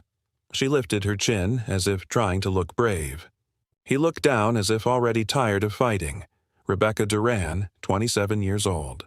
A teacher's aide, confident, outspoken, but fragile beneath the surface. She once shared her home and her life with a man named Jesus O'Quinn. Jesus O'Quinn, 39. Quiet, steady, a man of routine. He worked odd jobs, paid his bills, and tried, it seemed, to live without drama. For a while, they were close. Not lovers, not strangers, but two people who filled each other's empty spaces, until that space became a battlefield. When he moved out, she said he left more than an empty room. He left behind anger and the need to make him pay for it. Ms. Duran, I began, please tell me why you're suing Mr. O'Quinn. Her voice was sharp. He broke my window, stole things from my house, and he tried to attack me. The courtroom stiffened. Those were serious accusations. I turned to O'Quinn. He didn't flinch. That's not true, he said quietly. She's saying that because I sued her first. She lost. Now she's trying to destroy me. Her eyes flashed. He's lying. I raised my hand. Quiet. You'll both have your turn. But when people throw words like attack and assault, they'd better come with proof. I flipped through the file. Police reports, statements, and something that caught my attention, a prior case between them. Ms. Duran, I said, you sued him before? Yes, he still owes me money.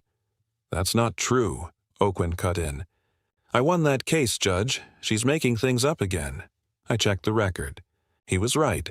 She had filed a claim before and lost. Now, less than 2 months later, she was suing again, with even stronger accusations. Ms. Duran, I asked, did you file a police report for this alleged assault? Yes, I did. Was he arrested? No. Was the case pursued by the district attorney? No, but that doesn't mean he's innocent. I looked at her for a long moment. No, it doesn't. But it also doesn't mean you're telling the truth. O'Quinn finally spoke again. Your Honor, that night she's talking about, I was at church. Rebecca laughed bitterly. At church? Convenient, he didn't raise his voice. I was with my pastor and a police officer who volunteers there. They can both confirm it. I turned to him. You have witnesses? Yes, ma'am. Both of them gave statements. I read the letters. One from Reverend Carter, one from Officer Lee, each confirming O'Quinn's alibi. I looked back at Rebecca. Do you have anyone who saw him near your home that night? She hesitated. No, but I heard him outside. I know his voice. Ms. Duran, I said, memory is fragile. Anger can change what we think we hear. In rare cases, I make a phone call from the bench. This was one of them. I picked up the phone and asked the clerk to dial the number for Reverend Carter. When he answered, I put it on speaker. Reverend Carter, this is Judge Sheindlin. Do you recall Mr. O'Quinn being at your church the night of March 12th? Yes, ma'am, he said. He was introduced to the congregation that night by Officer Lee. He stayed for the full service. Thank you, Reverend. The courtroom was silent. Rebecca's face went pale. O'Quinn just closed his eyes and exhaled. I hung up the phone. Well, I said softly, it seems we found where the truth was hiding. Rebecca tried to recover. Your Honor, he's manipulating them. He's fooled everyone. No, Ms. Duran, I said firmly. He didn't fool anyone. You did, including yourself. You let anger tell you a story, and you believed it. She looked at me with tears of frustration. I just wanted to be heard. You were heard, I said gently. You just weren't believed, and there's a difference. I took a deep breath. Here's the ruling. Your claim is dismissed, Ms. Duran. Mr. O'Quinn has provided credible evidence, and you have not. She started to speak, but I raised my hand. No more. This case is over. Then I turned to O'Quinn. Mr. O'Quinn, you won your peace today. Don't waste it by turning this into another war. Pick up your belongings, walk away, and leave this pain behind. He nodded quietly. Yes, Your Honor. After they left, I sat for a while in the empty courtroom. The light coming through the window had softened. The tension had dissolved, but something still lingered. The echo of two people who once cared, now bound together only by bitterness. I've seen this story too many times. People think justice will erase pain, but justice doesn't heal. It only clarifies, and sometimes that clarity hurts more than the lie. If you were Rebecca, would you have filed the report, knowing it might destroy someone's life? If you were O'Quinn, would you have found forgiveness, or would you have carried the wound of being falsely accused? It's easy to call yourself a victim. It's harder to admit when pain turns you into something else. Truth doesn't need to shout. It just needs to survive the noise. That day, truth survived. But it left behind two people who learned that sometimes being right isn't enough to make you whole. Some cases are about strangers. Some are about neighbors. But the hardest ones are when family stands across the aisle from family. That morning, two people walked into my courtroom. A woman, graceful but weary, and a young man, proud, defensive, refusing to look her in the eye. Adria Villardo versus Frank Villardo, I read aloud. Plaintiff is suing for $2,200. Money paid to bail the defendant out of jail. He looked annoyed, almost bored. She looked heartbroken, and in that moment, I knew this wasn't just about money. It was about respect, gratitude, and the painful debt called freedom. Adria Villardo, 48 years old. A hairstylist, independent, caring, and by all accounts a woman who tried to hold her family together. She had married Frank's father 10 years earlier, and though she wasn't his biological mother, she'd spent years trying to earn his trust and his love. Frank Villardo, 27. A computer designer, creative, intelligent, but with a streak of arrogance that often made trouble. He saw Adria as an intruder in his family, a woman who took over his father's house. But family ties are strange things, because when Frank was arrested, it wasn't his father who answered the call. It was Adria. Frank had been arrested for shoplifting and driving with a suspended license. A stupid mistake, but one that could cost him his job and reputation. In that cold-holding cell, he called the one person he thought would help, not because he loved her, but because he knew she would. "I need your help," he said quietly. "I'm in jail." Adria didn't hesitate. She borrowed money from a friend, drove to the courthouse, and paid $2,200 to the bail bondsman. That night, he walked out free. He said thank you, and then he disappeared. When they entered my courtroom, you could almost see the distance between them, not measured in feet, but in years of unspoken resentment. "Mrs. Villardo," I began.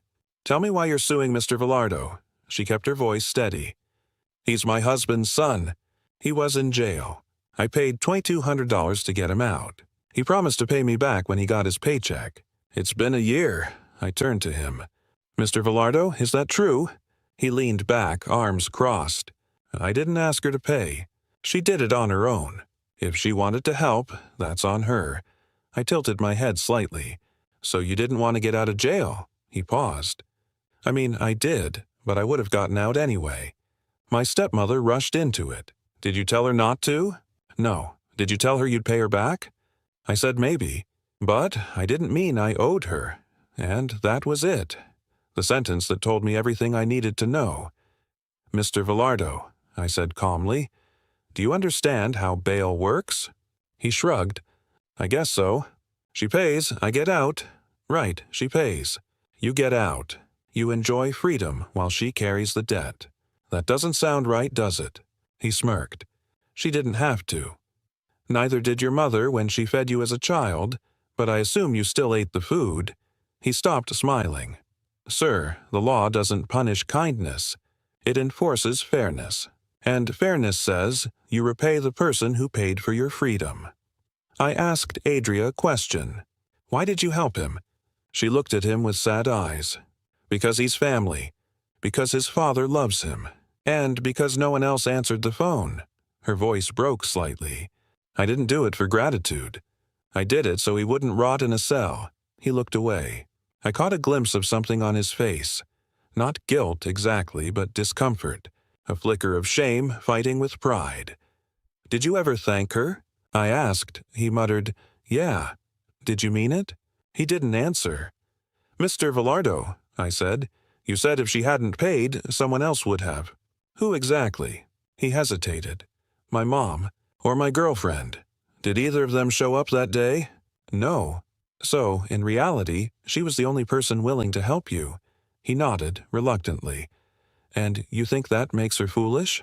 He tried to answer, but I didn't let him. "You're wrong. It makes her loyal. Something you clearly don't understand." I picked up the papers and looked directly at him. "Here's what's going to happen, Mr. Villardo. You will repay Mrs. Villardo the full $2,200. Not because she forced you. Not because you like her, but because you owe it, morally and legally. He shifted, visibly frustrated. I continued. You can stand there and pretend pride, but the truth is simple. Freedom isn't free. Someone paid for yours, and today, that bill comes due. I struck the gavel. Judgment for the plaintiff. After they left, I sat for a moment watching the door close behind them. I've seen families fight over inheritance, over lies, over love, but nothing stings like fighting over gratitude. Because gratitude, once it's gone, takes love with it. Adria walked away from that courtroom with $2,200, but what she really won was peace. She no longer owed him anything. Not money, not patience, not another ounce of belief. If you were Adria, would you have answered that phone call? Would you have paid the bail for someone who treated you like a stranger in your own family? And if you were Frank, would you have had the decency to say thank you? Or would pride have cost you your honor? Family isn't about blood. It's about character. That day, I didn't just enforce a debt. I restored a little bit of balance to a woman who had spent too long giving and never being repaid. And maybe, just maybe, I reminded a young man that gratitude is the cheapest debt to pay, and the most expensive one to forget. Some accidents happen in seconds, but the lessons they leave behind can last a lifetime. That morning, the courtroom was quiet. 2 people stood before me, both claiming to be the victim of the same mistake. Lori Rotar versus Paul Settle, I read aloud. Plaintiff is suing for damages caused by a traffic collision. A young woman, barely 19, stood straight and calm. Across from her, a man twice her age shifted nervously, his face carrying the kind of pride that only appears when someone refuses to admit fault. What they brought into my courtroom wasn't just a case about a cracked windshield. It was a collision between youth and ego, responsibility and excuse. Lori Rotar, 19 years old, a college freshman working part-time at a cafe, saving money to buy her first car, a small blue sedan she loved like freedom itself. Paul Settle, 46, a warehouse supervisor, father of 2, divorced. He'd spent his life giving orders, but that morning he'd have to learn how to listen. They didn't know each other. They met by accident, literally, on a quiet street that became a courtroom lesson in common sense. It happened on a Thursday evening. Lori was driving home from class. The sky was clear, the light fading. That fragile hour between day and night when mistakes hide in shadows. Paul was crossing the street. Not at the crosswalk, but in the middle of the block. He saw her car but thought he could make it. He couldn't. Lori hit the brakes. He hit her hood. Her windshield cracked like a spider web. The police came. No one was seriously injured. But the crack in that glass would soon become a crack between 2 versions of the truth. "Miss Rotar," I began. "Tell me what happened." She took a breath. "I was driving home, maybe 25 miles an hour. He ran across the street out of nowhere. I hit the brakes, but he hit my windshield. It scared me half to death." I turned to Paul. "Mr. Settle." He adjusted his jacket, clearing his throat. "She was going too fast. I was halfway across when she came flying down the street. If she'd been paying attention, she could have stopped sooner." I raised an eyebrow. "Were you in a crosswalk?" He hesitated. "No." "So you were jaywalking?" "I guess so. And yet you blame her?" He smirked slightly.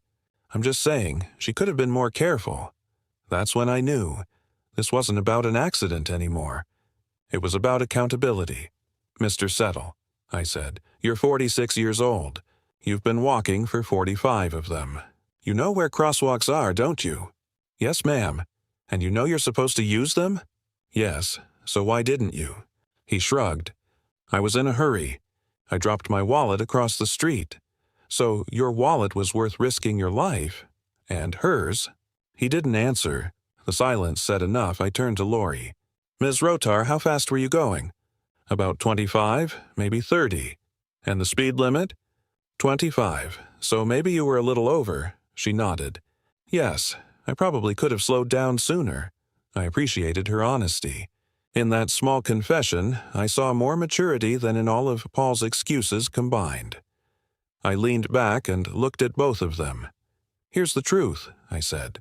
"When you're behind the wheel, you're almost totally responsible for anything you hit, even stupidity." Lori blinked. Paul frowned. "But," I continued, "the law doesn't reward carelessness either. You, Mr. Settle, had no right to cross the street where you did. And you, Ms. Rotar, had a duty to drive as if someone might make a bad decision, because people often do." I saw both of them nod, each realizing that responsibility isn't something you share by choice. It's something reality assigns you. "Here's my judgment," I said. "The total damage to the windshield is $500. Each of you is 50% responsible. You will each bear half the cost, $250 each." Paul opened his mouth to argue. "Your Honor, that's not fair." "Stop," I interrupted. "You want fairness? Fairness would be you paying for her entire windshield. This is mercy." He closed his mouth. Lori gave a small, grateful smile. After they left, I sat for a while thinking about how often people confuse being right with being careful. Lori had youth on her, sighed. But youth isn't an excuse to be reckless. Paul had age on his. But age isn't an excuse to stop using wisdom. Between the two of them stood the truth. That common sense is the first law every citizen should obey. If you were Lori, would you have seen him in time? Would you have slowed down or trusted the green light more than your instincts? And if you were Paul, would you have crossed that street knowing the odds were against you? Every day, we cross intersections between what's right and what's convenient. Sometimes we get lucky, sometimes we don't.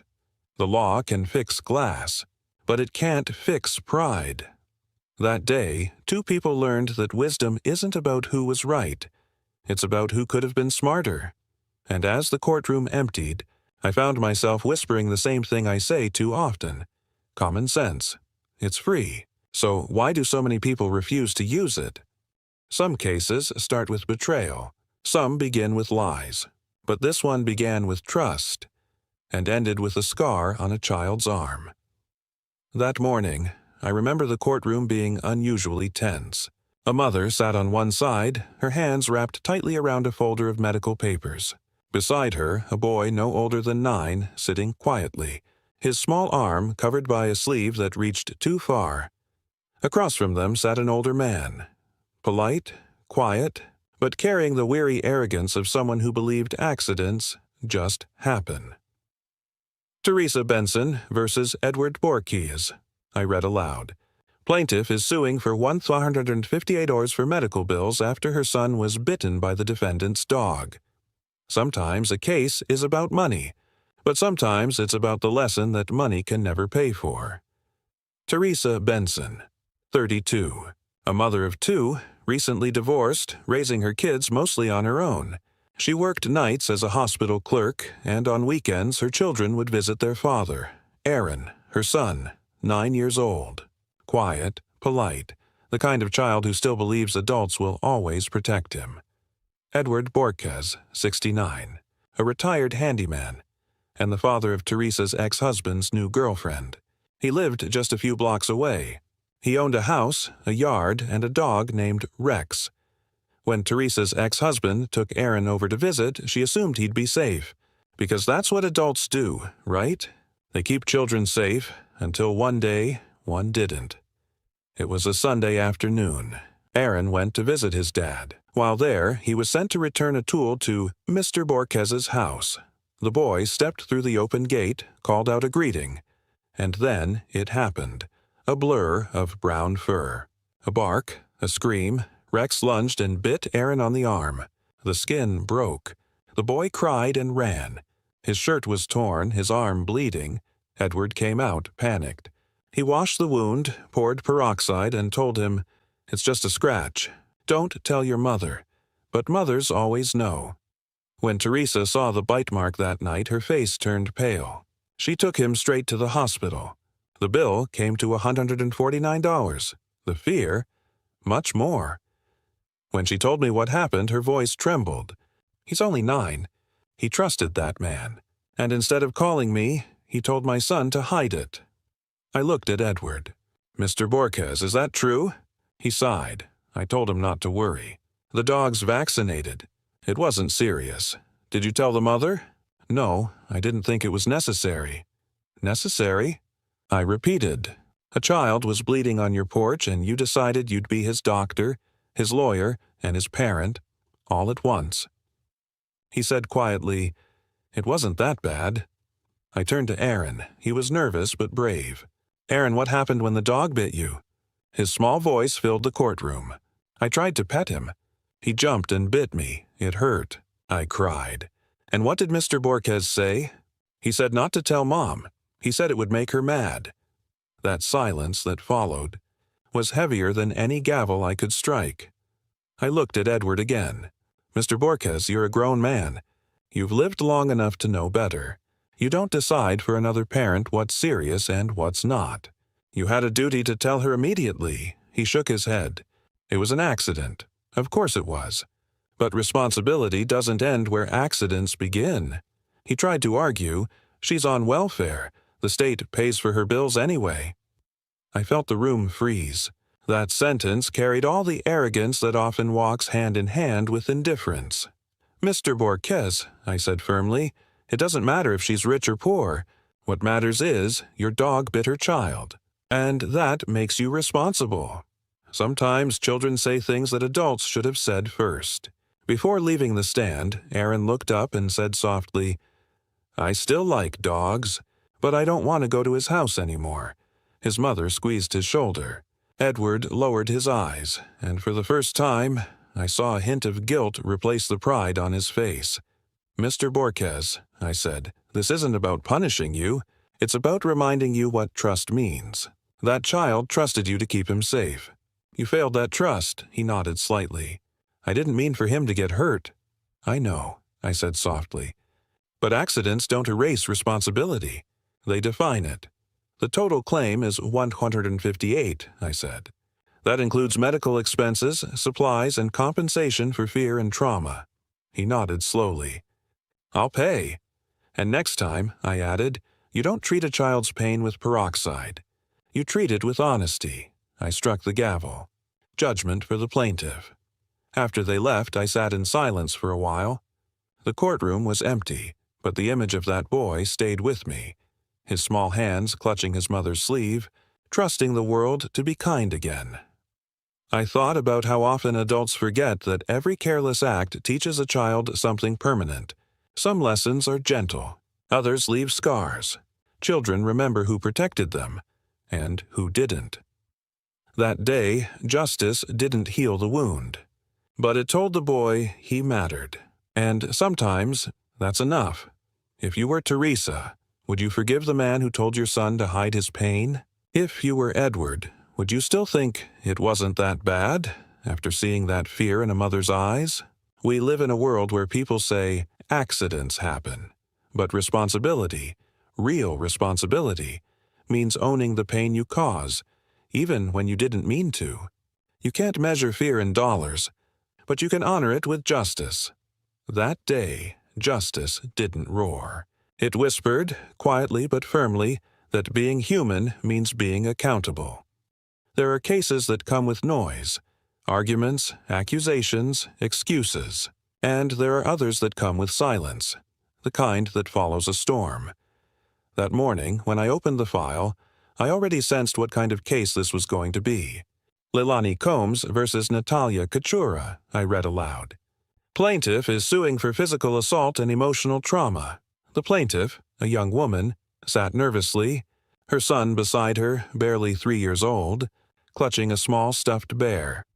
Across from her sat the defendant, a woman in her mid-20s with eyes cold, guarded, but trembling beneath the surface. I looked at both of them and thought, this wasn't just another argument between women. This was a collision between pain, anger, and fear. Leilani Combs, 21 years old. A college student, part-time worker, and single mother. Her son, Jacob, was everything she had left after a failed relationship. Natalia Kachura, 25. A friend she met through mutual acquaintances.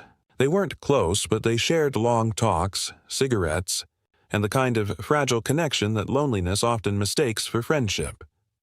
It began with kindness. Leilani would stop by Natalia's apartment to use her phone, sometimes bringing Jacob along. But friendship turned sour, and one afternoon, anger replaced empathy. "Ms. Combs," I said, "tell me what happened." Her voice shook as she began. I went to her apartment to use the phone. We were fine at first. Then she started yelling, saying I was gossiping about her. Before I knew it, she pulled my hair, put me in a headlock, and started hitting me. I could see her hands trembling as she spoke. My son was there, Your Honor. He was screaming, trying to pull her off me. I turned to the little boy sitting in the front row. He was hugging his toy tighter now. I didn't need to ask him anything. His silence said it all. I turned to Natalia. "Ms. Kachura, did this happen?" Her jaw tightened. "There was a fight, yes. But she started it. Did you hit her?" She hesitated. "I defended myself." The courtroom grew quiet. You could feel the tension pressing on everyone's chest. "Ms. Kachura," I said slowly, "this isn't a playground argument. This was a violent attack in front of a child. Do you understand that?" She said nothing. I continued. "You put your hands on another person, in front of her 3-year-old son, and you call that defense?" Her eyes flickered, not with guilt, but with something else. The fear of realizing she had no control left to claim. Leilani wiped her eyes and said softly, "My son keeps asking, 'Mommy, is that lady coming back?' He wakes up at night crying. He says he saw her hurt me." Her voice broke. "I don't know how to make him feel safe again." I nodded slowly. Children remember what adults try to forget. They don't forget violence. They absorb it. I turned to Natalia. "Do you have anything to say?" She stared down at the table. "I'd like to speak to an attorney." And just like that, the wall came up, and the silence filled the room again. When someone invokes their right to counsel, I stop pressing. But that silence often says more than any confession. I looked at her, a young woman so consumed by pride she couldn't even apologize. Then I looked at Leilani, a mother trying to hold herself together in front of her son. In that moment, I realized this case wasn't about punishment. It was about breaking the chain of violence before it reached that little boy. I took a deep breath. "This case will be postponed. Miss Kachura, you may consult your attorney, but I want you both to listen carefully." They both looked up. Justice doesn't heal bruises. It only tells the truth about how they got there. If you want peace, you'll have to find it outside this courtroom, in the choices you make after today. After they left, I stayed at my bench for a while. Sometimes silence lingers longer than arguments. I thought about Jacob, that small child who had seen too much. He didn't understand what assault meant. He just knew his mother was hurt, and the world wasn't as safe as he thought. I thought about Natalia, too, and how anger, once unleashed, rarely stops where it's meant to. People think violence ends when the hitting stops. It doesn't. It echoes, in the silence of those who witnessed it. If you were Leilani, would you ever trust again? Would you let your child see the world as kind when you've seen how cruel it can be? And if you were Natalia, could you look at that child's face and still call what you did self-defense? Anger doesn't make you strong. It makes you small. Apology makes you human. That day, I didn't hand out a punishment. I handed out a pause. A moment for two women to hear themselves in the silence they'd created. And maybe, just maybe, someone in that room understood that sometimes the loudest lesson is the one that isn't shouted. Violence never starts with fists. It starts with words, with resentment, with a silence that turns sharp. But when it ends, it leaves behind something harder than bruises, the fear of it happening again. That's the real damage, and no court in the world can undo it. When anger raises its voice, wisdom leaves the room. That day, justice wasn't about guilt or innocence. It was about breaking the echo of a cycle that had already reached the next generation. There are cases that come with noise, arguments, accusations, excuses, and there are others that come with silence, the kind that follows a storm. That morning, when I opened the file, I already sensed what kind of case this was going to be. Leilani Combs versus Natalia Kachura, I read aloud. Plaintiff is suing for physical assault and emotional trauma. The plaintiff, a young woman, sat nervously, her son beside her, barely 3 years old. Clutching a small stuffed bear, across from her sat the defendant, a woman in her mid-20s with eyes cold, guarded, but trembling beneath the surface. I looked at both of them and thought, this wasn't just another argument between women. This was a collision between pain, anger, and fear. Leilani Combs, 21 years old, a college student, part-time worker, and single mother. Her son, Jacob, was everything she had left after a failed relationship. Natalia Kachura, 25, a friend she met through mutual acquaintances. They weren't close, but they shared long talks, cigarettes, and the kind of fragile connection that loneliness often mistakes for friendship. It began with kindness. Leilani would stop by Natalia's apartment to use her phone, sometimes bringing Jacob along. But friendship turned sour, and one afternoon, anger replaced empathy. "Ms. Combs," I said, "tell me what happened." Her voice shook as she began. I went to her apartment to use the phone. We were fine at first. Then she started yelling, saying I was gossiping about her. Before I knew it, she pulled my hair, put me in a headlock, and started hitting me. I could see her hands trembling as she spoke. My son was there, Your Honor. He was screaming, trying to pull her off me. I turned to the little boy sitting in the front row. He was hugging his toy tighter now. I didn't need to ask him anything. His silence said it all. I turned to Natalia. "Miss Kachura, did this happen?" Her jaw tightened. "There was a fight, yes. But she started it. Did you hit her?" She hesitated. I defended myself. The courtroom grew quiet. You could feel the tension pressing on everyone's chest. "Miss Kachura," I said slowly, "this isn't a playground argument. This was a violent attack in front of a child. Do you understand that?" She said nothing. I continued. "You put your hands on another person, in front of her 3-year-old son, and you call that defense?" Her eyes flickered, not with guilt, but with something else. The fear of realizing she had no control left to claim. Leilani wiped her eyes and said softly, "My son keeps asking, 'Mommy, is that lady coming back?' He wakes up at night crying. He says he saw her hurt me." Her voice broke. "I don't know how to make him feel safe again." I nodded slowly. Children remember what adults try to forget. They don't forget violence. They absorb it. I turned to Natalia. "Do you have anything to say?" She stared down at the table. "I'd like to speak to an attorney." And just like that, the wall came up and the silence filled the room again. When someone invokes their right to counsel, I stop pressing. But that silence often says more than any confession. Looked at her, a young woman so consumed by pride she couldn't even apologize. Then I looked at Leilani, a mother trying to hold herself together in front of her son. In that moment, I realized this case wasn't about punishment. It was about breaking the chain of violence before it reached that little boy. I took a deep breath. "This case will be postponed. Ms. Kachura, you may consult your attorney. But I want you both to listen carefully." They both looked up. Justice doesn't heal bruises.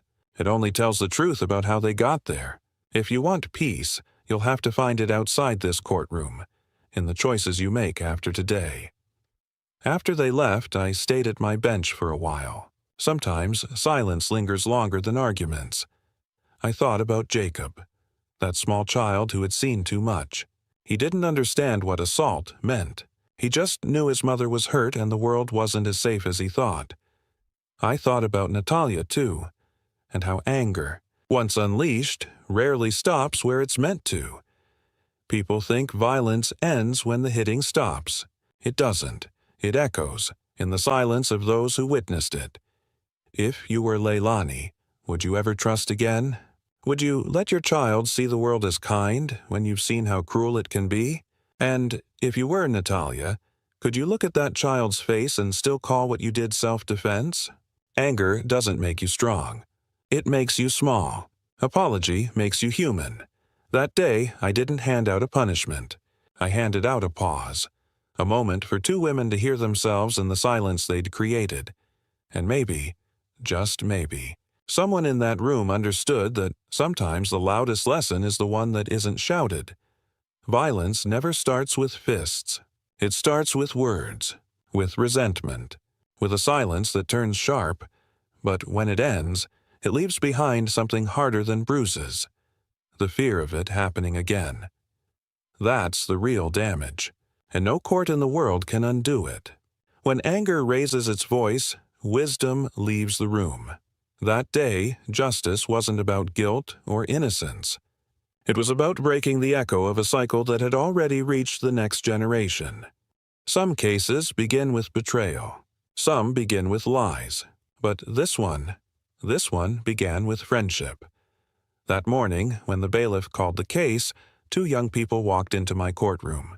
They looked too familiar to be strangers, but too bitter to still be friends. Melanie Baker versus David Penny, I read aloud. Plaintiff is suing for $600. Money loaned to help the defendant avoid eviction. She stood straight, her jaw tight. The kind of strength that comes from disappointment, not confidence. He slouched, smirking slightly, the kind of smirk I've seen from people who think charm can rewrite truth. This wasn't about $600. It was about respect and how easily people mistake kindness for weakness. Melanie Baker, 23, an insurance clerk, hardworking, independent, the kind of woman who believed in helping people because she wanted to be helped once, too. David Penny, 25, a bartender, charming, quick-witted, and allergic to responsibility. He had an easy laugh and a short memory, especially when money was involved. They'd been friends for a couple of years. Not lovers, but close. Close enough that she'd answer his call at midnight. Close enough to believe him when he said, "I'll pay you back. I promise." But promises, as I've learned, are cheap when spoken by people who've never paid a debt in their lives. It was a Tuesday night when he called her. She was home eating takeout, half watching TV, when the phone rang. "Mel, it's me. Listen, I need a favor. Just for a few days. I'm behind on rent. My landlord's threatening to evict me. I swear I'll pay you back next paycheck." She hesitated. Not because she didn't trust him, but because she'd heard that same tone before. The voice of someone who knew exactly which strings to pull. But in the end, she said yes. Because that's what good people do. They help. She took $600 from her savings, handed it to him the next morning, and said, "Don't make me regret this." He smiled, hugged her, and said, "You won't. I'm good for it." He wasn't. Weeks passed. No repayment. No calls returned. Then one night Melanie saw David at the bar where he worked, laughing, buying drinks for others. She confronted him. He shrugged. "I'll get you your money." "Chill out." A week later, she learned he had started dating her best friend. When she asked again about the money, he snapped, "You're just mad because I didn't choose you." That was the moment friendship ended, and the lawsuit began. "Ms. Baker," I began, "tell me why you're suing Mr. Penny." She held her ground. "I lent him $600 so he wouldn't be evicted. He promised to pay me back. It's been 6 months." I turned to David. "Mr. Penny, is that true?" He leaned back, smirking. "She's exaggerating. She said she wanted to help. It wasn't a loan. It was a gift." "A gift?" I repeated. "Yes, we were close. She told me not to worry about it." Melanie's voice rose. "That's not true. He said he'd pay me back. He even wrote it down." She handed me a slip of paper, a note dated and signed. I read it aloud. "Thanks, Mel. I'll pay you back as soon as I can." "Dave," I looked at him. "So you did write this?" He shrugged. "Yeah, but I didn't mean legally. It was just a note." "Mr. Penny," I said, "words don't stop being real just because you wish they didn't count. That's not how responsibility works." He laughed nervously. "She's just mad I dated her friend. That's what this is about." I leaned forward. "No, this is about you taking money you didn't earn and pretending it came without strings." He rolled his eyes. "Whatever. That word. Whatever. I've heard it 1,000 times. It's the anthem of people who think maturity is optional. I tapped my pen. You're 25 years old, Mr. Penny. It's time you learned something. When someone saves you from the street, you don't pay them with insults. Ms. Baker, I asked, why did you lend him the money? She hesitated. Because he was my friend. Because he said he'd learned from his mistakes. Because I thought he needed help, not pity. Her voice softened. I didn't expect to lose both my money and my friend. I nodded slowly. That's the problem with lending to friends. You risk more than cash. You risk the friendship. I turned to David. Anything you want to say before I rule? He shook his head, muttering, She's overreacting. I stared at him. No, Mr. Penny, she's growing up. I straightened the papers in front of me. Judgment for the plaintiff, $600. He blinked. That's it? That's it. You owe her $600 plus court costs. And you might owe her an apology, but that's one debt I doubt you'll ever pay. He scoffed. Melanie smiled weakly, not because she'd won, but because she could finally close that chapter. After they left, I sat for a moment, thinking about how often I see this same story. Good people lending money out of love or loyalty, and learning too late that not everyone measures friendship the same way. Money doesn't change people. It just reveals them. David wasn't a villain. He was ordinary, the kind of man who thought kindness was a free pass. But every debt, no matter how small, writes your name in someone else's trust. And when you refuse to pay, you don't just lose the money. You lose your place in their heart. If you were Melanie, would you have lent the money? Would you still believe in friendship after being betrayed by it? And if you were David, would you rather keep the $600 or your dignity? Friendship isn't about owing nothing. It's about owing honesty. That day, I didn't just settle a small claims case. I settled a debt between two people, one who gave too much, and one who never learned what giving means. And when the courtroom emptied, I found myself thinking the same thought I've had for years. The law can make you pay, but only character can make you grateful. Some cases start with anger, some with misunderstanding, but this one began with fear. That morning, when the bailiff called the case, I watched a woman walk into my courtroom with quiet strength. She was composed, but her voice still trembled when she said her name. Across from her sat a man, older, heavier, arms crossed like he was still defending something that didn't need defending anymore. Colleen Bentley versus Daniel O'Brien, I read aloud. Plaintiff is suing for damage to her car caused by the defendant's outburst. The file said it simply, assault on vehicle. But behind those words was a story of fear, anger, and the dangerous illusion that violence can ever make things right. Colleen Bentley, 41 years old, dog walker, kind-hearted, meticulous, the kind of woman who double-checks everything, locks every door, and never drives above the speed limit.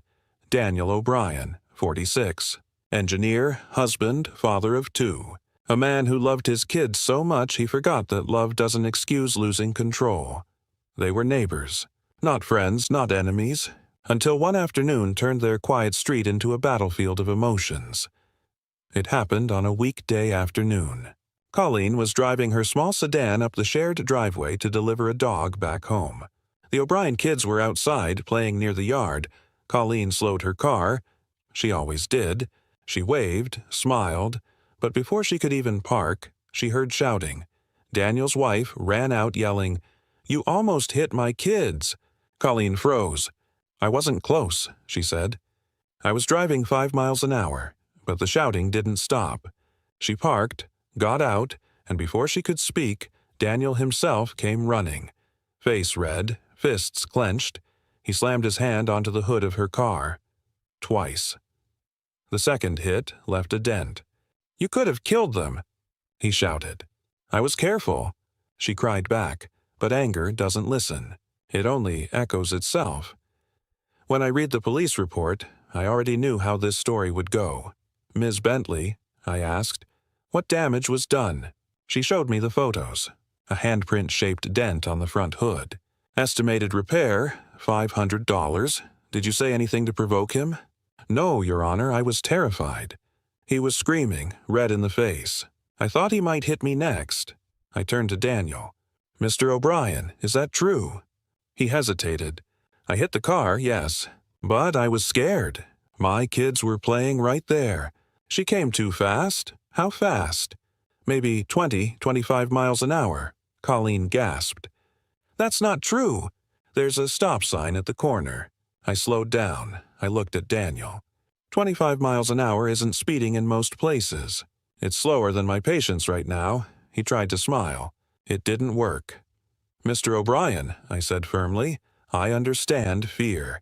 Fear makes people do strange things. But fear is not a license to destroy property. He started to protest. I was protecting my kids. I cut him off. You protect your kids by teaching them safety, not by breaking things when you panic. He lowered his eyes. And for the first time, I saw not anger, but shame. I asked him, Did your wife ever tell you to calm down? He nodded. She tried. I didn't listen. Why not? He sighed. I thought I was right. There it was. The real truth. Not fear, not protection. Pride. Fear often comes with love. Pride comes with ego. And when they meet, they make people justify anything, even violence. I turned to Colleen. You didn't fight back? No, Your Honor. I got back in my car and called the police. That answer, quiet as it was, carried more strength than Daniel's fists ever could. She continued. I wasn't angry. I was disappointed. I walk his dog sometimes. I thought he knew me. Her voice cracked. He scared me, and he didn't even apologize. Daniel looked down again. You could feel his regret crawling up through the silence. I looked at both of them, and for a moment, I imagined what his children must have seen. Their father shouting, hitting, teaching them that anger is louder than patience.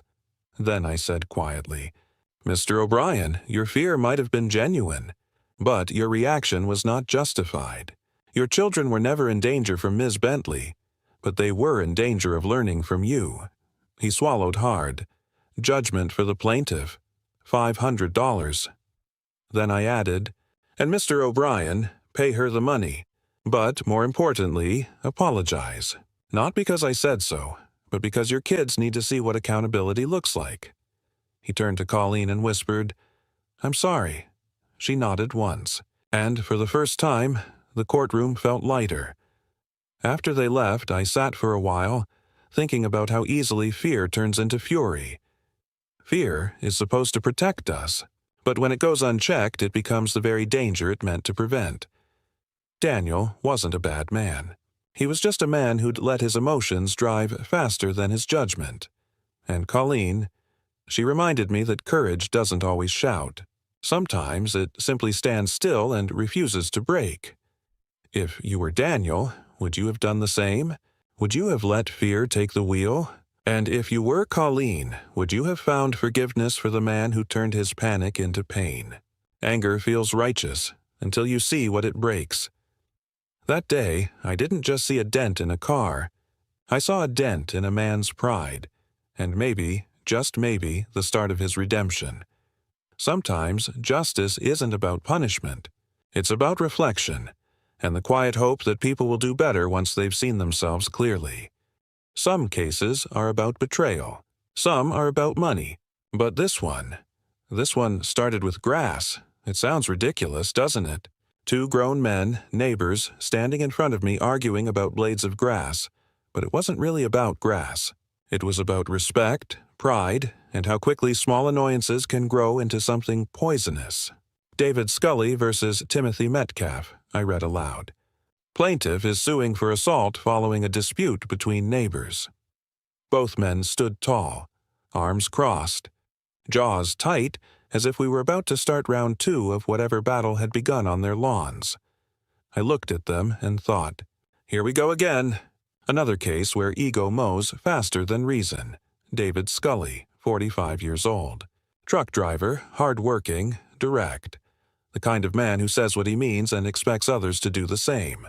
He lived alone in a small suburban house, took pride in his yard, and spent weekends cutting grass and washing his truck. Timothy Metcalf, 43. City employee, married, father of 2.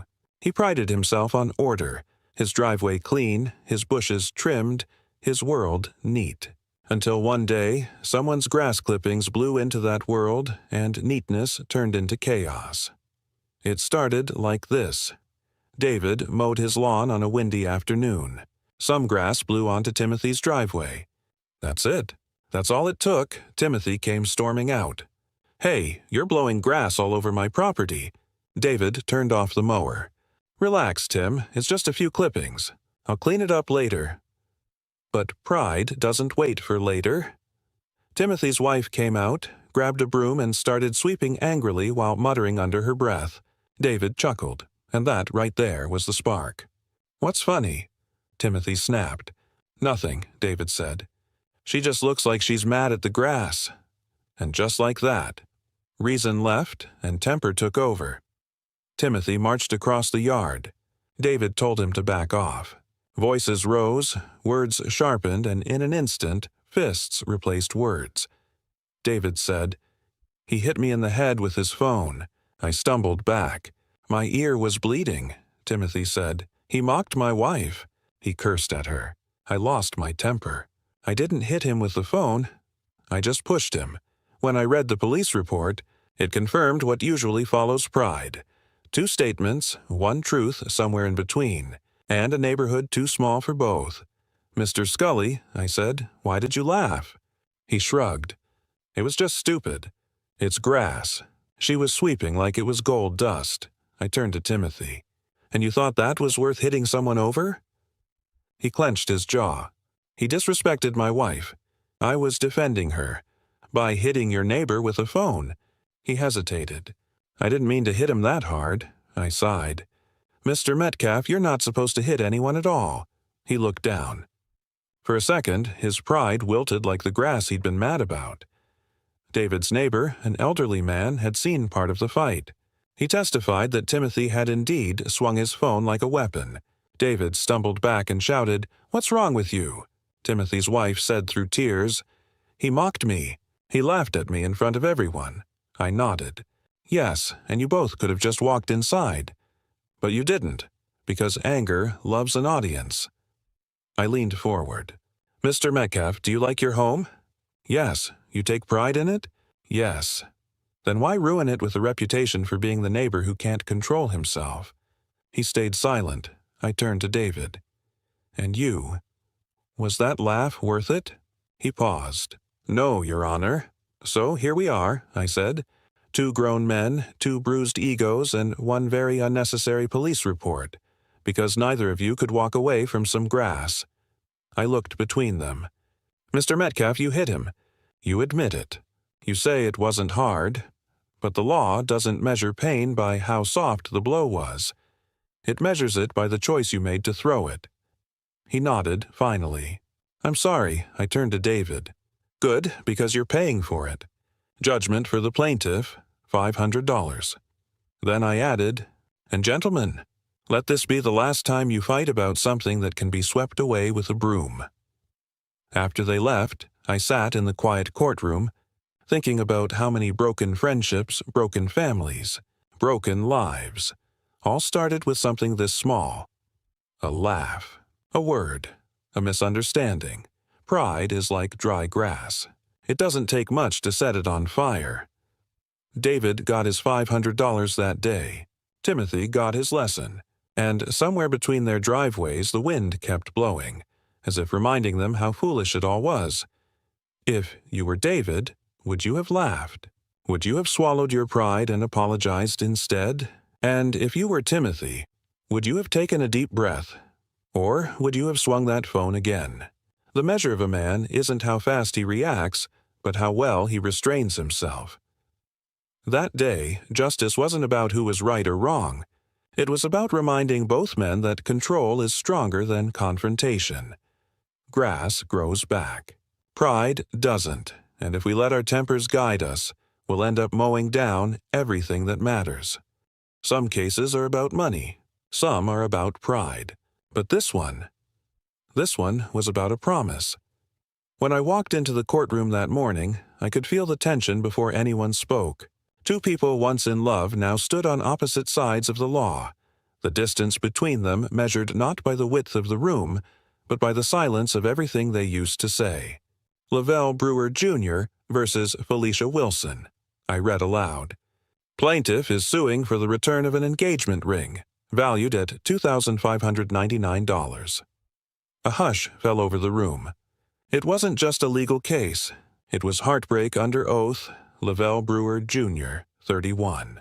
A software engineer, meticulous, ambitious, and maybe a little too sure that logic could fix everything, even love. Felicia Wilson, 27. A nurse, warm, passionate, and tired of giving more than she got. They met at a church picnic, fell fast, and within 6 months, he proposed with a diamond ring that glittered like the promises they both wanted to believe. But love, as I've learned, shines brightest right before it breaks. At first, they were inseparable. He adored her strength.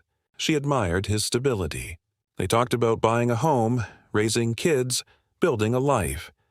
But soon, cracks began to show. Lavelle was controlling, always questioning where she went, who she talked to, why she worked late. Felicia said, "He didn't like that I was independent. He wanted to be my everything." Lavelle said, "I just wanted commitment." She wanted freedom. The arguments grew louder, the distance longer, until one day Felicia walked out, and the ring stayed on her hand. "Mr. Brewer," I began, "tell me why you're here." He straightened his tie. "She broke off the engagement, Your Honor. That ring was given on the condition of marriage. She didn't marry me, so I want it back." I turned to Felicia. "Ms. Wilson?" She sighed. "I gave everything to him. My time, my heart, my peace. That ring was a gift. He doesn't get to take that back." I raised an eyebrow. "So you ended the relationship?" "Yes. Why?" Her eyes welled up. He was controlling. He'd call me 20 times a day. If I didn't answer, he'd show up at my job. Lavelle jumped in. "She's exaggerating." "I cared about her safety." I lifted a hand. "Stop, this isn't therapy." "It's court." Lavelle handed me a small folder. Inside were letters, love notes, text printouts, and a receipt for the ring. "Proof," he said. She accepted it as an engagement ring. I looked at Felicia. She nodded. "Yes, I accepted it, but I didn't promise forever." "Actually," Lavelle said quietly, "you did." He handed me a card, written in her handwriting. "To the man I'll marry. My heart, my future, my forever." The courtroom fell silent. Felicia closed her eyes. I looked at her gently. "Ms. Wilson, that's a beautiful note. But promises like that don't survive courtrooms. They survive commitment. And you ended that," she shook her head. "You don't understand. He scared me. He tracked my calls. He showed up unannounced. I had to end it." Her voice cracked. "I went to the hospital because of stress. I was diagnosed with bipolar disorder. He didn't help. He made it worse." For a brief moment, the anger in Lavelle's face melted into guilt. "Ms. Wilson," I said softly, "I'm sorry for what you've been through. But this case isn't about feelings. It's about ownership. You ended the engagement, and under the law, the ring returns to the giver." She whispered, "So even after everything, I still have to give it back?" "Yes," I said gently, "because the ring isn't a reward for love. It's a contract for marriage. And when that contract ends, so does the right to keep it." Her tears fell quietly. He looked at her. And for a moment, both of them seemed to forget the courtroom. They were just two people watching the ghost of what could have been. I took a breath. Judgment for the plaintiff. Mr. Brewer will receive $2,599, the value of the engagement ring. I paused, then added softly, "But Mr. Brewer, take this advice. You can get your ring back, but if you don't learn from this, you'll lose something far more valuable next time. Yourself." He nodded. Felicia wiped her tears, and in that fragile silence, justice and heartbreak stood side by side, two things that never truly balance, but must coexist nonetheless. After they left, I sat alone. staring at the empty seats. It's never easy, watching two people who once said forever stand in front of me like strangers. The law is clear. An engagement ring is a conditional gift, given in contemplation of marriage. If that marriage doesn't happen, it must be returned. But clarity doesn't make it easier. Because behind every diamond is a story that once sparkled just as brightly, until someone forgot to take care of it. If you were Lavelle, would you fight for the ring or for closure? And if you were Felicia, would you return it easily or hold on to it as the last piece of what was once love? The law can return a ring, but it can't return what was lost between two people. That day, I didn't just settle a lawsuit. I closed a chapter for two people still standing in the ruins of what they once built together. And as I left the bench, I thought to myself, the heart may break in private, but in my courtroom, it still has to tell the truth. Some cases are about betrayal. Some are about greed. But this one was about a board game, a toy, a piece of cardboard and plastic worth $375. And yet, by the time this case reached my courtroom, that toy had destroyed a friendship that neither side could ever play back again. Marcy James versus Ben Morgan, I read aloud. Plaintiff is suing for the return of a collectible board game and damages for emotional distress. The plaintiff, young, focused, with the intense calm of someone trying hard not to explode. The defendant, casual, dismissive, smirking as if this was beneath him. But the thing about small cases is this. They often reveal truths far bigger than the claim. Marcy James, 24 years old, a vintage toy collector, not rich but passionate about preserving memories. Every game she owned told a story, and one of her favorites was a 1971 Brady Bunch board game, a rare piece from her late mother's collection. Ben Morgan, 24, a film student, creative, charming, and careless. He was the kind of man who could talk his way out of trouble but not think his way out of responsibility. They were friends, not close enough to fall in love, but close enough to trust each other with the things that mattered. Or so she thought. It started at a party. Ben hosted a film night at his apartment, and Marcy brought her prized Brady Bunch board game for fun. Just something light, nostalgic. The night was loud, messy, and like most things involving too much wine and too little caution, it ended in chaos. When Marcy left, she forgot the game. When she came back to get it, Ben said, "Relax, I've got it. It's safe here. Safe." That word would soon feel like a joke. A few days later, Marcy called to pick it up. Ben said he couldn't find it. A week later, he told her he still had it, but refused to return it. "You broke my camcorder," he said. "I'm keeping your game until you pay for the damage." She was stunned. "What are you talking about?" He said, "You got drunk at the party. You fell with my camera. It's ruined." She denied it immediately. "That's not true. I never touched your camera." But Ben was firm. "You broke it. You owe me $400. Your game covers it." When the case came to me, the tension between them was thicker than the air. "Ms. James," I said, "why are you suing?" She answered simply, "He took my board game and refuses to give it back. It's worth $375. He claims I owe him for a broken camera that I never touched." I turned to Ben. "Mr. Morgan?" He smiled. "She did break it. I saw it on tape." I leaned back. "On tape? You have video evidence?" He hesitated. "Well, not exactly. The footage is gone. The tape broke when the camera fell." "Then how do you know she did it?" "She was the only one near it." Marcy interjected, "There were 20 people in that room." He shrugged. "And you were the drunkest." I looked at him unimpressed. "So, Mr. Morgan, your claim is that she broke your camera, but you have no proof, no witnesses, and no tape?" He nodded. "Yes, ma'am." I turned to Marcy. "Did you damage his property?" "No, Your Honor," I nodded. "Good, then this is simple." Ben smirked. "You're just going to take her word over mine?" I smiled faintly. "Absolutely, because her story is consistent, and yours sounds like it was written by someone who thinks common sense is optional." He rolled his eyes. "Whatever. That word again. The anthem of irresponsibility. Mr. Morgan, I said, you don't get to keep someone's property just because you think they owe you something. This isn't the Wild West. We have laws. He tried to argue. But it's not fair. I leaned forward. Fair? Fair would have been you returning her game the moment she asked. What you did wasn't fairness, it was punishment. And you don't get to punish people just because you feel wronged. He sat back, sulking. I turned to Marcy. What's so special about this game? Her eyes softened. It belonged to my mom. She died when I was 16. We used to play it together every Friday night. The room went still. Ben's smirk faded. She continued. It's not about money. It's about the only thing I have left from her that still feels alive.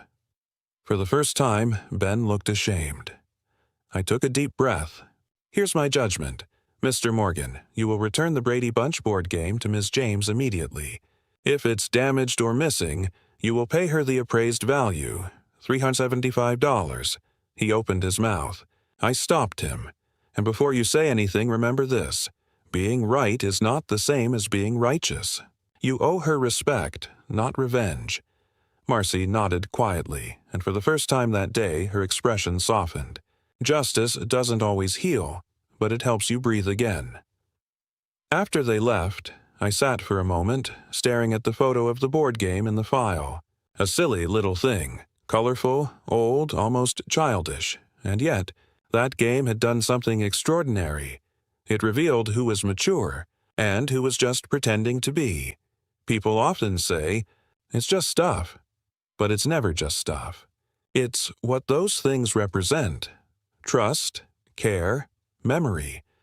If you were Marcy, would you forgive a friend who turned your loss into leverage? And if you were Ben, would you realize that sometimes the most expensive thing you can lose isn't money? It's the way people see you? Possession may be 9/10 of the law, but decency is the other 10th that keeps us human. That day, I didn't just return a game. I returned dignity to a young woman who refused to let someone else cheapen her memories.